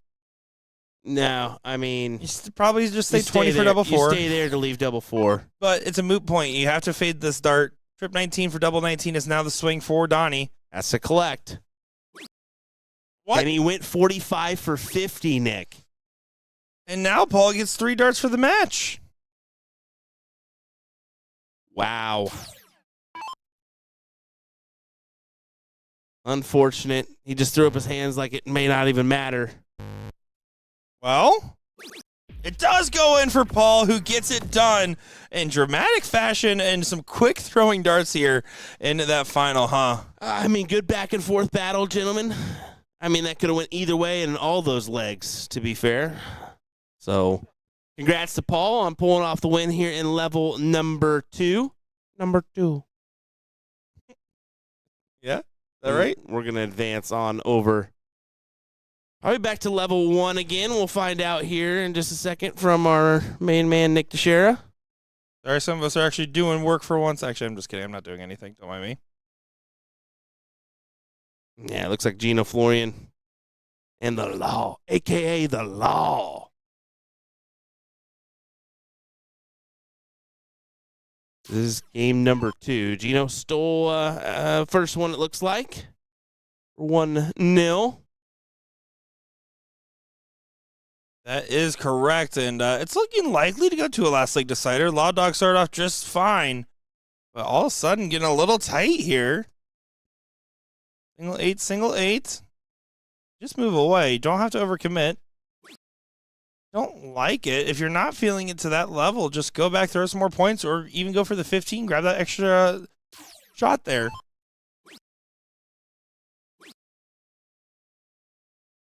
You know, just not getting any luck going. Just barely getting the close. They were all hugging the wire. I shouldn't say barely getting the close. Barely not finding a triple with the way those darts were looking.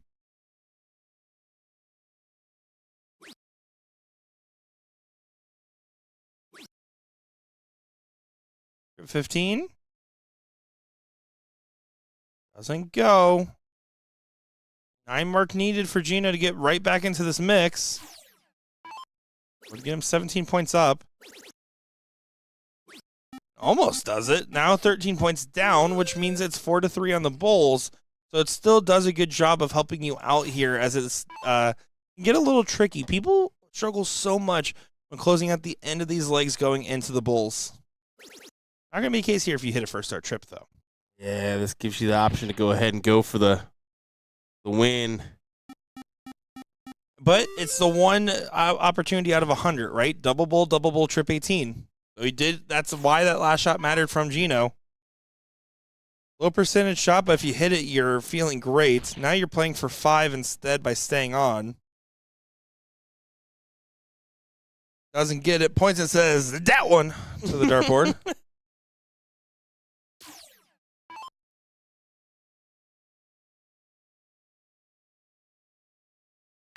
Yeah, there you go.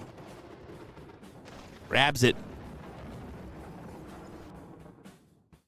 1-1. Here we go. Last leg decider. Who will advance into the third place matchup. That is the question to be answered. Dougie Fresh, Dougie Bame awaits. Dougie Bag of Donuts. Looking forward to playing the winner of this one. Really, if I'm Doug, I'm thinking I want that rematch with Porterfield. You still got to get through one of these guys first. And again, Gino, top performing player, and I know that I've seen Law Dog plenty of time, and I've seen him go on good runs, but I mean, this is a good deep bracket run for both these gentlemen so far. Yeah, I agree. Pretty good run here. Kick off your weekend.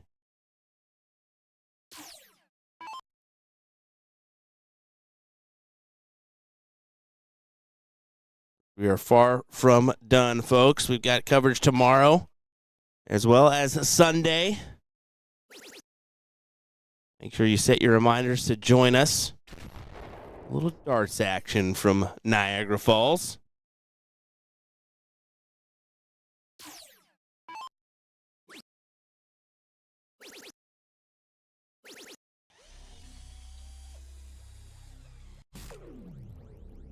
Coming up on our other stream board here, Lainey Smith and Leslie Gilbo for the level 2 ladies final.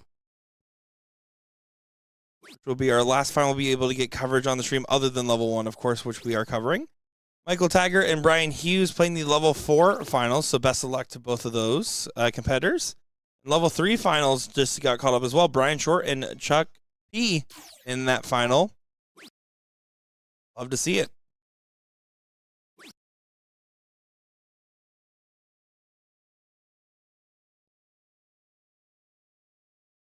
Going to be the front runner here. So far, it's looking like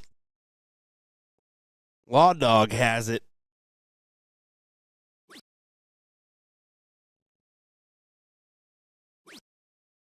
That's the switch. Not quite, yeah. And we saw this earlier with the double 20.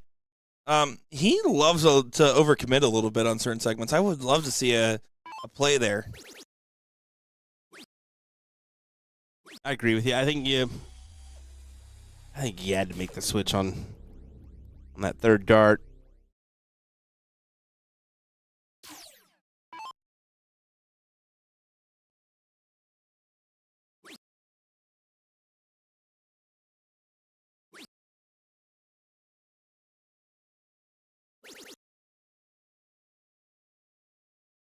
Wow, both players leaving themselves just outside of a checkout look here. Tense moments. Big darts. Yeah, that's exactly what we're seeing right now. 172 needs to get brought all the way down and hope that the 48 doesn't go, but Gino does not look like in the mood to give anything except a good dart at a double here.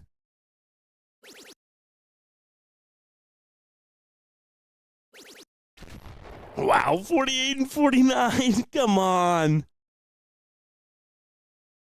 Gino with the better look, though. 8 or 16. He has options. And it won't even matter. Yeah, great stuff from Gino Florian to take the win. Well, guys, we'll be back in just a moment. We got the ladies level 2 final coming up here in just a second. My name's Nick DeShow, joined by BullShooter. Don't go far.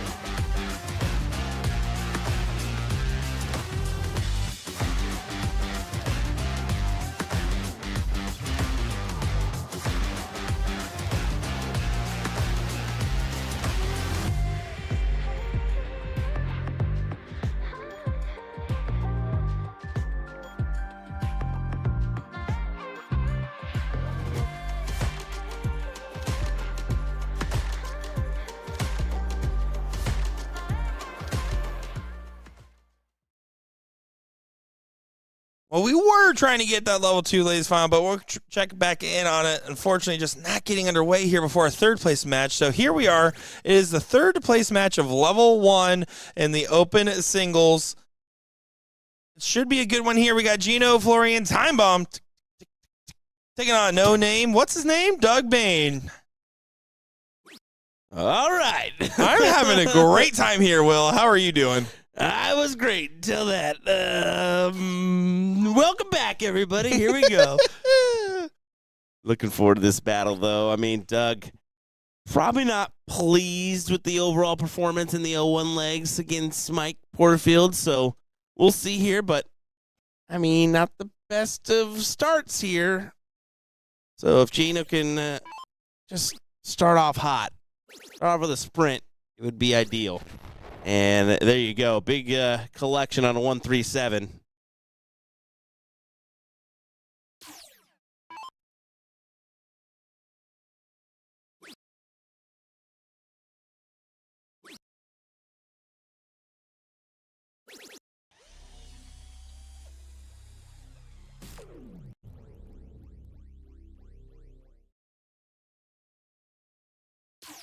Admittedly, Gino has the easier task ahead.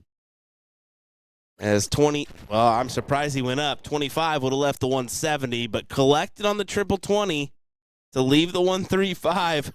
Wow. Could have been a little scary there for you, Gino. Could have been a little scary.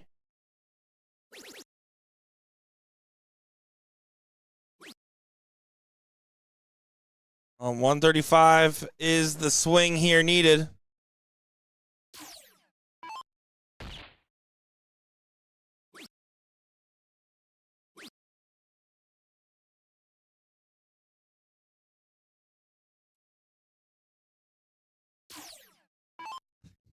True. 196 is the shot. Gonna have to bring it down, trying to get to 16. Those flights are crossed, but the dart is straight and drills it right on through. Bada bing, bada boom goes the Bane. Just stop it.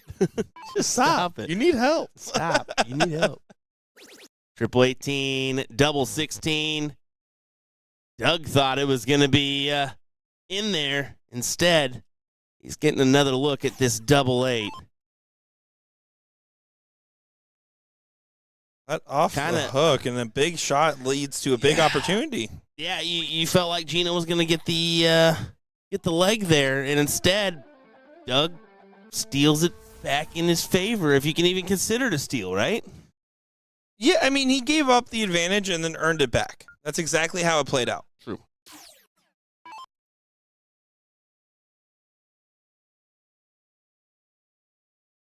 There we go. Gino going to go ahead and get things going here. Starts off with a 5, the best to worst open.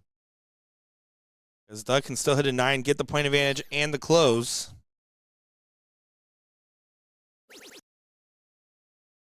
Yep. Oh. Stay. Doesn't even look up. That's a fair response. Here again, I think the optimal dart is to go for that 20, but when you have 2 darts, especially low side triple 19 like that at this level, again, you're playing the percentage shot of following into the triple. There, it was a very wise move. You see Gino does not regain the point lead.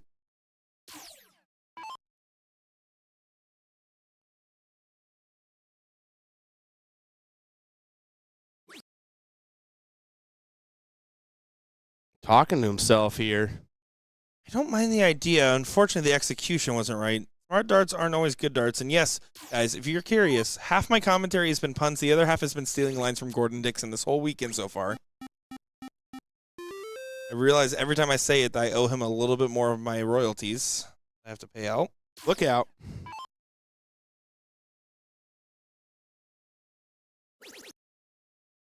Here's one more dart up. Nope.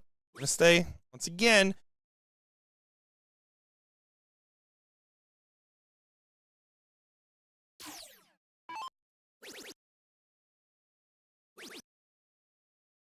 beauty turn from Gino Florian.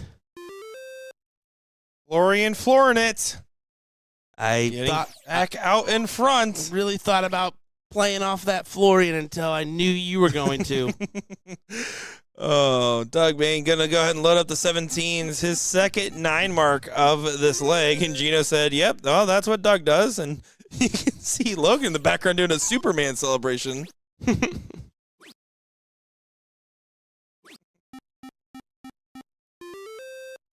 Gino wanted to give it a go as well, but not so fast. This can be swayed. This can be swayed, Nick. Dug himself out of the position, Doug is.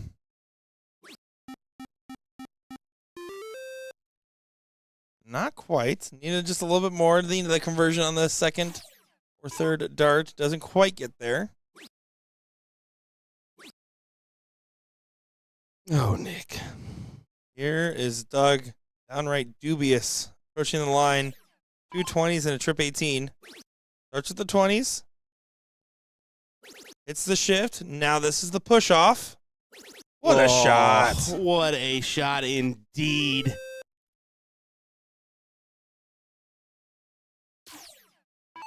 Doug trying to make this a 2-0 win. Gino's not playing far off. Finds a 9 of his own, but 2 9 marks and an 8 mark from Doug has been a lot of firepower in his direction, especially concentrated firepower at that.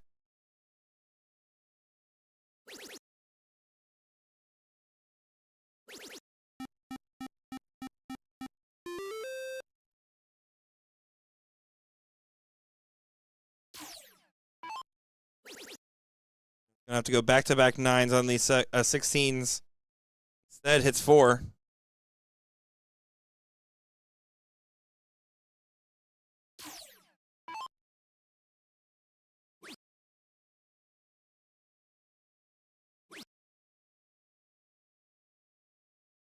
Look how animated Gino is back there, man.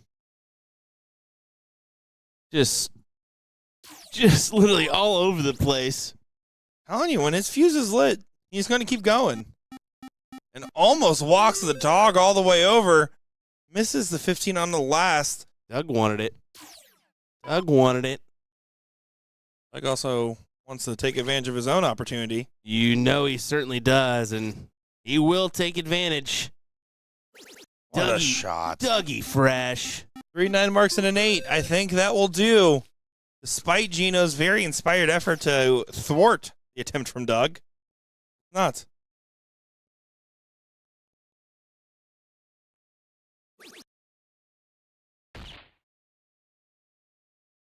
Three needed to advance into the finals. Another matchup with Mike Porterfield that should be entertaining.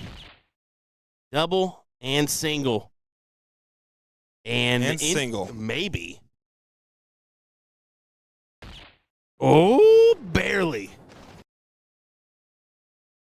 Barely gets it in. So coming up next will be the finals of the Level 1 Open Singles. It is going to be a rematch of our seat with Mike Porterfield and Doug Bame. And let's be completely honest, that cricket performance from Doug, it makes me think that we're going to be in for another interesting round of can he pick up his 0-1 or not? That's why we saw it played last time. In the meantime, we have the Level 2 Ladies Final, Leg number 1. Lainey Smith, Leslie Gilbo, and Lainey has the seat. She will have an opportunity at 1-2-6. It is going to be 501 open in, double out, by the way. The ladies actually play the same format in Level 1 and Level 2. Out here.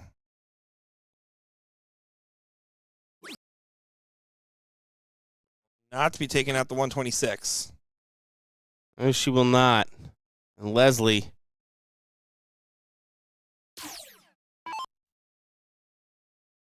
Who's trying to make the comeback special happen here from the loser side. Gets a look at double 15. Ooh, right on the inside.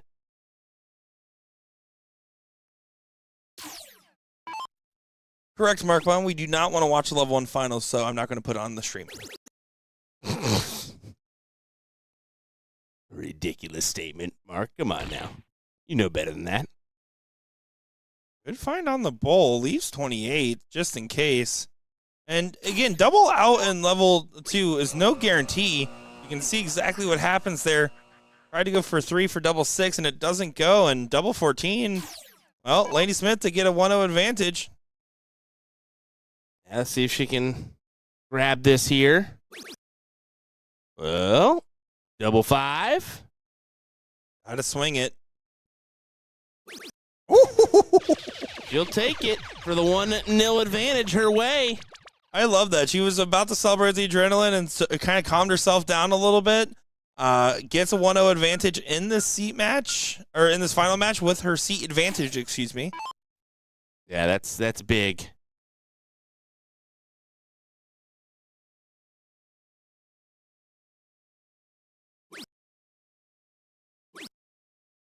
Only a 2-mark opener, so an opportunity for Laney to go ahead and sprint out ahead here.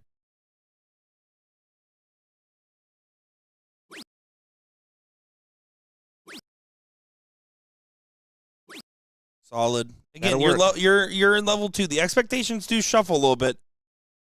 About consistency. Remark on the close, massive. Yeah, it's probably not.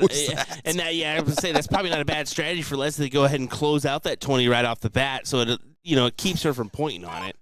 Yeah, so 18s or 17s, she elects for the 19s.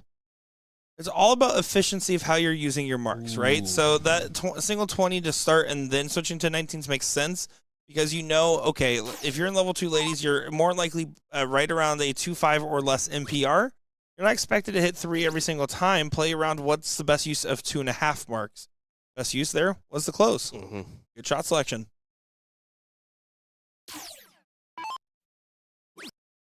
Fortunately, Laney in some trouble after the aggressive play in the 19s didn't pan out. You can see quite the reaction there from her on that one. I'd say so.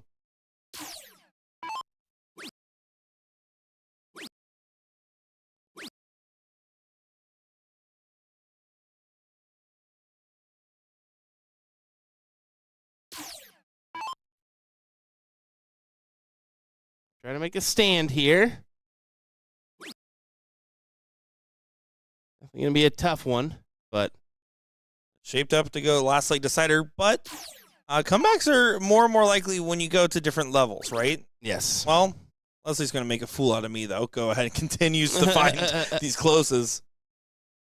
But I've seen, I'm telling you, especially like in just in our years of broadcasting, you can probably back me up on this. You'll see in like pro side, you're like, okay, you get 1 or 2 shots to hit your 3 or 4 bulls for the win. Sometimes I see people come back by hitting like 27 bulls, and then they eventually have hit the rest of the numbers that they're looking for, and it's ridiculous. See Laney trying to loosen it out here. Yeah. It's okay, Will. Said you can back me up on this. Said the statement, and then you just didn't. So that's You're cool. welcome. You're so welcome. At this point in the evening, bud,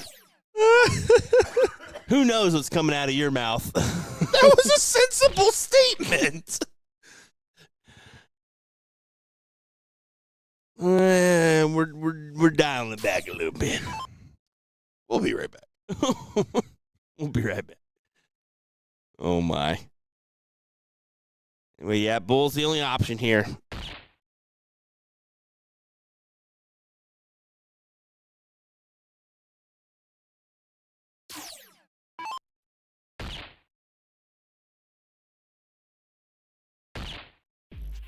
Let's keep on going.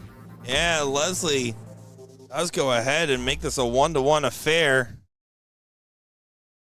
So it will come down to the finishing in 0-1, which, again, a double out format in this does make it so much more interesting on how it can finish up. It's not as much about how you start, about how you finish. That's always the case, but especially true. And a very good bull find there on the diddle. Oh, go on. Another round. Well, normally, You'd have Lainey then throw the next star at the diddle, but they said, this order's fine, and here we go. All right. Works for me. Whatever gets it done. Oh, that one got a little too nervy at the end, though.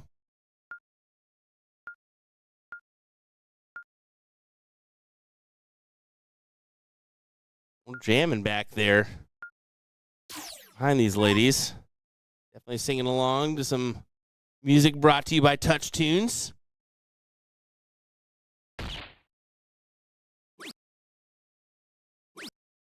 Not you. I appreciate the ad read for our company. You're welcome. I was like, did I do something wrong? No, was I not supposed to say that? For a little too much transparency, I was setting up the scoreboard for the level 1 finals, and I kept saying, I spelled Doug's name wrong, but I don't know what I did. I put Boehn instead of M, and I was stuck there for a hot minute.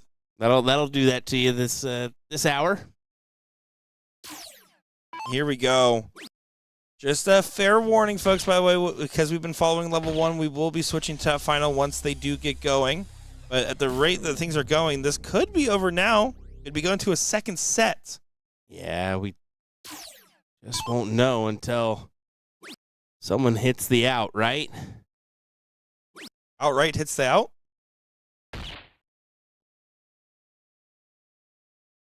All right. He said outright. Anyone understand, Nick, isn't it past your bedtime? Yes. I actually go to bed at like 10 or 11 and wake up at 8 a.m. now. I've become an adult and I hate it. He's a normal human being now. I've almost considered paying my taxes too now. It's bad. Almost considering. Almost. Did you hear that, folks? Oh, look at this. Another bowl. Leave 220 would be sick. How about that? Double 20 says, I don't need those 10 points. I'll take it. Great shot. Especially setting yourself up with the 230 here. It gives you an option when you return. Hey, she makes the best of her turn as well to leave 149. Low tons are always going to be golden in Fat Bowl formats. It is shining in here, in this final, in these moments. Lainey keeps switching to that 20. It does well enough on the switchback. Again, so with this format, it would be bull 54 bull if she gets a return. Not go bull first in this format, though, on 149. Certainly cannot. That'll leave you in a bogey. So, bull 54 bull.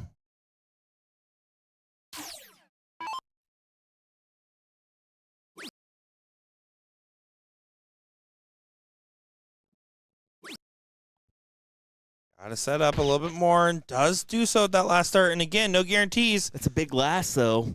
Puts pressure. 13 for bull.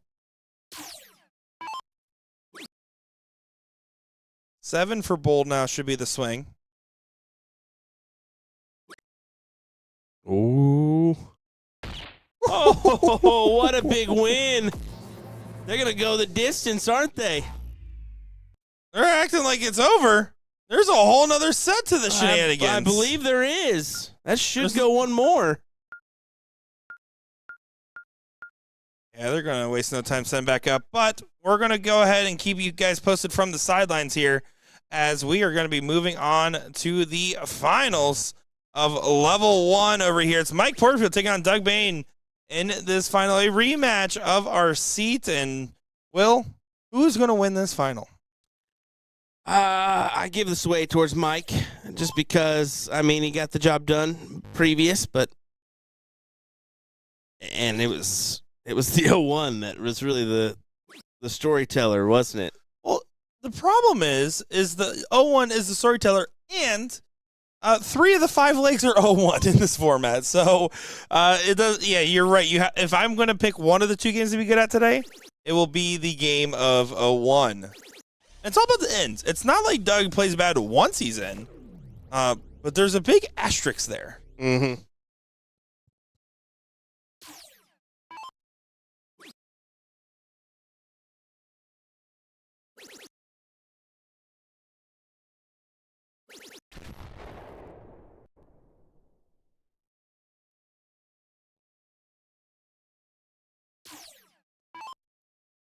Oh, it's finals time, folks. It is 1:52 in the morning.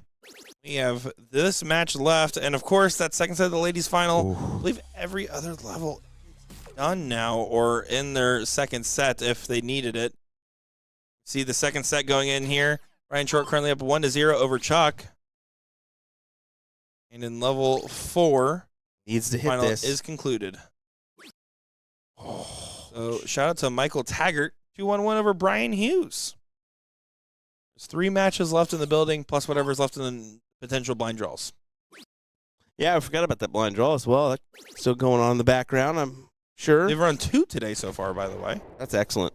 2 different 32s, it looks like, or 32 and a 24. Kudos to them for getting it done. Yeah, looks like 5th 6. 6 going on one of them. I believe the other one should be done.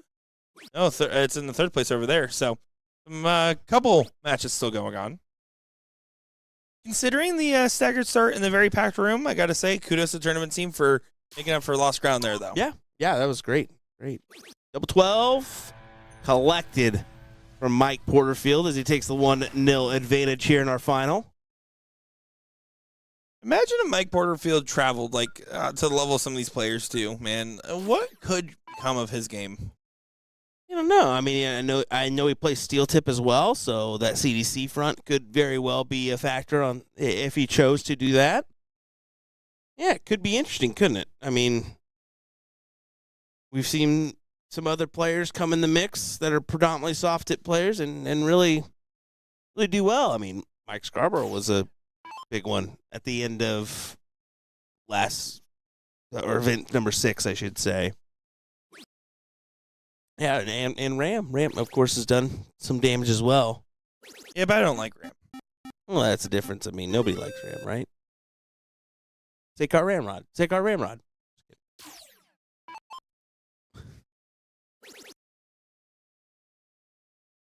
It was these cricket legs where Doug found success. Right now, success is somewhat in the way of Mike. Let's see what option he chooses here. He's been pretty conservative on the 20s. Last year, Doug Bame won the seat against Mike Porterfield 3-1. Mike Porterfield then wins 6 of the next 9 legs to double dip in the final. Win that final set 3-1 against Dougie Fresh out here. Great call out from chat. Yeah, that's a good call for sure. So basically, Doug not getting the seat should be a good sign based off that data. You just got to do what Porterfield did to him last year. We'll find out. I mean, this seems like a difficult task. This seems like a difficult task at this very time. I mean, Porterfield ain't playing nothing but some good darts right now. Big 7, 102-point advantage his way with the 2 houses.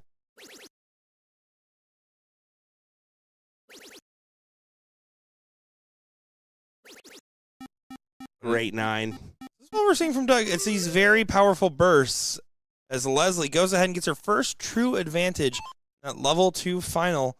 1-0 lead, and now could be potentially double dipping the seat of Lainey Smith.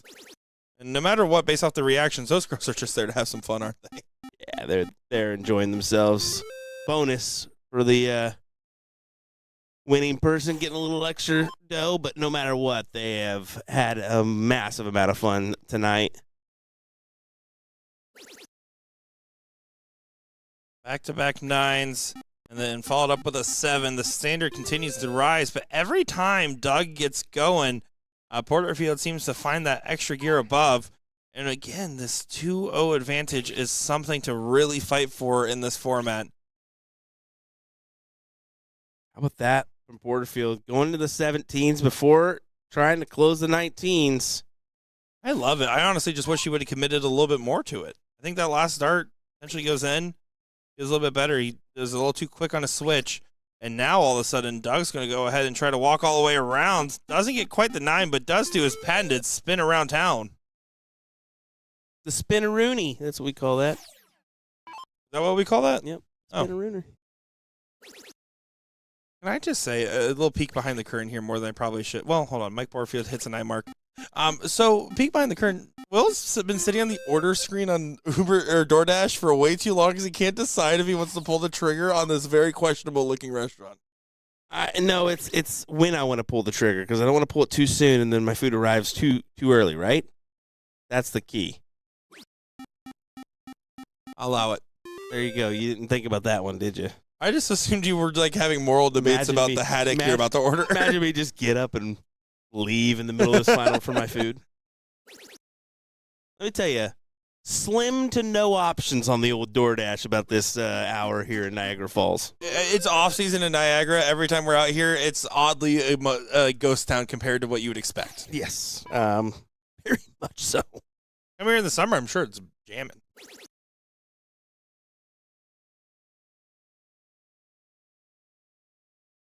I always love when Doug has a dart he doesn't like. He does his little like serpent thing with his tongue. Miss Cox, this is the finals. Thanks for tuning in. Best last name in the business. I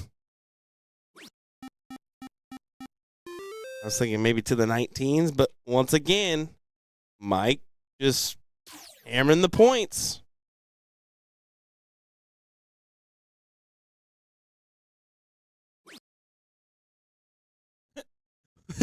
What was that from Doug? He the first time immediately looked at Porterfield and smiled like he had something up his sleeve. He does. Heck, he does. A bit of tenacity. Is that what he has up his sleeves? That's it, Nick. You know where a general keeps his armies? Well, where? Up his sleeveys. Ha ha. Ha ha. Porterfield still fighting along, but he has lost grounds now, controlling the 18s and 17s instead of the 18s and 20s. Doug will not get the go-ahead. He really wanted to try to steal third base there. Let's see what he does now. Maneuvers over, finds a triple. Can't find a bonus, though. He does have the point advantage. We'll probably see Mike go ahead and commit to points. It has to fully commit now. Leslie is set to take this with 3 more bulls, currently having a 3-house and 55-point advantage. What a final for Leslie. Congrats to her. After facing a 1-0 deficit to rally all the way back for 4 straight legs. Big time stuff, yeah. That's the way to do it. And to be fair, she had the reins most of the match there. Just kind of, unfortunately, she messed around with the out, and Laney found it in that first leg. So, well, if you hit the over for Porterfield having 1,000-point games at 4.5, you are correct. Porterfield does play with his points pretty heavy.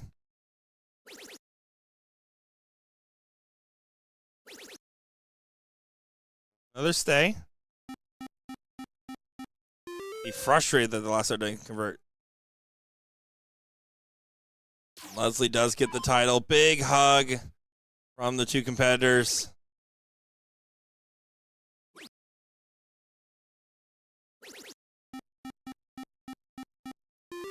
Porterfield continues to hold on. Here's the thing that's impressive about Mike Porterfield. I know it's a point-heavy strategy, so therefore you get to play the same segment a lot. But, I mean, name as many players that are averaging a 6 going into, round 14 so far? I mean, it is an impressive standard. And Doug doing everything right with his throw, holding, again, a 5-4 across this many rounds is impressive, fundamentally.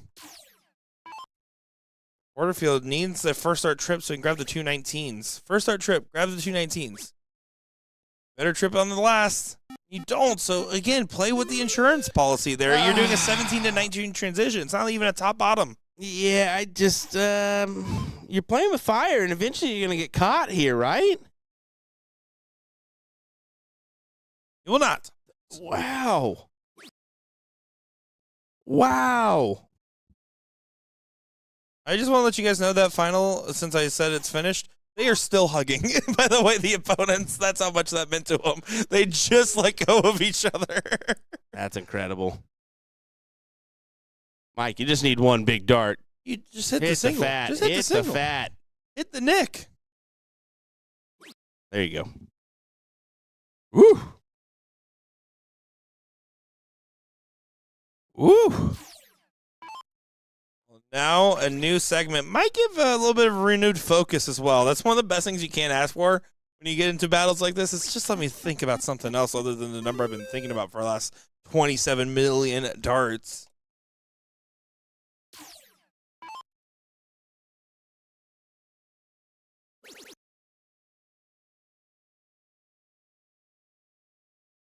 Once again, you see him elected for the 15s before the 16s, and it's just like, man, I get the strategy. You've been consistent with it, but sometimes you just got to take that kill shot. You got to drive the boat. Yeah, you can't let the boat drive you. Like, you cannot. You can't. I mean, you're going to be on the falls if you do that one. Yeah, you better bring your barrel if that's the case. Oh, my. And see, he takes it then. And then it's like, now what are we doing? Now what are we doing? Well, what we're doing is some 2 a.m. darts. Hey, whatever gets the job done. Mike Porterfield looks promising to take the 2-0 advantage. Hold on. No way. Oh, no way. That was the right idea to force a 4-3 because you, no matter what, have to hope for a missed dart, right? Yes. So you either go in and try to add a dart by getting the points, or you swing all 3. I like the swing. Doesn't happen. Now whatever Wilson was saying was true. Bull, double bull, gets it done. 2-0 with a 5.76 to a 5.18. Good stuff. 1 leg away for Porterfield. And again, does exactly what he needs to do. Doesn't even have to win the cricket. Like, just needs to win the 0-1, where we've seen the most struggles out of Doug, particularly doubling in. Triples have been pretty good to Doug. Starts off with a 9. See, this is when I'm Porterfield. I'm thinking, you know what? You start off with a 9 in cricket. I have to start an 0-1. I'm just going to go for white horses. Don't do that. That's not real advice.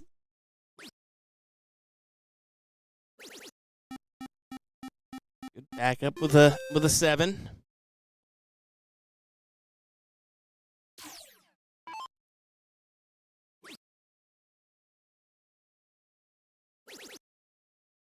Yeah, I had to maneuver over there with the placement of that first dart. Great transition.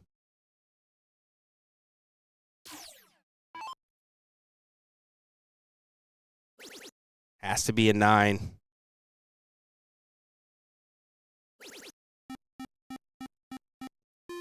It's a 6. Those 19 should go. Yep. Now has to swing, right? It's an awkward spot. I don't love it. Now he's taking 1. I don't like that shot selection because now it's trip 19, trip 20, trip 18. If it hits, it hits. If it doesn't, it doesn't. But you're giving him a shot that he could just prevented. We'll see if he takes the strategy. I mean, he has to at this point, right? Now it goes back. Yeah, it's unlike the situation that he was just in where he had the 2 houses, right? So in that circumstance, Mike had to take the look at the 20s and 18s, but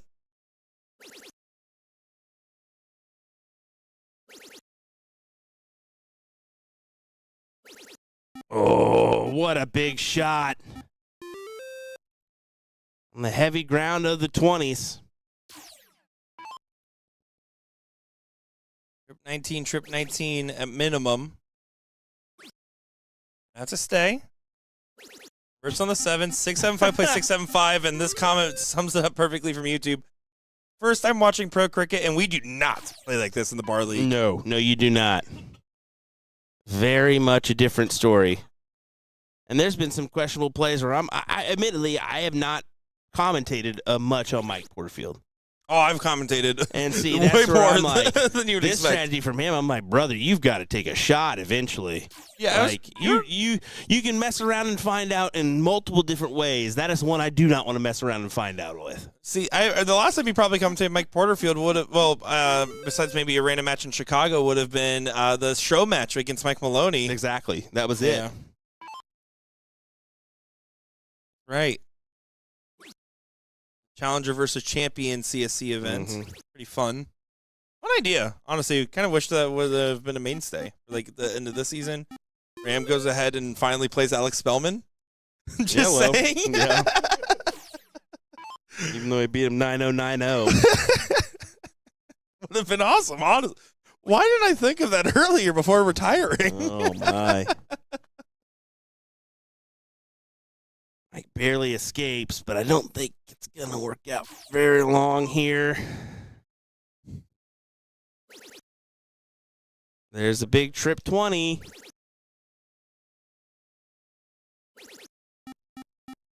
Wow. Wow. Yeah, good play from Doug. I'm jamming the over on 1,000-point games for Porterfield, by the way. I'm jamming it. 9 needed. Oh! You saw in the background, everybody was wanting that one to go in. Man, it looks so likely. I love, by the way, it is 2 in the morning, and there is still quite the crowd just here to watch this match. That's exactly right. I love it. Nobody has left, due to it being a little bit early in the morning now at this point. So nice to see the spectators still around for this one. And Eric's saying, to be honest, wasn't also the finals 2 years ago too? No. This, honestly, they might have been the finals 2 years ago, and last year I actually think was Don Stewart beating out Isaac Robinson in the final. Look at that, big 7. Right when you think, all right, this is surely Simple. Doug's. Yeah, it should be now. Close the 19s. You need 1. What? You Just need hit 1. the 1. Hit the 1. You need 1. Come on, guys. At this point, you can see Porterfield grinning about it. They're grinning. They said, let's just see how high we can get our averages by shooting the same numbers. Oh, my. This will Come on, finally guys. force it because he has to switch. And because of the close not finding it on the 17, this should be as simple as finding trip 17, single 19. They know it. They know what they're up to. They know. Single 19. Single 19 does finally go for Dougie Bane. And I am so happy the last 2 games of this set are going to be a 1. I just want to say that. Wow. Oh, my goodness. But incredible standard as far as Mark's output. They are just cranking them. Another 9 mark, Mike Porterfield on the corner pockets. But still, Doug said, not going to bother me. This is some shenanigans. This is definitely a little shenanigans in place. Bring Jason Barlow to hit the bun for someone early in the match. That's what we need. And then all of a sudden it's Mac shenanigans. Yeah, I guess we're done here. Well, we hit the 200-point limit, Mr. Doug. Trying to not get skunked. And he goes to the audience and says, I'm going in his head, is what he pointed at. Are you? Because I can guarantee you Porterfield's head's empty. You're fine.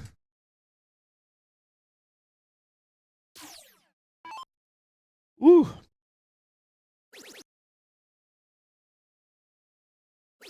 Yep. All right. This is another 200-point lead. But Porterfield's loving it. Well, okay. Any other player would be cursing out a storm, and Porterfield's over here like, yeah, I like it. Here's another 9 mark for Porterfield. Just shy at a 5, so now Doug's going to go trip 20, single 20 for trip 15.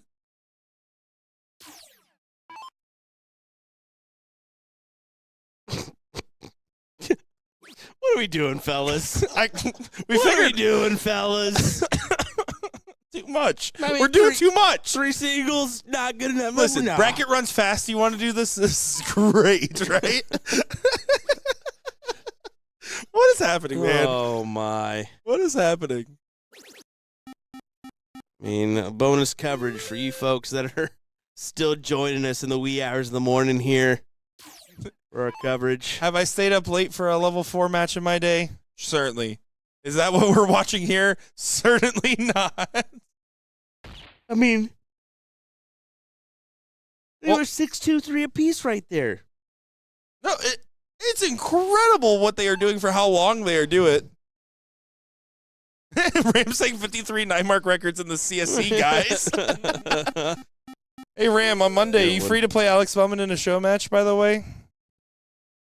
We had an idea earlier. I don't know if you were here. Yep, we need it. Bull is found for Doug. And that's a 2-1 matchup now. You can see that they're just off screen here, but Mike came up to just show them some love. They're having some fun. You know, I will say, serious hat aside, this is really just cool to see how much of a good time that they are really having. And while there's absolutely some respect between them, they're also putting on a little bit of a show. Well, you saw Doug turn around and go, "Yep, what do we see? We're gonna get a perfect start here." Well, I think they're plenty warmed up, right? I mean, Doug can't buy a freaking a one leg right now, and that's just it's unfortunate. But he's got to go for the 9. Oh, why does Mike Porterfield not travel? Because he throws more darts in one tournament than most people do in a whole year of traveling on a pro tour. I mean, that's not a bad and his statement cricket there. legs, man, it is crazy. Jeez Louise.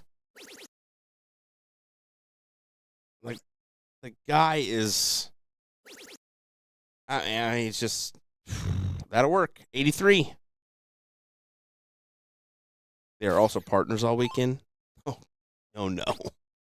Brian lets us know that information. So good luck to everybody else tomorrow. Nick and I may get in the party just because.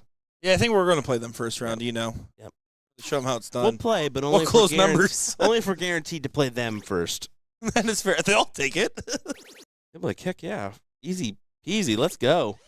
I mean, great. A good follow-up from the 83 to set yourself up. 1-3-1.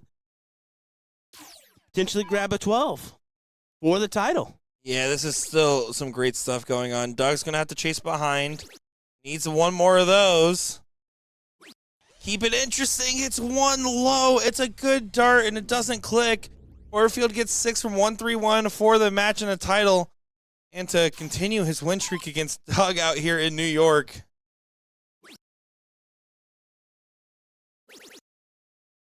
Can't go for it. Sorry, bud. Not master out. 14 or 18 will do. He hit that double 18 quite well earlier. Not surprised to see him leave it again. Our final match, besides the blind draws going on in the building, it all comes down to this. We made it. I want to see how many more 9 marks we can hit in cricket. Double 18 for Porterfield to retain his title.